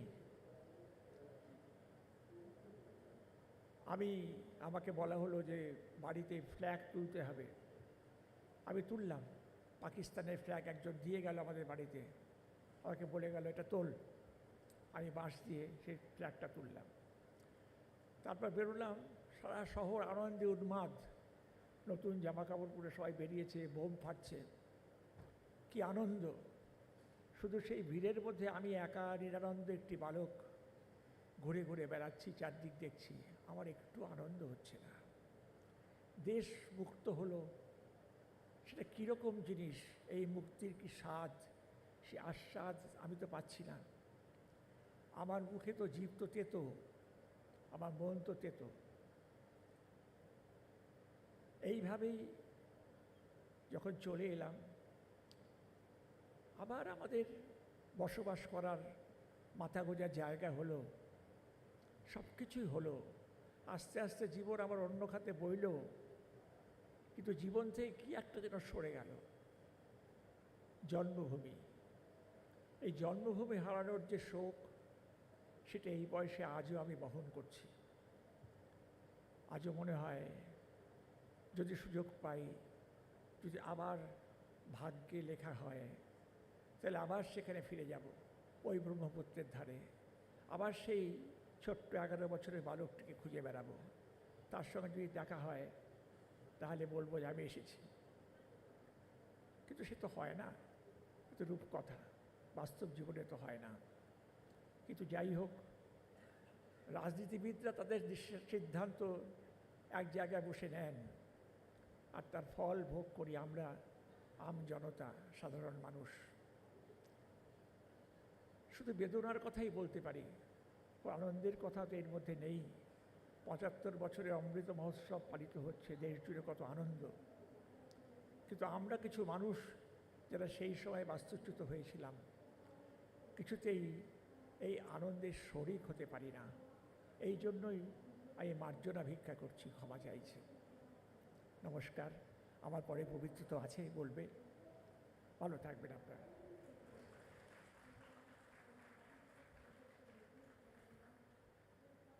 আপনারা এতক্ষণ শুনলেন দেশভাগের বেদনা, শৈশবে ছেড়ে আসা দেশ, ভিটেমাটি ছেড়ে এপারে চলে আসা। শিশুদের শৈশবে হয়তো সেই অসুবিধা হয়নি, বহু মানুষ, বহু পরিবার ভেসে গেছে।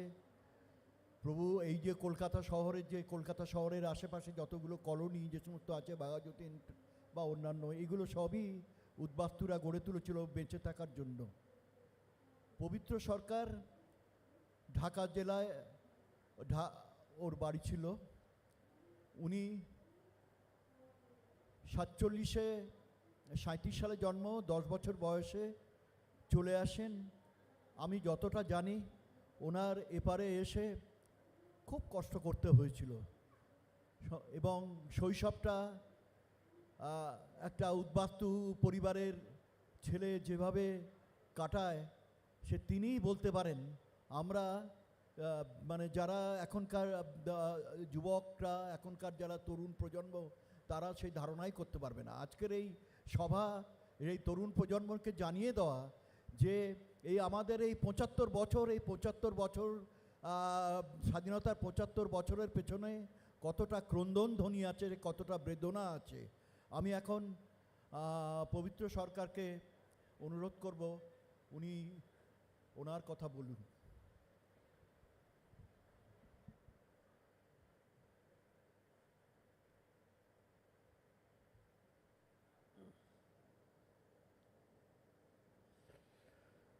সবাইকে নমস্কার, শুভ সন্ধ্যা। মঞ্চে আছেন আমার স্নেহভাজন অমল মিত্র এবং শ্রদ্ধাভাজন শীর্ষেন্দু মুখোপাধ্যায়। শীর্ষেন্দুদা যে কথা বলে গেলেন, খানিকটা তাঁর সুরে সুর মিলিয়ে আমি বলি যে আমাদের কাছে স্বাধীনতা কথাটার দুটো অর্থ, একটা উজ্জ্বল রঙিন অর্থ আর একটা কালো অর্থ। এই কালো অর্থটা হচ্ছে দেশভাগ। চাঁদের মতো খানিকটা, চাঁদের একটা দিক উজ্জ্বল থাকে সবসময়, আর তার পেছনে আরেকটা দিক থাকে সবসময় অন্ধকার। এই অন্ধকারটা আড়ালেই থাকে, কিন্তু আমাদের মতো কিছু মানুষের স্মৃতিতে এই অন্ধকারটা বারবার ফিরে ফিরে আসে। যত চেষ্টা করি ভুলতে পারি না, তার কারণটা হচ্ছে স্মৃতি বড় নির্মম। এমন নয় যে আমরা সেখান থেকে উত্তীর্ণ হইনি, উত্তীর্ণ হয়েছি, কিন্তু তবু ভেতরে ভেতরে একটা যন্ত্রণা থেকেই গেছে। এই যে স্বাধীনতা এবং দেশভাগ ভাগ, এটাকে যদি আপনারা একটা নাটকের সংগঠন হিসেবে দেখেন, তাহলে প্রায় একটা 5 বা 6 অঙ্কের নাটকের মতো মনে হতে পারে। যে প্রথম খবরটা এলো এবং উদ্বেগ জাগলো যে দেশ ভাগ হবে। তার আগে ভূমিকা হিসেবে অনেক কিছু আছে। জিন্নার দ্বিজাতি তত্ত্ব হলো, দেশ ভাগ হবে সিদ্ধান্ত হলো। মহাত্মা গান্ধী যদিও বললেন যে আমার মৃতদেহের ওপর দিয়ে হবে, সেটা সম্ভব হলো না, দেশ ভাগ হয়ে গেল। এবং কারণ আমাদের সাধারণ লোকের বুদ্ধিতে মনে হয় যে কিছু লোকের ক্ষমতায় পৌঁছানোর খুব তাড়া ছিল। কেউ প্রধানমন্ত্রী হবেন, কেউ রাষ্ট্রপতি হবেন, একটা স্বাধীন দেশের তাড়া ছিল। তার ফলে আমাদের সাধারণ বুদ্ধিতে এই সিদ্ধান্ত আমরা করেছি, এই ক্ষমতায় পৌঁছানোর তাড়া থেকে দেশ ভাগ হয়ে গেল। এখনও যখন ঢাকায় যাই, প্রায়ই জিজ্ঞেস করে ছোট ছোট ছেলেমেয়েরা কেন হলো, আমি এই কথাটাই তাদের বলি। তো ছোট বয়স কম, শীর্ষেন্দুদা আমার চাইতে 2 বছরের বড়, পুরো বিষয়টা তো বুঝিনি, কিন্তু এইখানে দাঁড়ালো দেশ ছেড়ে যেতে হবে। আমার গ্রামে হিন্দু গ্রাম, মুসলমান গ্রাম পাশাপাশি, সকলের সঙ্গেই সদ্ভাব। আমার গ্রামে যে খুব হইহট্টগোল হয়েছিল, ভয়ের কিছু হয়েছিল তা নয়, কারণ আমাদের সবাই চাচা নানা এরা সব ছিলেন। বাবার বৈঠকখানা এসে তাদের সন্ধেবেলায় তাদের জন্য আলাদা হুঁকোতে তামাক খেতেন। তারা বলতেন যে কই যাইবেন আমাকে ছাইরা, আমাদের ছেড়ে কোথায় যাবেন। তারপরে এক সময় ঢাকা থেকে মুসলিম লীগের লোকজন এসে রাত্রিবেলায় আল্লাহু আকবর স্লোগান দিতে শুরু করলো। আমরা ঘর থেকে বেরিয়ে জঙ্গলে লুকিয়ে পড়লাম। মা তাদের সুটকেস ট্রাঙ্ক এই সমস্ত নিয়ে সারা রাত জঙ্গলে কাটালাম। ফিরে আসার পর অভিভাবকেরা সিদ্ধান্ত নিলেন যে না, এই দেশে আর থাকা সম্ভব হবে না।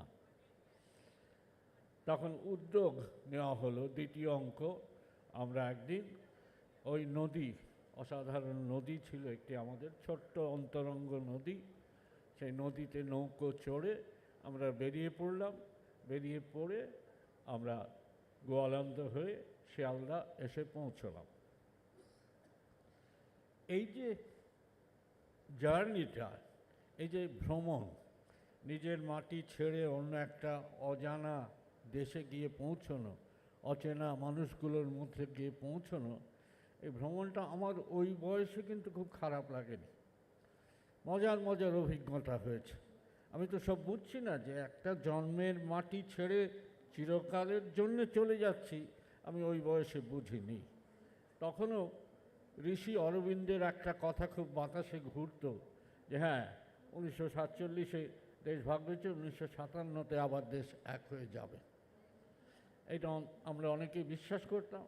ফলে আমরা বুঝছি, আমি চারপাশে নদীতে করে নৌকোতে করে অনেকটা দূর এলাম, দেখতাম যে দুপুরবেলায়, আমি আমার আত্মজীবনী অল্প পুঁজির জীবনে লিখেছি যে দুপুরবেলায় চারপাশে নদীর চরে কচ্ছপের পরিবার তারা রোদ পোহাচ্ছে, অজস্র কচ্ছপ ছোট ছোট নদীর ধারে।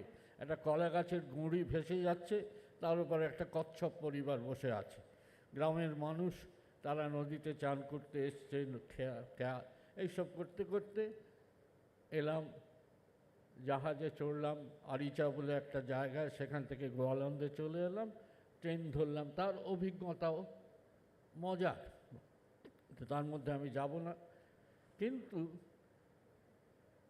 ভয়ঙ্করত্বের ব্যাপারটা আস্তে আস্তে টের পেলাম। রাত্রিবেলায় দর্শনা বলে একটি স্টেশনে তখন দেখলাম যে ওই পাকিস্তানের পুলিশ তারা মেয়েদের টেনে টেনে নামাচ্ছে আর গায়ে জামা কাপড় খুলে গয়না, সোনার গয়না তারা কি নিয়ে যাচ্ছে। সেসব পাকিস্তানের রাষ্ট্রীয় সম্পত্তি, সোনার গয়না নিয়ে যেতে পারবে না, কাজেই তাদের জামা কাপড় করে সন্ধান করে তারা গয়না নিয়ে যায়। সারা স্টেশনের প্ল্যাটফর্ম কান্নায় রোল শুনতে পাচ্ছি। পরদিন 11ই নভেম্বর শিয়ালদা স্টেশনে এসে পৌঁছলাম। এটা আমার গল্প, খুব কষ্টের গল্প নয়। অনেক মানুষ এই প্রক্রিয়ার মধ্যে ধ্বংস হয়ে গেছে, ক্যাম্পে চলে গেছে। আমাদের তবু একটা গ্রামের কিছু লোক ছিল খড়গপুর বলে একটা শহরে, সেখানে গিয়ে কোনো রকমে আমরা একটা ওই বস্তির মতো জায়গায় আমি আমার ছোট পিসিমা মা আমার পালন করেছেন, তিনি আমাকে পোষ্য নিয়েছিলেন, আমরা বাসা নিলাম। কিন্তু আমাদের গল্পটা তো পুরো গল্প নয়। অজস্র মানুষের অনেক বেশি সম্পত্তি চলে গেছে, প্রাণ গেছে, সম্মান গেছে। সেগুলো কাদের লেখা এসছে? শীর্ষেন্দুদার মতো মানুষের লেখা এসছে, প্রফুল্ল রায়, অতীন বন্দ্যোপাধ্যায়, এমনকি দলিত লেখক মনোরঞ্জন ব্যাপারী, অজস্র লেখকের গল্পে এসেছে এই ধ্বংসের কথাটা। ক্যাম্পের জীবন ধ্বংস, তার পাশাপাশি আবার লড়াইটার কথা সাহিত্যে হয়তো সুনীল গঙ্গোপাধ্যায়ের অর্জুনে কিছু এসছে, কিছু, কিন্তু লড়াইটার কথা এসছে আপনারা যদি কলোনির ইতিহাসগুলো পড়েন, কীভাবে কলোনিগুলো গড়ে উঠল। এই যে আমি যে অঞ্চলে থাকি, গড়িয়া, যাদবপুরের পর থেকে যাদবপুর, সুলেখা, কৃষ্ণাগ্রাস, বাঘা যতীন, গাঙ্গুলি বাগান, এইগুলোতে দেখবেন চিত্তরঞ্জন কলোনি, এইগুলো আমি পড়েছি কোনো কোনো কলোনির ইতিহাস। তাতে দেখবেন যে জঙ্গল ছিল, হয়তো হিন্দু বা মুসলমান জমিদারের জঙ্গল ছিল। এই জঙ্গলগুলো এই পালানো উদ্বাস্তুরা এসে দখল করেছে, রাত্রিবেলায় এসে দখল করেছে। আবার হয়তো জমিদারের লোক পরদিন তাদের মেরে ধরে তাড়িয়ে দিয়েছে। আবার তারা রাতারাতি এসে কিছু বাঁশ, খড়, এই সমস্ত দিয়ে একটা ঘর বানিয়েছে এবং ক্রমশ এক হয়ে লড়াই করেছে, জমি দখল হয়ে গেছে। এবং দেখবেন জমি দখল পর মাথার একটা ছাউনি হলো, হয়তো খাওয়া দাওয়ার একটা ব্যবস্থা হলো, তারপরেই তারা একটা স্কুল তৈরি করেছে। উদ্বাস্তু কলোনির চরিত্রে এরকম একটা পর্যায় আছে যে মাথার ছাউনি, খাওয়া দাওয়ার একটা ব্যবস্থা চলবে, তারপরে ছেলে মেয়েদের জন্য একটা স্কুল। এই ব্যাপারটা ঘটেছে এবং সেই সঙ্গে সঙ্গে সামাজিক অ্যাডজাস্টমেন্টের একটা ব্যাপার ঘটছে। কারণ আমরা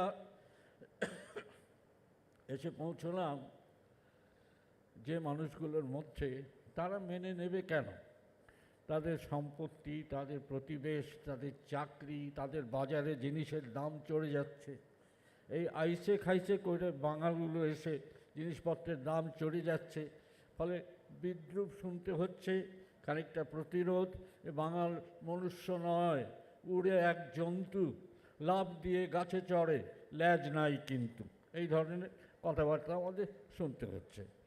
কিন্তু আবার তারাই আমাদের বন্ধু হয়ে যাচ্ছে। আস্তে পিরিয়ড অফ অ্যাডজাস্টমেন্ট যাকে বলে, একটা পিরিয়ড অফ অ্যাডজাস্টমেন্ট তৈরি হচ্ছে। হয়তো আস্তে আস্তে তার নাটকে আসছে। 1948-এই একটা নাটক হয়েছিল, ওই নতুন ইহুদি বলে সলিল সেনের নাটক, আপনারা জানেন।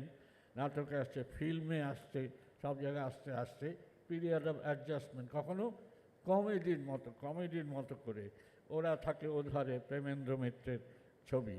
বা আপনারা 74.5-এর কথা অনেকেরই মনে আছে, মাসিমা মালপুয়া খামু, সেই সুচিত্রা সেন এবং উত্তম কুমারের প্রথম খুব বিখ্যাত ছবি 74.5। এই পিরিয়ড অফ অ্যাডজাস্টমেন্ট, বিয়ে হচ্ছে, নাটক হচ্ছে বর্ধমানের বর বরিশালের কনে, এরকম নাটক হচ্ছে, সামাজিক অ্যাডজাস্টমেন্ট হচ্ছে। আমি মজা করে বলি, মজার অভিজ্ঞতা নয় কিন্তু মজা করে বলি, আমার মাস্টারমশাই ছিলেন অধ্যাপক সুকুমার সেন, তার নাম আপনারা অনেকেই জানেন। সুকুমার সেন কলকাতা বিশ্ববিদ্যালয়ের ভাষাবিজ্ঞানের প্রধান ছিলেন। কলকাতা বিশ্ববিদ্যালয়ে একটা ঘটি বাঙাল, কি বলবো, একটা শত্রুতার ব্যাপার ছিল, অর্থাৎ পূর্ববঙ্গের লোকেদের খুব একটা পাত্তা দেওয়া হতো না। যেমন দীনেশচন্দ্র সেনের ঢাকার লোক যেহেতু প্রচুর শত্রু ছিল, বা আশুতোষ ভট্টাচার্য, এরা হচ্ছে পূর্ববঙ্গের লোক, আর সুনীতি কুমার সুকুমার সেনের পশ্চিমবঙ্গের লোক, ফলে এদের মধ্যে একটা আড়াআড়ি ছিল বাঙাল, এবং দেখবেন এদের লেখাতে তার প্রতিফলন ঘটেছে। সুকুমার সেনের সাহিত্যের ইতিহাসে আমার মাস্টারমশাই বললেও আমি শ্রদ্ধা নিয়েই বলছি, ময়মনসিংহ গীতিকা সম্বন্ধে প্রথম সংস্করণে 2 লাইন। ময়মনসিংহ গীতিকা যে একটা গুরুত্বপূর্ণ ব্যাপার, সেটা একজন পূর্ববঙ্গের লোক লিখেছে, আবিষ্কার করেছে, এটা সুকুমার সেন প্রথম সংস্করণে বাংলা সাহিত্যের ইতিহাসে স্বীকৃতি দিতেই চাননি। তারপরে যখন ময়মনসিংহ গীতিকা আস্তে আস্তে গৃহীত হতে লাগলো, সংস্করণে সুকুমার সেনের বাড়তে লাগলো সে সম্বন্ধে আলোচনা। এই সুকুমার সেন বাঙালদের পছন্দ করতেন না, কিন্তু তার বড় মেয়ে সুনন্দাদি, তার সঙ্গে পড়তেন বিজিত কুমার দত্ত, বর্ধমানের বিখ্যাত অধ্যাপক হয়েছিলেন পরে, অসাধারণ সুন্দর দেখতে ছিলেন। সুনন্দাদিতে প্রেমে পড়লেন বিজিতদার। বিজিতদা হচ্ছেন নোয়াখালীর লোক। তো সুনীতিবাবু বিয়েতে গেছেন, বিয়েতে যাওয়ার পরে সুকুমার সেনকে জিজ্ঞেস করছেন খাওয়া দাওয়ার পরে, সুকুমারবাবু ছেলেটি কোথাকার? সুকুমারবাবু বললেন পূর্ববঙ্গের। সুনীতিবাবু সবই জানেন, জেনে খোঁচাচ্ছেন, পূর্ববঙ্গের কোথাকার? সুকুমার সেন বললেন নোয়াখালী। তখন সুনীতিবাবু বললেন, সুকুমারবাবু একে বাঙাল তাই নোয়াখালী, ভগবান আছেন। এই যে সামাজিক ছোট ছোট ঘটনাগুলো, এই সামাজিক ঘটনাগুলো আমি বলছি পিরিয়ড অফ অ্যাডজাস্টমেন্ট ঘটলো, এবং সত্যি সত্যি আস্তে আস্তে আমরা ভারতের নাগরিক হয়ে উঠলাম। সম্পূর্ণ আমাদের কৃতিত্বে নয়, পশ্চিমবঙ্গের প্রচুর মানুষ, যাদের আমরা ঘটি বলি, সে ইস্টবেঙ্গল মোহনবাগানের যতই থাক, তারাও আমাদের প্রচুর সাহায্য করেছেন। আমাদের অনেক শিক্ষক, সুকুমার সেন যেমন আমাকে প্রচুর স্নেহ করতেন। তো এই পিরিয়ড অফ অ্যাডজাস্টমেন্টটা ঘটলো। বাংলা সাহিত্যে এর প্রতিফলন কতটা ঘটেছে সে সম্বন্ধে অমর এবং নিশ্চয়ই বলবেন। তবু একটা অভিযোগ আমাদের মনের মধ্যে আছে, যে হয়তো যেভাবে আসা উচিত ছিল সেভাবে আসেনি। হ্যাঁ, প্রফুল্ল রায়, অতীন বন্দ্যোপাধ্যায়, বা এমনি আত্মজীবনী যেমন আমাদের সুনন্দা লিখেছেন দয়াময়ীর কথা, এই অজস্র বই, অজস্র অসাধারণ গল্প, আমাদের ওয়ালিউল্লাহর একটি তুলসী গাছের কাহিনী, হাসান আজিজুল হকের যে মাকে নিয়ে যে লেখা, মানে এদিকের ঘটনা, মুসলমানরা যে চলে যাচ্ছেন তাদের যে বেদনা, এই অজস্র লেখা বেরিয়েছে। কিন্তু তবু মনে হয় যে দেশভাগের যে বিভৎসতা, যে ভয়ঙ্করতা, যে বিপর্যয়, এবং যে মানব সম্পদ এবং সাধারণ সম্পদের যে অপচয়, সেটা হয়তো আমাদের বাংলা সাহিত্যে ততটা ফোটেনি। হয়তো উর্দু সাহিত্যে আরেকটু বেশি ফুটেছে। খুশবন্ত সিং না হোক, আমাদের টোবাটেক সিং যিনি লিখেছিলেন, টোবাটেক সিং নামটা সাদাত হোসেন মান্টো, সাদাত হোসেন মান্টো, টোবাটেক সিং, খোল দো, ঠান্ডি, ঠান্ডা গোস্ট, এই সমস্ত গল্পে অনেক বেশি। হ্যাঁ, আমাদের এখানে দাঙ্গা নিয়ে এ সমস্ত নিয়ে হয়েছে, যেমন সমরেশ বসুর আদাব বা রমেশচন্দ্র সেনের সাদা ঘোড়া, এই সমস্ত নিয়ে হয়েছে। তবুও দেশভাগের সেই বিপন্নতা আর বিভৎসতা, এটা হয়তো বাংলা সাহিত্যে তেমনভাবে ফোটেনি। আমি এইটুকুই বলছি আপাতত, নিশ্চয়ই অমরও কিছু বলবে। যে এইটা এখন আমি ভারতের কাছে কৃতজ্ঞ। উদ্বাস্তু হিসেবে আশ্রয় পেয়েছিলাম, এই দেশে বড় হয়েছি, সুযোগ পেয়েছি, এই দেশ থেকে বিদেশে যাবার নানান রকম সুযোগ পেয়েছি। ফলে আমি ভারতের নাগরিক হিসেবে আমার গর্ব কম নয়। জন্মেছিলাম তো ভারতেই, অবিভক্ত ভারতেই জন্মেছিলাম। কিন্তু ওই যে হয়, জন্মভূমি বলে একটা চিহ্ন তৈরি হয়ে যায়, একটা মাটি, একটা নদী। ফিরে যাবার কথা ভাবি না এই কারণে সেই জন্মভূমি নেই। যেখানে জন্মেছিলাম সেই গ্রাম, এঁদো গ্রাম, খালের ধারে যেতে পায়ের হাঁটু পর্যন্ত কাদায় ডুবে যেত, সেই গ্রাম আর নেই। এখন সেখানে এয়ার কন্ডিশন রেস্তোরাঁ হয়ে, ট্রাকের কারখানা হয়ে সেটা একেবারেই বদলে গেছে। সেখানে ফিরে যাওয়ার কোনো প্রশ্ন ওঠে না। আর আমার যে আরেকটা গ্রাম যেখানে আমি পালিত হয়েছি, তার উপর দিয়ে ঢাকা আরিচা হাইওয়ে চলে গেছে। ফিরে যাবার প্রশ্ন নেই, ফিরে যাব না। কিন্তু জন্মভূমিটা তো বদলায় না, মৃত্যু কোথায় হবে জানি না, কিন্তু জন্মভূমিটা থেকে যায়, মনের মধ্যে থেকে যায়। আর সেই জন্মভূমি ছেড়ে আসার দুঃখটাও থেকে যায়। নমস্কার।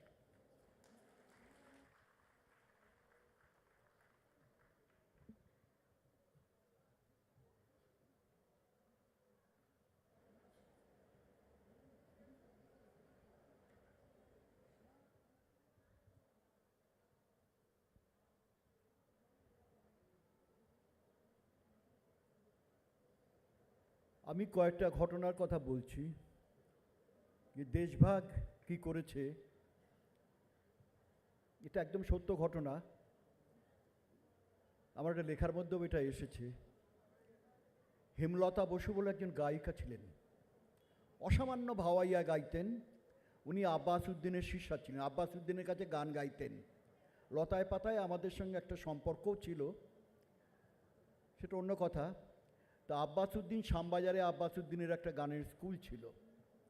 আব্বাস উদ্দিন সেই সময়ে, মানে স্বাধীনতার আগে, মুসলিম লীগের প্রত্যেকটা সভায় গান গাইতেন। এবং মুসলিম লীগের সভায় আব্বাস উদ্দিনের গানের জন্যেই লোকের ভিড় বাড়ত বেশি।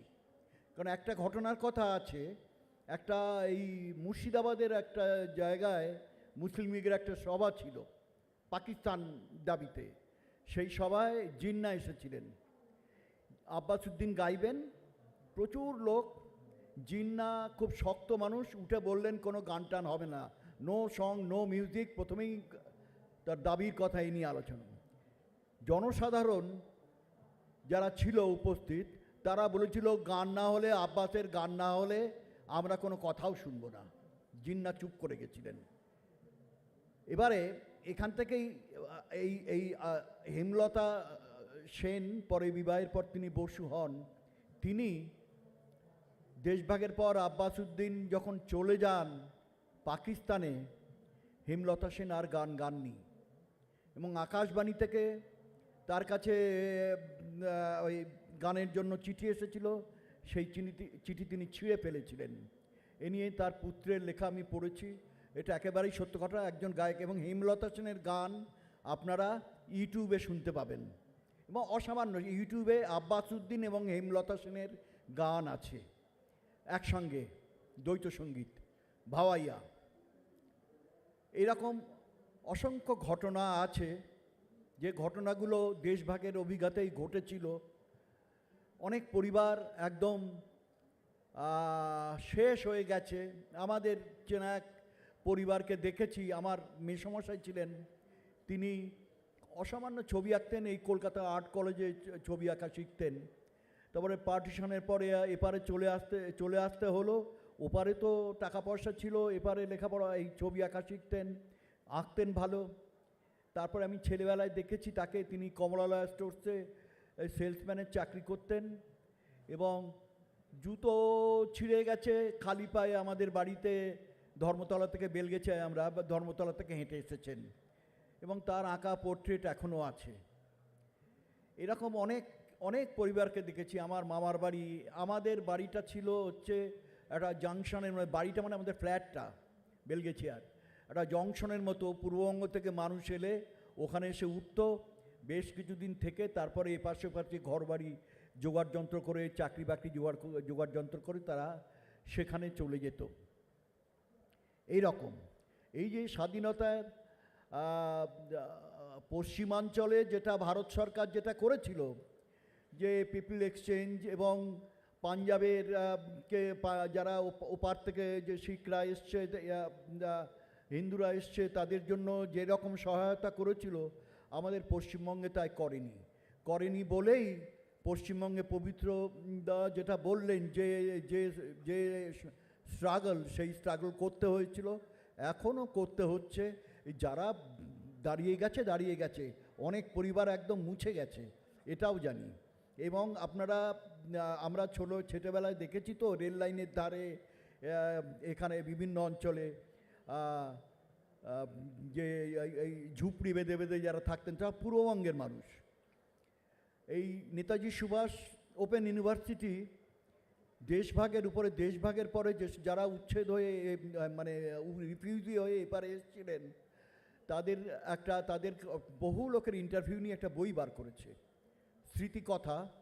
এই মানুষগুলো চলে গেলে এই স্মৃতি একদম বিলুপ্ত হবে, কি ছিল, কি হয়েছিল, এই সমস্ত। তার মধ্যে অনেক ভালো কথাও আছে, মন্দ কথাও আছে। দেশভাগের কথা আমাদের বাংলা সাহিত্যে অনেক পরে এসছে, অতীন বন্দ্যোপাধ্যায়দের কথা বলেছেন, এখন কিন্তু লেখা হচ্ছে এত বছর বাদে। এইটা আশ্চর্যের। পশ্চিমের যেমন সাদাত হোসেন মান্টো, বিশ্ব সাহনী, এরা যেমন লিখেছেন, আর ছবিও হয়েছে একদম সরাসরি। একটা হচ্ছে ওই গরম হাওয়া MS-70, আর একটা ভারত পাকিস্তানের যৌথ নির্মাণ ছিল খামোশ পানি বলে। খামোশ পানিটা হচ্ছে ওপারে একটা গুরুদুয়ারায় এপারে লোকজন যাচ্ছে এপারে তীর্থ করতে।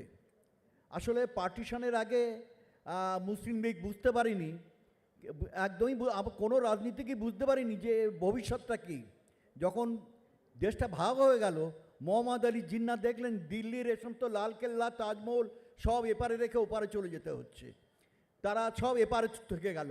আর আমরা যখন ওপার থেকে এপারে চলে এলাম, আমাদের নদী, আমাদের গ্রাম, আমাদের বরিশাল, জীবনানন্দের বাড়ি, জীবনানন্দ তো মৃত্যুর 6 মাস আগে রংপুরের এক কবিকে চিঠি লিখেছিলেন, এটা ভূমেন্দ্র গৌর বইতে আছে, যে আমার খুব বরিশাল যাইতে ইচ্ছা করে, কিন্তু ভিসা পাসপোর্ট করে আমি কি করে যাব, আমার সে ক্ষমতা নেই।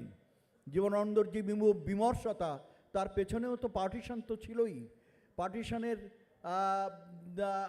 আরও অনেক এইরকম ঘটনা আছে, যে ঘটনাগুলো আমাদের জীবনকে এখনও নাড়িয়ে দিয়ে যায়, আমাদের অস্তিত্বকে নাড়ায়। আমার মা সারাদিন ধরে, মানে সারাদিন না, দিন ধরে দুপুরে সুযোগ পেলেই এক সময় পাকিস্তান রেডিও আসতো আমাদের, উনি পাকিস্তানের রেডিও শুনতেন, তারপরে বাংলাদেশ শুনতেন। এবং যদি ওর মানে রেডিও পাকিস্তান যেটা ঢাকার থেকে হতো, যদি তার গ্রামের কথা, তার বাপের বাড়ির কথা শোনা যায়। আমাদের বাড়ি ছিল কপোতাক্ষ তীরে, এবং মা এমনভাবে কপোতাক্ষের কথা বলতেন, আমি একেবারে সবই যেন একদম চোখের সামনে আমার কাছে আঁকা হয়ে যেত। 2016 সালে যখন 2002 সালে যখন আমি গেছিলাম তো আমাদের ধুলিহরের বাড়িতে, আমি যেতে যেতে আমাদের খুলনার যিনি ডিসি, তিনি বলেছিলেন কি করতে যাবেন, কি দরকার। আমি বললাম আপনি যদি না যেতে দেন, না ব্যবস্থা করেন, তাহলে আমি এখান থেকে ঢাকা পাকা যাব না, আমি কলকাতা ফিরে যাব। আমি তো আমাদের ভিটে বাড়িটাকে দেখব। আমাদের অবস্থা খুবই সাধারণ অবস্থা ছিল, খুবই সাধারণ অবস্থা। কিন্তু ওই যেতে যেতে এইটা অনুভব করেছিলাম যে আমাদের পিতৃপুরুষ, যারা আমার পিতামহ প্রপিতামহ যারা ওখানেই মারা গেছেন, ওখানেই জন্ম, আমার মনে হচ্ছিল একেবারে এটা সত্যি সত্যি ফিলিংস যে তারা যেন দাঁড়িয়ে আছেন আমার জন্যে, যে ওই ছেলেটি আসবে ওপার থেকে, হ্যাঁ, আমার জন্য দাঁড়িয়ে আছেন। আমরা সেই গ্রামে গিয়েছিলাম 7 জন লেখক। এই গ্রামে গিয়ে যাওয়ার পরে আমরা এপাশ ওপাশ করছি, আমাদের বাড়ি খুঁজছি, কিছুই তো চেনা যায় না। আমি খুব ছোটোবেলায় একবার গেছিলাম। তারপরে এক ভদ্রলোক দেখি একটা স্কুলের থেকে ডাকছেন, বলে কি দাদা কি ব্যাপার ভাই? আমার বললাম এইরকম, আমি অন্নদাচরণ মিত্রের বাড়িতে যাব। তখন বললো আপনারা একটু আসেন, একটু আসেন। স্কুলে আমাদের নিয়ে গেল, এটা 2001 সালের কথা বলছি। আমাদের বসালো, বসিয়ে তিনি লুঙ্গি পরা পাঞ্জাবি গায়ে, তিনি স্কুলে প্রাইমারি স্কুলের হেডমাস্টার মশাই, আর বোরখা পরা কয়েকজন টিচারও আছেন, মানে মহিলা ছিলেন, তারা শিক্ষিকা। উনি আলমারি খুলে ওই অ্যাডমিশন রেজিস্টার বার করলেন, বার করে আমার সামনে মেলে ধরে বললেন যে আপনি এই এই এই এই সই চিনতে পারেন? এটা কার সই, কার স্বাক্ষর? আমি দেখলাম আমার বাবার স্বাক্ষর, বাবার স্বাক্ষর আমি চিনি। তখন বাবা বেঁচে, বললো এটা হচ্ছে আপনার বাবা অশোক কুমার মিত্র এই স্কুলের প্রথম, এই স্কুলটা পত্তন করেছিলেন, বিএ পাস ছিলেন গ্রামের প্রথম। বলে এই দেখুন আমার তার সই। তারপরে দেখালো 1945 সালে আপনার দাদা অমুক, আপনার দাদা মনোজ, এই দেখুন এখানে অ্যাডমিশন, এই অ্যাডমিশন রেজিস্টার তার নাম দেখেছেন, আপনার দাদা রণজিৎ, অ্যাডমিশন রেজিস্টারে তার নাম পরপর দেখাচ্ছে। আমার তো আবেগে চোখ দিয়ে, তার মানে এরপরে বলছে আমরা এগুলো নিয়ে বসে আছি, এগুলো নিয়ে আপনাদের জন্য বসে আছি ভাই। মাঝখানে একদিন মনোজ এসেছিল দুপুরবেলা, আমার সঙ্গে দেখা হয়নি, ঢাকা থেকে এসে এখান থেকে চলে গেছে। তারপরে আমাকে সেই গ্রামের সেই আমাদের বাড়ি টাড়ি দেখলাম, ইত্যাদি ইত্যাদি, সাধারণ ব্যাপার। তারপর এরপরেও গেছি, এবং যাওয়ার পরে সেই যে পরিবারটি, মুসলিম পরিবারটি সেই বাড়িতে থাকেন, তারা বলেন আপনি বসুন, আপনি বসুন, এটা আপনাদেরই বাড়ি, আপনাদেরই মাটি, আমরা ভালো আছি, এই মাটির গুণেই ভালো আছি, ঠিক এই রকম কথাই বলেন। ঠিক এই রকম অভিজ্ঞতা অনেক অনেক আমাদের হয়েছে। আসলে ব্যাপারটা পুরোটাই রাজনীতির, এবং রাজনৈতিক নেতারা তাদের সুবিধার জন্যে তাদের এই এই এই এই ভাগ বাটোয়ারা করে আমাদের এই শেকড় থেকে উচ্ছেদ করে, এবং আমাদের যে পিতৃপুরুষের এবং যারা এরা বসে আছেন, যারা এখানে এই দুই শ্রদ্ধেয় ব্যক্তিত্ব, এদের যে অন্তরের বেদনা, এটা সারা জীবন ধরে এরা এটা নিয়ে বসে আছেন। পৃথিবীতে অনেক বড় বড়, বিশ্ব থেকে অনেক বড় বড় ঘটনা ঘটেছে। হ্যাঁ, জার্মানিতে নাৎসি দের অত্যাচার, ইহুদি নিধন সব ঘটেছে, কিন্তু আমাদের দেশে যে ঘটনাটা ঘটেছিল 1947-এর পর, লক্ষ লক্ষ লোক মাথায় পোটলা নিয়ে এক দেশ থেকে আর এক দেশে যাচ্ছে, এই রকম ঘটনা পৃথিবীতে আর কোথাও ঘটেনি, এইটা সত্য। এবং এইটার অভিঘাত, ওইটার কথা আমরা যত শুনেছি, এইটার কথা আমরা অতটা শুনিনি, এইটার অভিঘাত কিছু কম ছিল না। আর লেখা সাহিত্যে এখন আসছে এই তরুণ লেখক, উদ্বাস্তু কলোনি গড়ে ওঠা নিয়ে তরুণ লেখক জয়ন্ত দে একটি উপন্যাস লিখেছে অন্নপূর্ণা বলে, সে এবছরই প্রকাশিত হয়েছে। আমার একটি উপন্যাস এবছর বেরিয়েছে র্যাডক্লিফ লাইন বলে। আমাদের যত দিন যাচ্ছে তত যেন আমরা সেই আমাদের হারানো দেশ, হারানো মাটি, হারানো নদীর জন্যে আমরা আরও বেশি স্মৃতিকাতর হয়ে পড়ছি।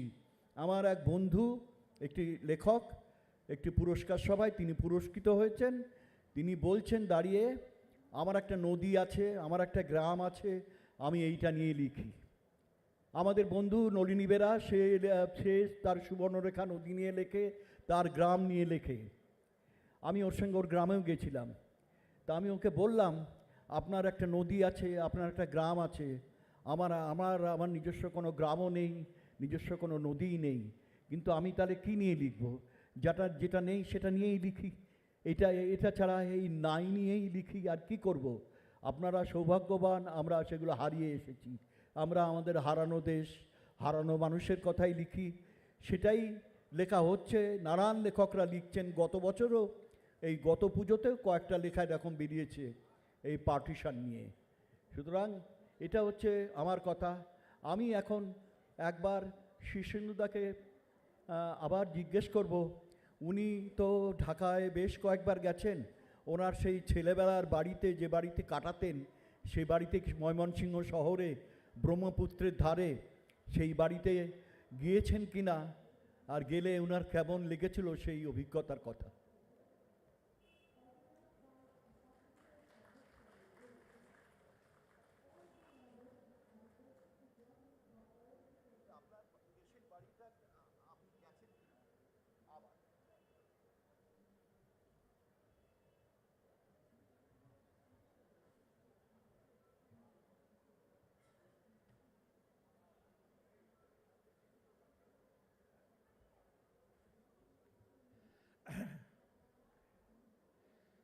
দেশের কথা বলতে গেলে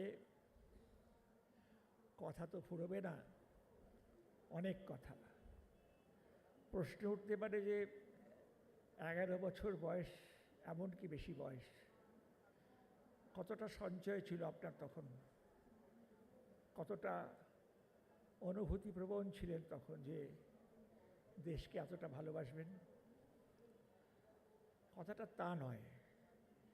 এখন যেরকম মাঝে মাঝে দেখি, দেখে দুঃখ হয় যে অনেক ছেলে মেয়ে আমাদের দেশের, তারা নিজেদের দেশকে দেশ বলে ভাবে না। তাদের লক্ষ্য হচ্ছে, আমি যদি মেধাবী হয়ে থাকি তাহলে আমি এই পোড়া দেশে পড়ে থাকবো কেন? আমার জন্য তো আমেরিকা আছে, ইংল্যান্ড আছে, অস্ট্রেলিয়া আছে, জার্মানি আছে, ফ্রান্স আছে। অর্থাৎ এখনকার ছেলে মেয়েদের মধ্যে অনেক সময় দেখি স্বদেশ চেতনা ততটা প্রবল নয়। স্বদেশ আবার কি? It's a global village. যেখানে যাব সেখানেই আমার শেকড় গজাবে, সেটাই আমার দেশ হয়ে যাবে। বহু মানুষ এইভাবে বিদেশে চলে গেছেন, সেখানকার নাগরিকত্ব নিয়ে ফেলেছেন, হয়তো খানিকটা সুখেই আছেন। আমরা জানি যে মানুষের মধ্যে একটা, আগেকার মানুষের মধ্যে একটা এই জায়গা বদল করার টেন্ডেন্সি ছিল। যেখানে ভালো বৃষ্টি হয়, উর্বর জমি আছে, ফসল ফলে, যেখানে শীত কম, এরকম দেশে মানুষ দল বেঁধে চলে যেত। তখন স্বদেশ চেতনার এতটা বিকাশ হয়নি। কিন্তু ধীরে ধীরে আস্তে আস্তে মানুষ যখন সেটেল করে গেল, একটা ভূমিতে অবস্থান করতে শুরু করলো, তখন ওই ভূমি, ওই মাটি, তার পরিবেশ, তার চারদিক, এগুলো সব মিলিয়ে মিশিয়ে ওই যে মায়ার কথা বললাম, সেই মায়া তৈরি হয়, ভালোবাসা তৈরি হয়। মাটি কথা বলতে পারে না, কিন্তু তবু বন্ধুত্ব হয়ে যায়। গাছপালা কথা বলে না, বন্ধুত্ব হয়ে যায়। যারা কুকুর পোষেন তারা তো জানেন যে কুকুর তো কোনো কথা জবাব দিতে পারে না, তবু কুকুরের সঙ্গে বন্ধুত্ব হয়ে যায়, বেড়ালের সঙ্গে বন্ধুত্ব হয়ে যায়, এটা হয়েই যায়। সেই রকমই জন্মভূমি এমন একটা জায়গা যেখানে জন্মের সময়ে যে চিহ্নগুলো, যে স্মারকগুলোর মধ্যে আমি বড় হয়েছি, যেগুলো আমার ব্যক্তিত্বকে তৈরি করেছে, পোষণ দিয়েছে, আমাকে নার্চার করেছে, সেইখানে বড় হতে হতে ওইটা আমার জায়গা বলে একটা বোধ আসে। আমার জায়গা, এইটুকু আমার। পৃথিবীতে অনেক কিছু আমার নয়, কিন্তু আমার কয়েকজন মানুষ, কিছু তৈজসপত্র, একটু ঘর, একটু জমি, একটু চেনা গাছপালা, পোষা কুকুর, পোষা গরু, এইসবই আমাদের সম্পদ। এগুলো নিয়ে আমরা সুখে থাকি। খুব বড় হতে তো চাই না আমরা সব সময়। আস্তে আস্তে যখন বয়স বাড়ে, তখন লোভ বাড়ে, আকর্ষণ বাড়ে, নানান দিকে মন ধাবিত হয়, তখনকার এক কথা। কিন্তু এই ছেলেবেলার যে জন্মভূমি, সেটা ছেড়ে আসা যে কি বেদনাদায়ক। সেটা আপনারা তো বক্তাদের কথাতে শুনলেন। অমর জিজ্ঞেস করছিল যে আবার সেই জায়গাতে যাওয়ার কোনো ইচ্ছে হয়েছিল কিনা। আমি কয়েক বছর আগে যখন বাংলাদেশে যাই তখন ওখানে সবাই জানে যে আমার দেশ ময়মনসিংহ এবং ঢাকা। ময়মনসিংহে আমার জন্ম, আর ঢাকা বিক্রমপুরে আমার একেবারে আমার পূর্বপুরুষের গ্রাম। তো আমাকে কয়েকজন ধরলো যে চলুন আপনার ময়মনসিংহ আপনাকে নিয়ে যাই, আপনার সেই বাড়িটি আপনি দেখে আসবেন। আমি মনে মনে প্রমাদ গুনলাম, কারণ আমার বাড়ি তো ছিল টিনের বাড়ি, সে তো এতদিন নেই। একটা পাকা বাড়িও দাদু করেছিলেন, সেখানে আমরা থাকতাম না, সেইটে আরেকটা জায়গায়। কিন্তু সেই জায়গাটা শুনেছি সেই বাড়িটা বেহাত হয়ে গেছে, কিছু একটা হয়েছে সেখানে, হয় হসপিটাল বা কিছু। যাই হোক, আমি গেলাম সেই বাড়িটা খুঁজতে। সেই স্পটটা খুঁজে পেলাম যেখানে আমাদের বাড়িটা ছিল, কিন্তু চারপাশটা এত পাল্টে গেছে যে তার কোনো সেই পুরনো স্মারক কিছু নেই। ঠিকানা খুঁজে পাচ্ছি না, বাড়িটা কোথায় ছিল বুঝতে পারছি না, কারণ তার সামনে আরও অনেক বাড়ি হয়ে গেছে। খুব যেটা ভালো কিছু হয়েছে তা নয়, ওই টিনের ঘর, ওই দারিদ্র পীড়িত চেহারা।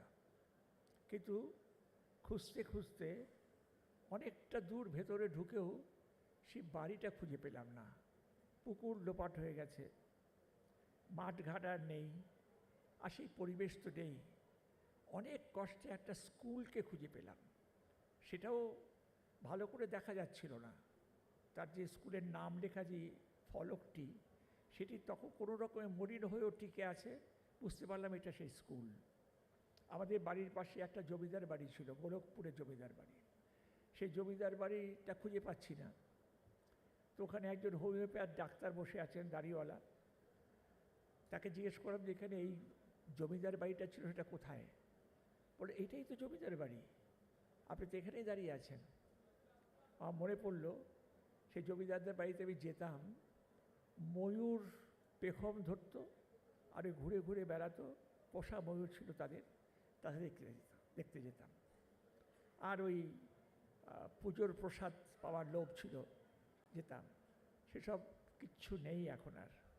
তা এই যে হারিয়ে গেছে সব, সেই পুরনো স্মারক আর নেই। দুঃখ করে লাভ নেই, কেন পৃথিবী তো পাল্টাবেই। কলকাতা শহর কি আগের মতো আছে? আমি যখন বাল্যকালে কলকাতা শহর যা দেখেছি তা এখন কোথায়? কালীঘাটে দেখতাম ঘাসের বেড়ের উপর দিয়ে ট্রাম চলছে, কি যে সুন্দর লাগতো। ঘাস, সবুজ ঘাসে একদম সবুজে সবুজ হয়ে আছে ট্রাম লাইন, তার উপর দিয়ে মনে হচ্ছে যেন ঘাস চিরে নৌকোর মতো ট্রাম চলে যাচ্ছে। সে তো নেই, হারিয়ে গেছে, কংক্রিটে বাঁধানো হয়ে গেছে শহর। আরও কত কি মনে পড়ে, কিছু নেই, সেই জন্য দুঃখ করে লাভ নেই। কিন্তু একটা দুঃখ এখনও রয়েছে, যে আমার অল্প সামান্য কিছু ছিল, তুমি সেটা কেড়ে নিলে কেন? আমার বেশি কিছু ছিল না। আমার যেরকম ঠাকুমা ওই বাসনপত্রের নাম লেখাতেন, কোনোটাতে লেখা হেমলতা, কোনোটাতে লেখা রাজকুমার, আমার দাদু নাম, সামান্য পেতল কাঁসার বাসন টাসন। আর এটা যদি কেউ কেড়ে নেয়, একটা ভিখিরিরও একটা বাটি থাকে, ভিক্ষের বাটি থাকে, সেটা যদি কেউ কার হাত থেকে কেড়ে নেয়, তখন সে সর্বহারা হয়ে যায়। এ কি, আমার এটা কেটে নিলে, এটাই তো আমার সম্বল, আমার এটুকুও নিয়ে নিলে। আমাদের ঠিক সেই রকমই মনে হয়েছিল, যে আমাদের যে খুব বেশি ছিল না, যেটুকু ছিল সেটুকু কেন কেড়ে নিলে? এটুকুর উপর তো আমার অধিকার ছিল। এ আমার জন্মভূমি, আমার দাদু এখানে থাকেন, আমার ঠাকুমা থাকেন, আমার অনেক পুরনো স্মৃতি রয়েছে। এই সব কেড়ে কুড়ে নিয়ে আমাকে একদম নিঃস্ব করে দিলে কেন? বাস্তুহারা, সেই সঙ্গে সঙ্গে সর্বহারা। কত স্মৃতি থাকে মানুষের, কত মধুর স্মৃতি, কত বারবার স্মরণ করার মতো স্মৃতি থাকে, কত ঘটনা থাকে ছোটোখাটো, সেই সব কিছু এক মুহূর্তে লোপাট হয়ে গেল। আজ আমার মনে হয় মাঝে মাঝে, যদি দেশভাগ না হতো তাহলে কি হতো? আমি হয়তো কলকাতার বাসিন্দাই হতাম না, আমি হয়তো ঢাকায় থাকতাম, আমার হয়তো পূর্ববঙ্গে কোনো একটা জায়গায় আমার চাকরি বাকরি করতে হতো। এসব মনে হয়। আর এই বুড়ো বয়সেও মাঝে মাঝে মনে হয় যে আমার জীবনের অনেক কিছু ওই দেশভাগের সঙ্গেই আমাকে ছেড়ে চলে গেছে। সেই হাত আর ধরা যাবে না। যখন স্টিমার নোঙর ছেড়ে চলে যায়, ঘাট ছেড়ে চলে যায়, তখন যে একটা বিশাল শূন্যতার সৃষ্টি হয়, সেই শূন্যতাকে মাঝে মাঝে আমি অনুভব করি, যেন কিছু একটা ছেড়ে চলে গেছে আমার জীবন থেকে। জীবনে আরও অনেক কিছু যোগ হয়েছে বটে, কিন্তু ওই যা ছেড়ে গেছে তার কথা বড় একটা ভুলতে পারি না। যাই হোক, এইসব কথা তো মনে হবেই, কিন্তু আমার একটা ভয় হয় মাঝে মাঝে যে আগামী পৃথিবীতে আমরা এই জন্মভূমির প্রতি এই মায়া, এই ভালোবাসা, এইরকম সম্পন্ন মানুষকে আমরা দেখতে পাবো? মানুষকে আসলে গ্লোবাল হয়ে যাবে, আর দেশ বলে তার কি কিছু থাকবে না? থাকা উচিত, যেন মায়া হয় মানুষের মধ্যে, সেই মায়া যেন উপজাত হয়, সেই ভালোবাসা যেন উপজাত হয়, যেন দেশকে আষ্টেপৃষ্টে ভালোবাসতে পারে, দেশের মানুষকে ভালোবাসতে পারে, দেশের কুকুরটাকেও যেন ভালো লাগে, এটাই প্রার্থনা করি। নমস্কার, আরও থাকবেন, শুভ সন্ধ্যা।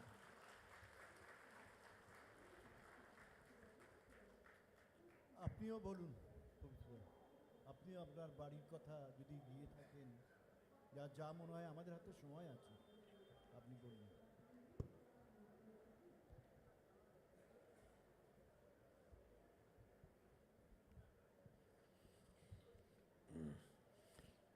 কথা তো অনেকই আছে, ভাঁজে ভাঁজে খুলতে হয়। আমি আগেই বলেছি যে আমার দুটো গ্রাম।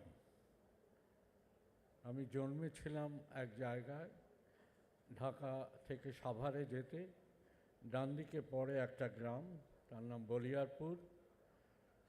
সম্পূর্ণ মুসলমান প্রধান, আমরা 4-5 ঘর হিন্দু ছিলাম।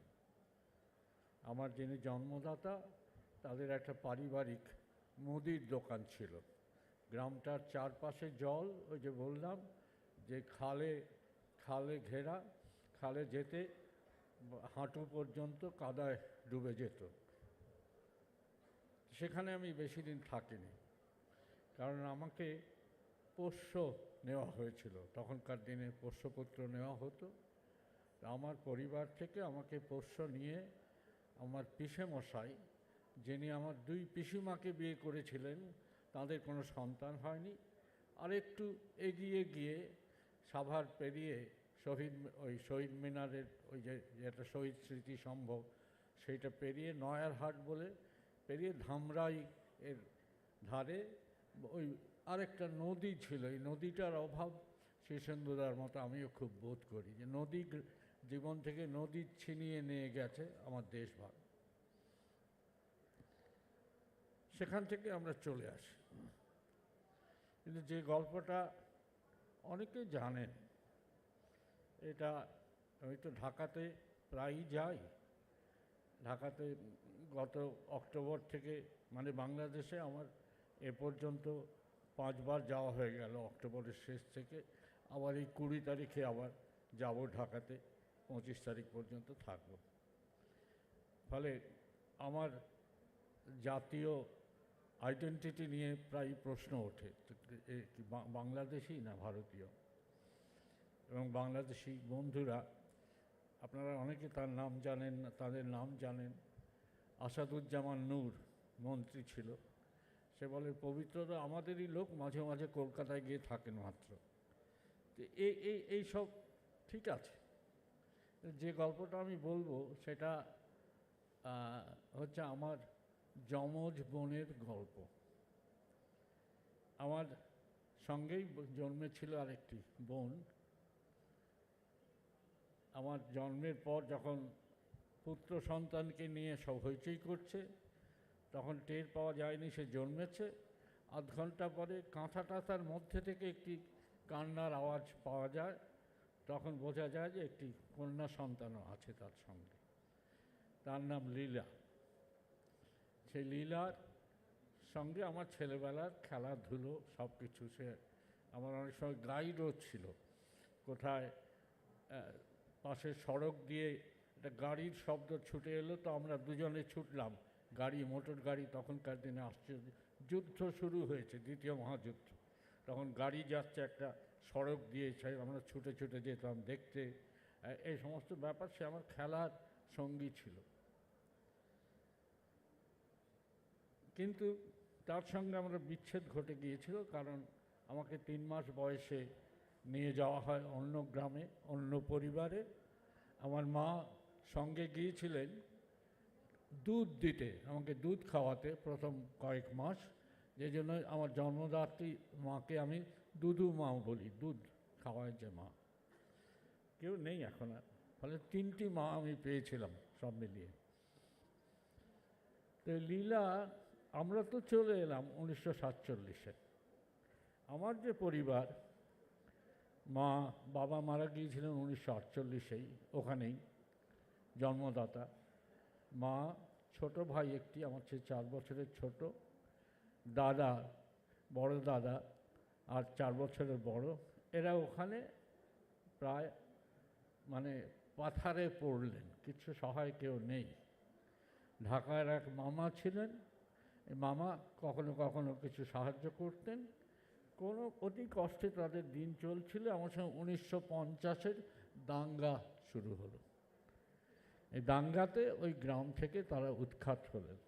প্রথমে ঢাকায় এসে পৌঁছলেন, ঢাকাতে একটা আশ্রমে থাকলেন, তারপরে ঢাকা থেকে বেরিয়ে তারা চলে গেলেন আলিপুর দুয়ারে। মেয়েটিকে নিলেন না, মেয়েটিকে পথে নিলে বিপদ হবে, মেয়েটিকে মামার বাড়িতে রেখে গেলেন। মামার বাড়িতে রেখে গেলেন। মামা 12 বছর বয়সে তাকে বিয়ে দিয়ে দিলেন এক হিন্দু চাষি গেরস্থের বাড়িতে, ঢাকা জেলাতেই। সেই বোনের সঙ্গে আমার প্রায় 40 বছরের বিচ্ছেদ, দেখিনি তাকে। একবার সে এসেছিল বোধহয়, তখন দেখা হয়েছিল। সেখানে সে পুত্র সন্তানের জন্ম দিয়েছে, বিধবা হয়েছে, শ্বশুর টশুর সবাই মারা গেছে। চাষের জমি টমি দেখে গ্রামে এসে, হিন্দু মুসলমান প্রধান গ্রামে এসে দিদা বলে একটা সম্মান পায়। ক্লাস 4 পর্যন্ত সে পড়েছিল। যখন আমি প্রথম 1988-তে বাংলাদেশে যাই একটি সেমিনারে, তারপর 2010-এ বাংলা একাডেমির সঙ্গে আমি একটা যৌথ প্রকল্পে যোগ দিই। সেটা হচ্ছে বাংলা ভাষার একটা খাঁটি বাংলা ভাষার একটা ব্যাকরণ লেখা, সম্পাদনা করা। সেটা 2010 থেকে প্রতি বছরে 3-4 বার করে গিয়ে 2 সপ্তাহ 3 সপ্তাহ করে থেকে ঢাকার বাংলা একাডেমিতে বসে বসে আমি সেই সম্পাদনার কাজটা করি। ওখানকার অধ্যাপক ছিলেন ডক্টর রফিকুল ইসলাম, তার সঙ্গে যুগ্মভাবে আমার সম্পাদনা। বইটি বেরিয়েছে বাংলা একাডেমি থেকে 2011-তেই, 3টি খণ্ডে, 2টি খণ্ড মূল, আরেকটি খণ্ড আলাদা করে। খুবই বাংলাদেশের জনপ্রিয় বইটি। তখন আমাকে ওখানকার প্রথম আলোর একটি সাংবাদিক ধরে যে আপনার বাংলাদেশের সম্বন্ধে আপনার লেখা লিখুন। তখন আমি 2টি প্রবন্ধ লিখি। এই আমার বোন লীলা বলে, যে তার সঙ্গে সে আছে, বাংলাদেশে আছে কোথাও একটা গ্রামে, কিন্তু আমার সঙ্গে প্রায় 40 বছর দেখা হয়নি। প্রথম আলোতে যখন এই লেখাটা বেরোয়, আমার কাছে হাজার হাজার ফোন আসছে শুরু করে বাংলাদেশি হিন্দু মুসলমানের কাছ থেকে। কি আশ্চর্য, এইরকম বোন আছে, জেনে খুব ভালো লাগলো, ইত্যাদি ইত্যাদি। তখন বাংলা একাডেমির মহাপরিচালক যিনি ছিলেন শামসুজ্জামান খান, তিনি আমাকে একদিন খুব অভিমান করে বললেন, আপনি এতদিন আছেন, আপনি আপনার বোনের কথা আমাকে বলেননি কেন? এই আমি দিচ্ছি একটা মাইক্রোবাস, এটা নিয়ে চলে যান, আপনার বোনের সঙ্গে দেখা করুন। সত্যি সত্যি তিনি একটা মাইক্রোবাস দিলেন, দিয়ে আমাকে বাংলা একাডেমির বেশ কয়েকটি ছেলে মেয়ে তারা আমার সঙ্গে চলল। আমরা মানিকগঞ্জের পাশ দিয়ে সুয়াপুর বলে একটা গ্রাম, সেখানে তার একেবারে গ্রামের মধ্যে তার বাড়িতে গিয়ে হাজির হলাম। যমজ ভাই বোনের 40 বছর পরে দেখা। সেটা আবার প্রথম আলোতে ওই ছবি দিয়ে ছাপা হলো, সেই সাংবাদিকও গিয়েছিল।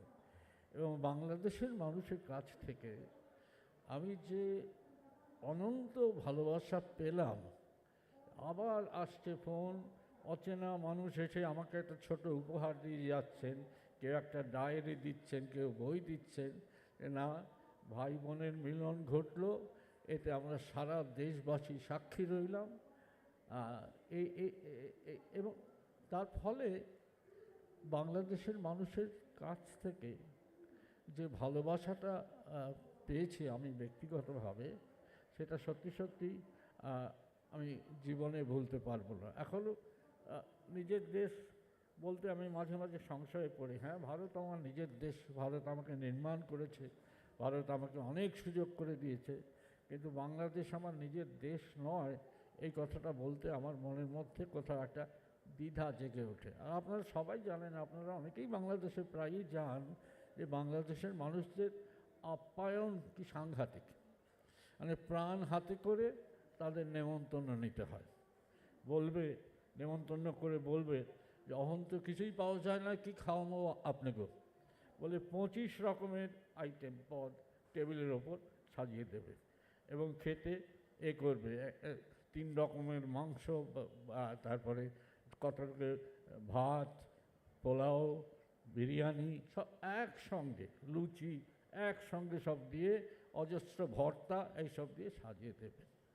ফলে বাংলাদেশে আমার যাতায়াত চলে, আমি যেটা বলছিলাম যে যাতায়াত চলে, যাব এ মাসে আবার যাব, এবং এই যাতায়াতের মধ্যে আমি আমার ওই দেশের মাটির ঘ্রাণ, আমি দেশের মাটি নিয়ে এসেছি। আমি যেখানে 1988তেই আমি গিয়েছিলাম, সেখানে আমার গ্রামের বাড়িতে ছিল না কেউ, বাড়ি ভাঙা, অন্য একজন সম্পত্তি হয়ে গেছে, কিন্তু সেই অভিজ্ঞতাটা আমার মনে আছে। আমি আমার স্ত্রী তখন ছিলেন, স্ত্রী আর ছোট মেয়ে, গেছি। অনেকেই জানে না কে ছিল কেশব সরকার, এক বৃদ্ধা মুসলমান পাশের বাড়ির, তিনি এসে বলে হ্যাঁ হ্যাঁ হ্যাঁ হ্যাঁ এই কেশব সরকার, সতীশ সরকার, এরা তো এখানে ছিল। তারপর আমার এবং আমার স্ত্রীর হাত ধরে টানাটানি, যে এখনই আসো আমার সঙ্গে, আমার গরুর নতুন দুধ দোয়াইছে, গরম দুধ খাইয়ে যাইবে।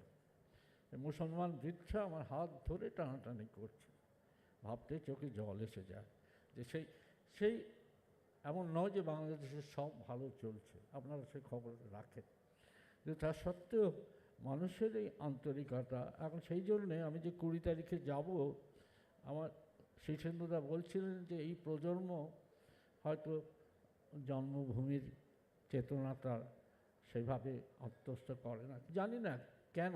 তারা নার্সিংহোমের যে ঘরে জন্মায়, এই নার্সিংহোমের সেই ঘরে টিভি থাকে, সব কিছু থাকে, সেটা হয়তো একটা দেশ সম্বন্ধে ধারণা তৈরি করে না। আমি জানি না অত সকালে অত শৈশবে কোনো ধারণা আদৌ তৈরি হয় কি না। শহরের মধ্যে পাড়া বোধ হয়, তো দেশের চেতনাটা আমরা গ্রামের ওই যে মেঝেতে, উঠোনে একটা খড়ের ছাউনি হতো, এই উঠোনে আমাদের জন্ম হতো, উঠোনে মাটিতে জন্ম হতো, তার সঙ্গে নিশ্চয়ই এই তফাৎটা কোনো কাজ করে কিনা আমি জানি না, এগুলো নিয়ে আমি স্পেকুলেট করতে চাই না। কিন্তু আমাদের শীর্ষেন্দুদা বলছে যে দেশটা আমার জন্মেছিলাম, গ্রাম, সেখানে সারা দূর গ্রামের সীমাবদ্ধ সে বিশাল আকাশ, তাতে কাল বৈশাখীর ঝড় উঠেছে, মেঘের পর মেঘ গর্জন করে আসছে, বিদ্যুৎ চমকাচ্ছে, আর নিচে গরুগুলো ল্যাজ তুলে হাম্বা হাম্বা করে ছুটে আসছে, হয়তো একটা চালা ঘরের টিন উড়ে গেল তার উপর দিয়ে। এই যে বিশাল ঝড়ের দৃশ্য, বিশাল বৃষ্টি, এইসব দৃশ্য দেখে দেখে আমাদের চৈতন্যের মধ্যে দেশ সম্বন্ধে একটা ধারণা হয়ে গিয়েছিল। ওই নদী, ওই মাঠ, স্কুলে নদীর ধারের পাঠশালায় পড়তাম, নদীর ধারের পাঠশালায় পড়তাম, এই পাঠশালার একদম নদীর ধারে ওপারে হাট বসত দুদিন, হাটের আওয়াজ জলের ওপর দিয়ে এসে আমাদের পাঠশালায় পৌঁছতো, এবং আমরা খুব উন্মনা হয়ে যেতাম যে হাটের আওয়াজটা আসছে, জলের ওপর দিয়ে আওয়াজ খুব অদ্ভুতভাবে আসে, আপনারা সবাই জানেন। জলের নদী পার হয়ে অজস্র নৌকো একটা বট গাছের ধারে বাঁধা হয়ে আসছে, নৌকো আসছে, নৌকো আসছে, আবার হাটের শেষে নৌকোগুলো চলে যাচ্ছে, আস্তে আস্তে হাট খালি হয়ে যাচ্ছে, কোলাহল, স্তব্ধ, গ্রামের মানুষ ফিরছে হাটের রাস্তা দিয়ে, একটা ধামা কাঁখে নিয়ে এক বুড়ি ফিরছে। আমার কাছে সেই বুড়ির স্মৃতি এখনও মনে আছে, সে একা একাই ঝগড়া করতে করতে চলছে, ধামা একটা কাঁখে নিয়ে এক বুড়ি একা রাস্তা দিয়ে একা একাই ঝগড়া করছে, কার সঙ্গে ঝগড়া করছে কে জানে। এইসব ছবি মনে আছে। তারপর আমাদের মাছ ধরা, বড়শিতে বাড়ির পেছনের ডোবায় একটা ভাত, বড়শিতে একটা ভাত লাগিয়ে ছেড়ে দিলেই কই মাছ, মাগুর মাছ, শিং মাছ সব উঠে আসতো। তারা একেবারে মৃত্যু বা আমাদের খাদ্য হওয়ার জন্য যেন তারা মুখিয়ে থাকতো। আর বর্ষাকালে রাস্তা দিয়ে কই মাছের সার চলেছে কানকো দিয়ে হেঁটে হেঁটে। এই দৃশ্য আপনারা শহরের ছেলেমেয়েরা একটু দেখেছে বলে মনে হয় না, যে বর্ষাতে আমাদের রাস্তায় জল জমেছে, একটা ডোবা থেকে আরেকটা ডোবায় ওরা কী করে জানতো যে কে জানে কই মাছের সার, তারা কানকো দিয়ে হেঁটে হেঁটে হেঁটে হেঁটে সার বেঁধে চলেছে। সার বেঁধে তারা কি আর গন্তব্যস্থলে পৌঁছতে পারতো না। তার আগেই আমাদের উদরে তাদের পরিসমাপ্তি হতো তাদের। তো এইসব দৃশ্য, এইসব ছবি মনে আসে, মনে এলেই চোখেও জল এসে যায়। সবাই ভালো থাকুন, নমস্কার।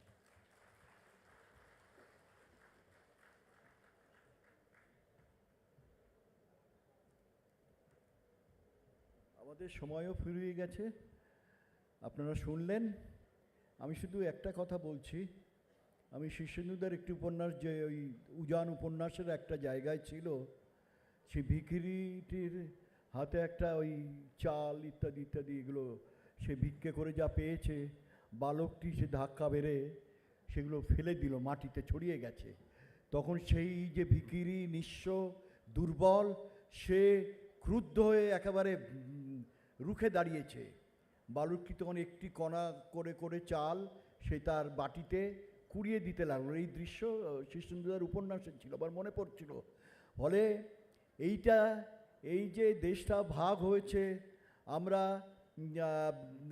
এপারে এসেছি, এই দেশে আশ্রয় পেয়েছি, আসলে স্বাধীনতা আন্দোলনে তো বাঙালিরও বড় জায়গা ছিল।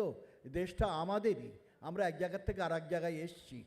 এবং ওই যে আমার মাঝে মাঝে মনে হয় যে এক বাংলাদেশি লেখক আমাকে এসে ফোন করে বলেছিলেন, দাদা দিল্লি এসছি।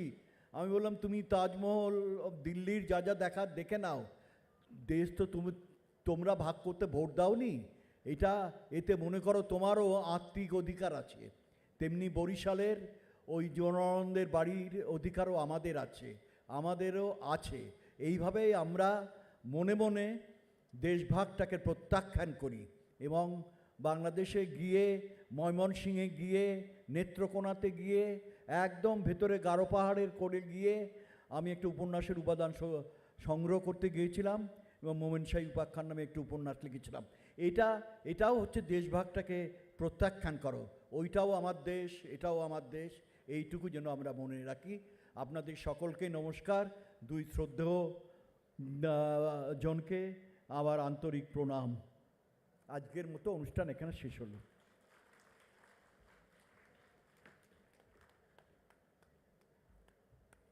ধন্যবাদ শীর্ষেন্দুদা, পবিত্রদা, অমরদা। 1 মিনিট আপনাদের একটু সম্মান করার জন্য।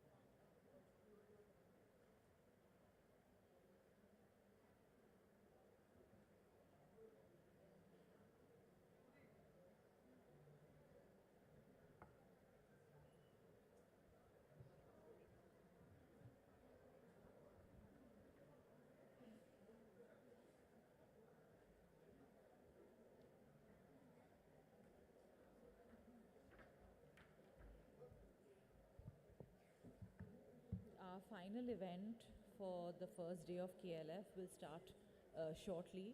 Please do stay tuned.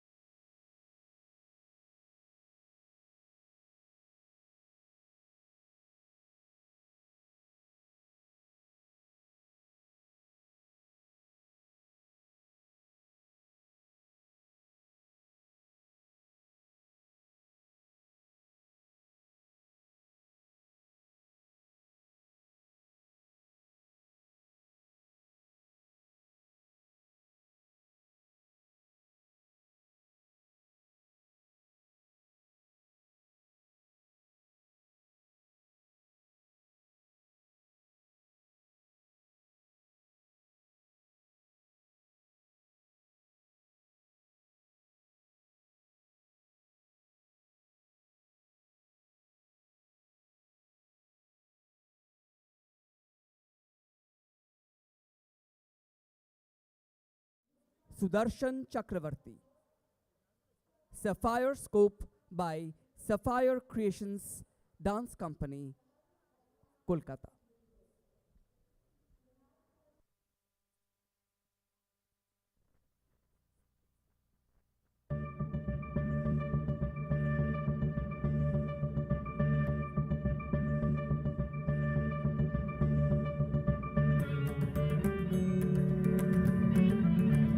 Sapphire Scope is specially designed as a seamless and continuous visual experience of shared South Asian mythology, symbols, and storytelling.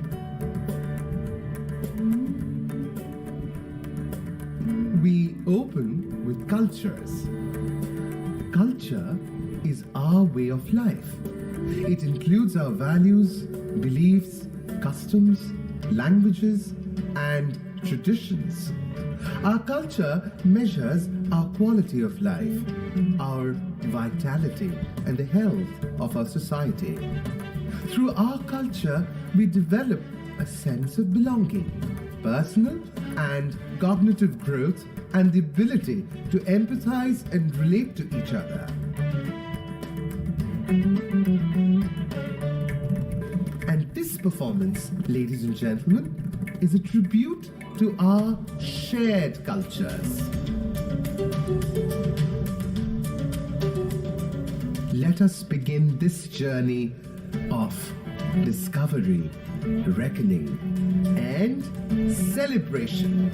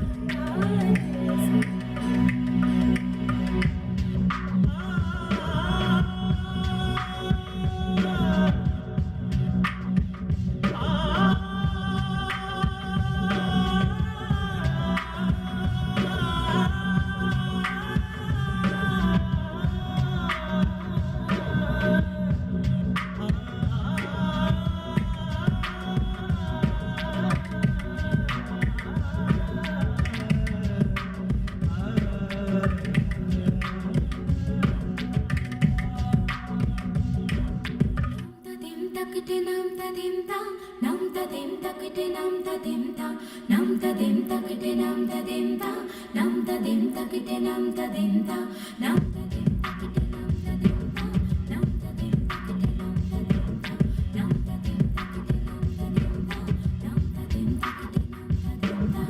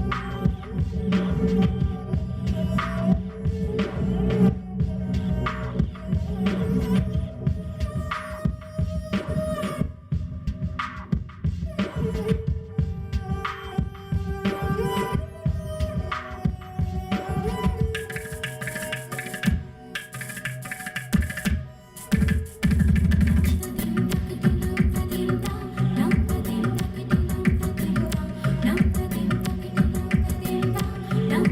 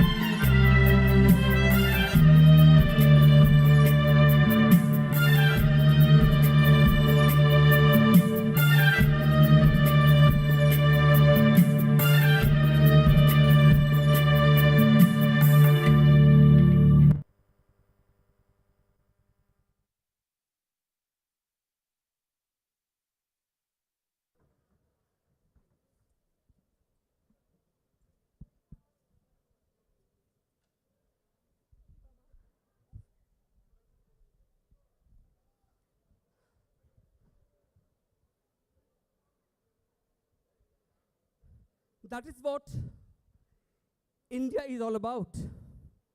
And the contemporary dance movement that takes impulses from various physical practices, be it yoga, Kadaripattu, creative aesthetics of body, and the organic dance vocabulary that Sapphire believes in, creating Sapphire Scope.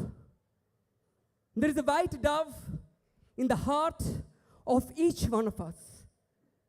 The white dove that wants to fly high in the open blue sky and look from up above, below the Mother Earth, and thinks God have made land, man made boundaries.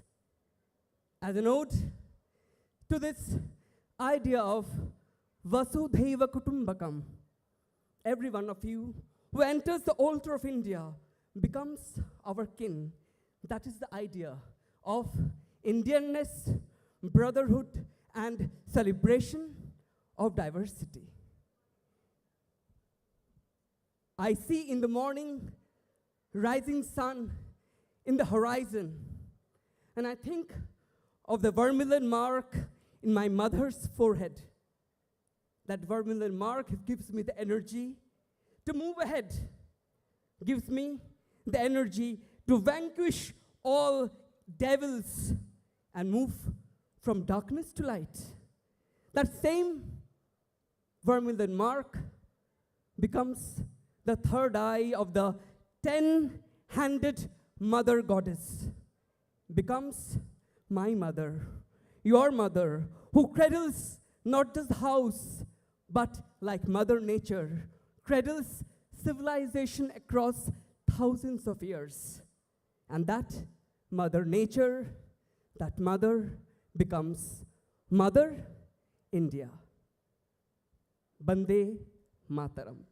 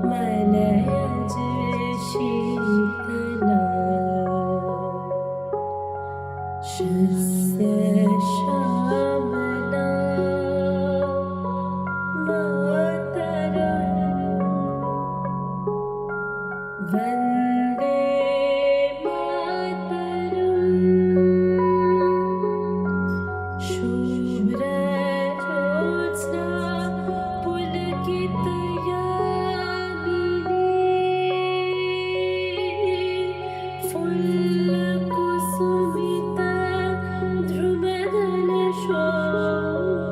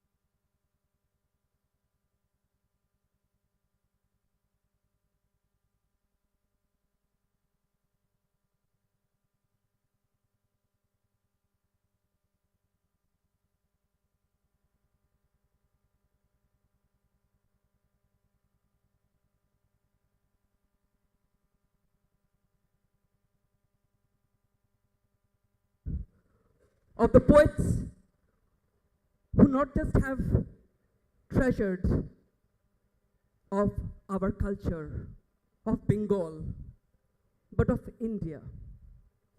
The tryst with culture continues as we are here in the Literature Festival. And so we have our own experimentation with the national poet, Rabindranath Tagore. Way back in 1997, I created Stream of Life, 6 poetries of Tagore's Gitanjali, set to South American music. And that journey continued in our performance of Riturango, or Seasons of India, set to Western Philharmonic Orchestra and interspersed with poetries from Tagore. This very journey continues to share with you. I call it My Dance, My Tagore. কবিগুরুর হাত ধরে আমরা অনায়াস চলে যাচ্ছি সাফায়ারের নিজস্ব নৃত্য ধারায় এক পরীক্ষামূলক নিবেদন। আমি মনে করি তাই আমি নাম দিয়েছি আমার Rabindranath, a journey of Tagore music set to beautiful physical vocabulary and dance aesthetics of Sapphire. We go through Sapphire's scope, Amar Rabindranath.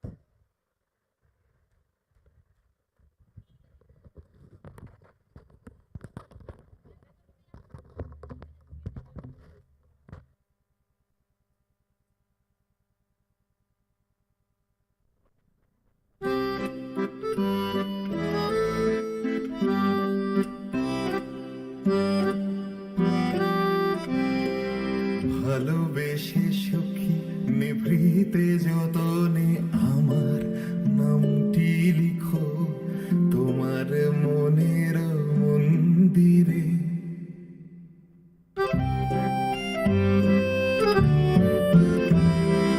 ভালোবেসে সখী নিভৃতে যতনে আমার নামটি লিখো তোমার মনের মন্দিরে।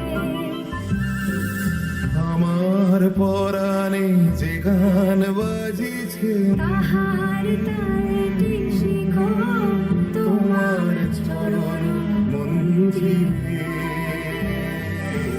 ভালোবেসে সখী নিভৃতে যতনে আমার নামটি লিখো তোমার মনের মন্দিরে।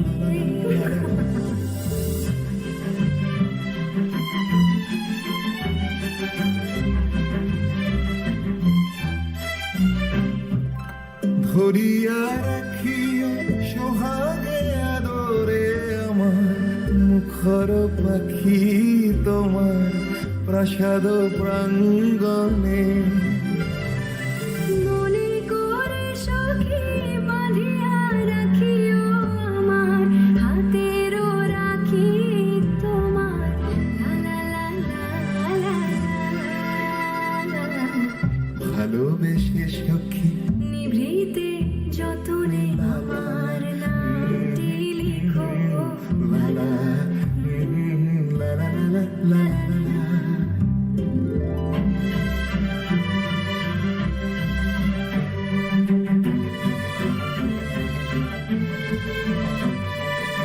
আমারও লতার একটি মুকুল ভুলিয়া তুলিয়া রেখো তোমার অলোক বন্ধনে।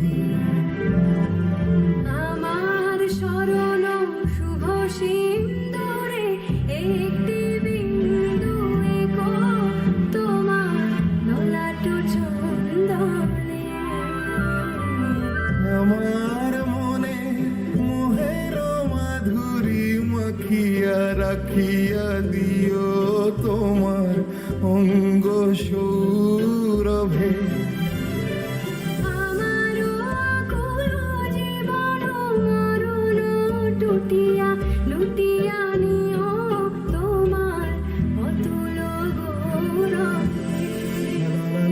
ভালোবেসে সখী নিভৃতে যতনে আমার নামটি লিখো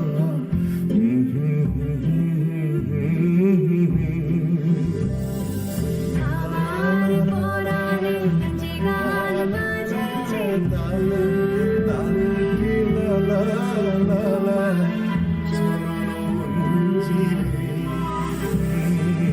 ভালোবেসে সখী নিভৃতে যতনে আমার নামটি লিখো তোমার মনের মন্দিরে।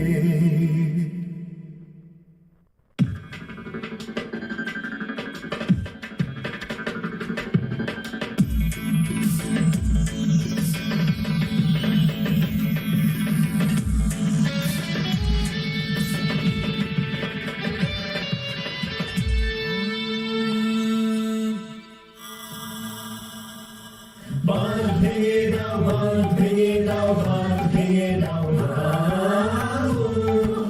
বাঁধ ভেঙে দাও, বাঁধ ভেঙে দাও, বাঁধ ভেঙে দাও না। বন্দী রাখো, হুকুম দাও, বন্দী রাখো, হুকুম দাও। বাঁধ ভেঙে দাও, বাঁধ ভেঙে দাও, বাঁধ ভেঙে দাও না।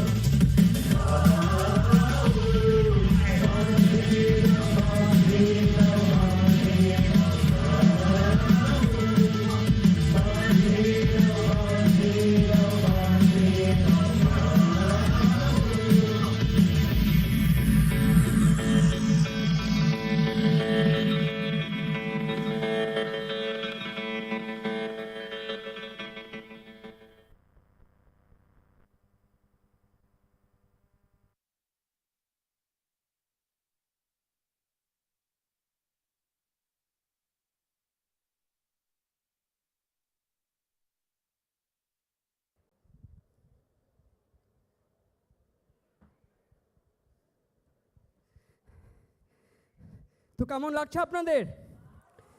যারা বাইরে দাঁড়িয়ে দেখছেন ভেতরে চলে আসুন। আমরা মোটামুটি আমাদের শেষার্ধে, কিন্তু শেষ পাতে আমরা খুব প্রেশিয়াস কিছু দেব। তাই যারা বাইরে রয়েছেন ভেতরে চলে আসুন, কারণ সাফায়ার ক্রিয়েশনস ডান্স কোম্পানি বিগত 30 বছর, গত বছর আমাদের 30th অ্যানিভার্সারি ছিল, বিগত 30 বছর নানা পরীক্ষা নিরীক্ষা করেছে। বিশেষ করে পূর্ব ভারতে কন্টেম্পোরারি ডান্স প্র্যাকটিসের যে একটা অভ্যাস তৈরি হয়েছে, সেটাও কোথাও না কোথাও আমরা হয়তো শুরু করেছিলাম 30 বছর আগে।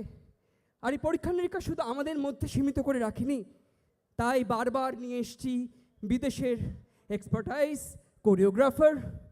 2006 সাল থেকে নানান কোরিওগ্রাফার এসে কাজ করে গেছে। আমি বিশ্বাস করি এই আদান প্রদানটা খুবই ইম্পর্ট্যান্ট, এবং এরকম একটা ফোরাম যেখানেও এই আদান প্রদানটা নিশ্চিত করে। What is art if it is not stirred by regular impulses from different other practicing arts, whether it's visual, performance, and beyond? We have kept our journey alive, and the intent of the artist to keep on changing and getting motivated by international teachers and techniques. We always believe in this exchange of energies, and therefore when we performed recently in 2018 a performance which was sponsored by the Ministry of External Affairs through the ICCR. We toured Indonesia. So what was special about the tour was we constantly tried to give idea of the Indian contemporary dance, at the same time used their music of gamelan in our own special way. And so, right now we present a slice of that particular performance we performed in Indonesia to show how cultures meet and how we share history through the ages, through the centuries. Our next presentation, Call of the Gamelan, India in Indonesia, Indonesia in India. Call of the Gamelan.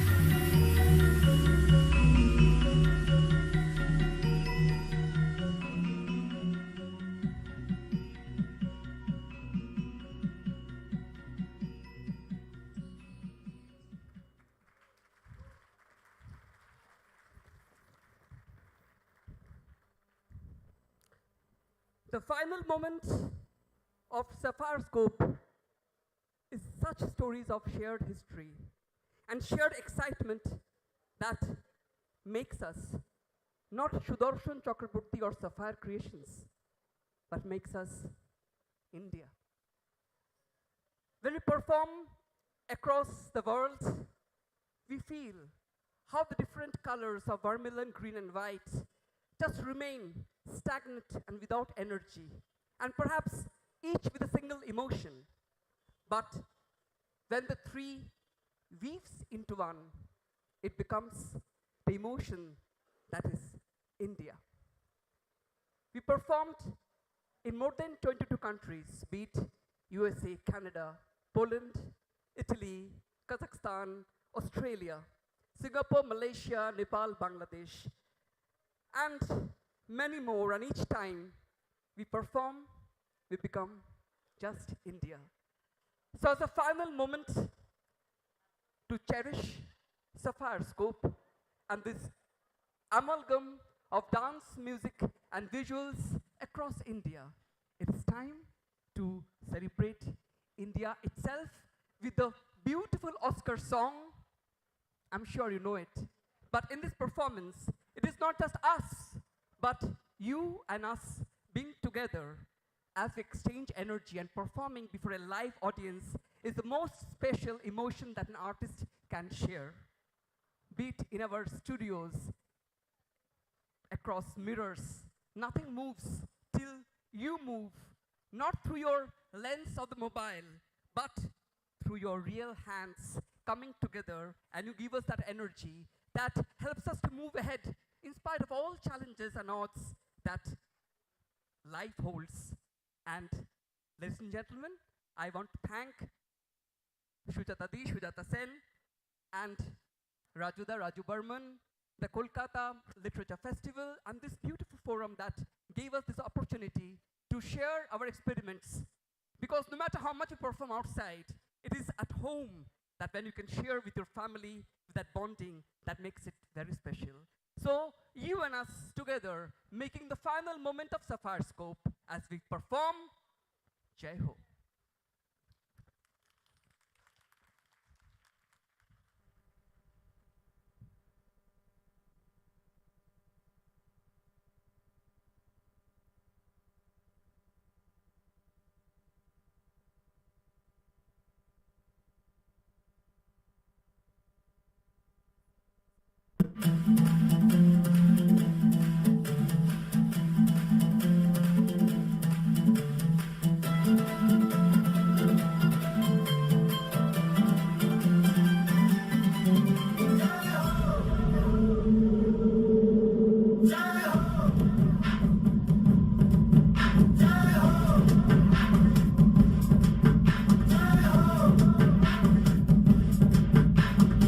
आजा आजा जिंद शामी आने के तले, आजा जरी वाले नीले आसमाने के तले।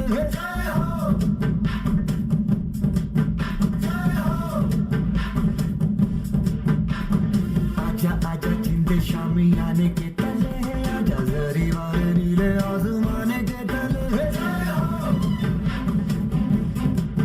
जय हो, जय हो।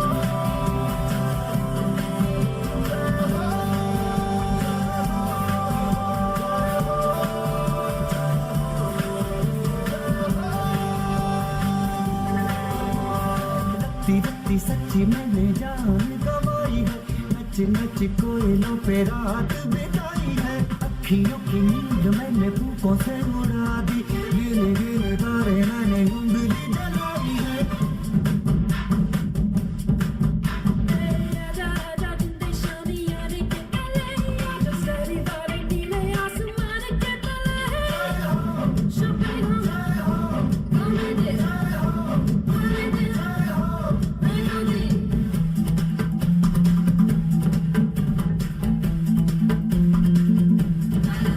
जय हो,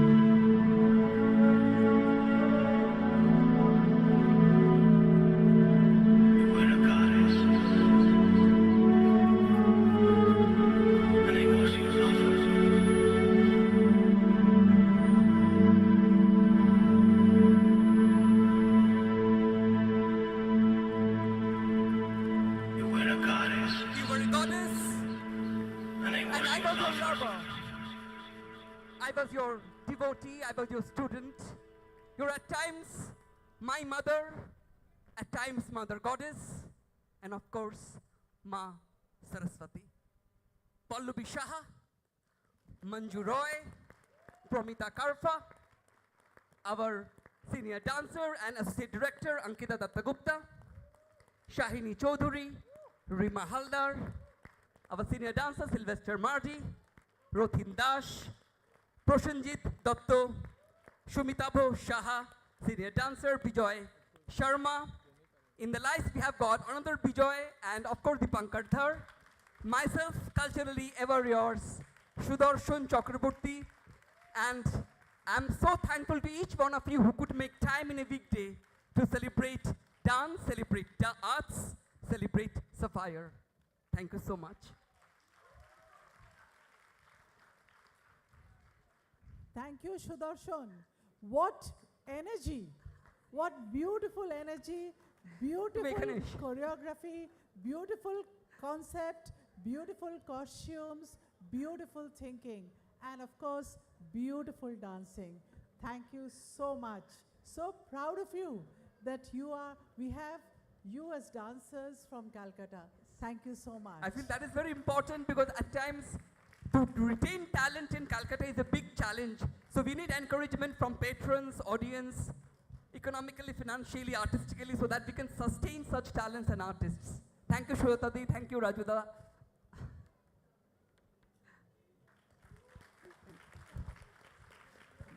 আমরা ছবি তুলে রেখেছি কাছে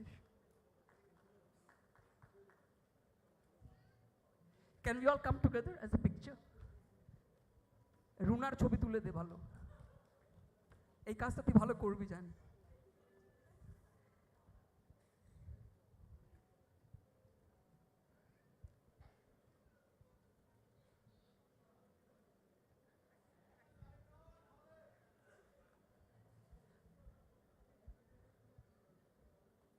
থ্যাংক ইউ অডিয়েন্স সবাইকে অনেক অনেক ধন্যবাদ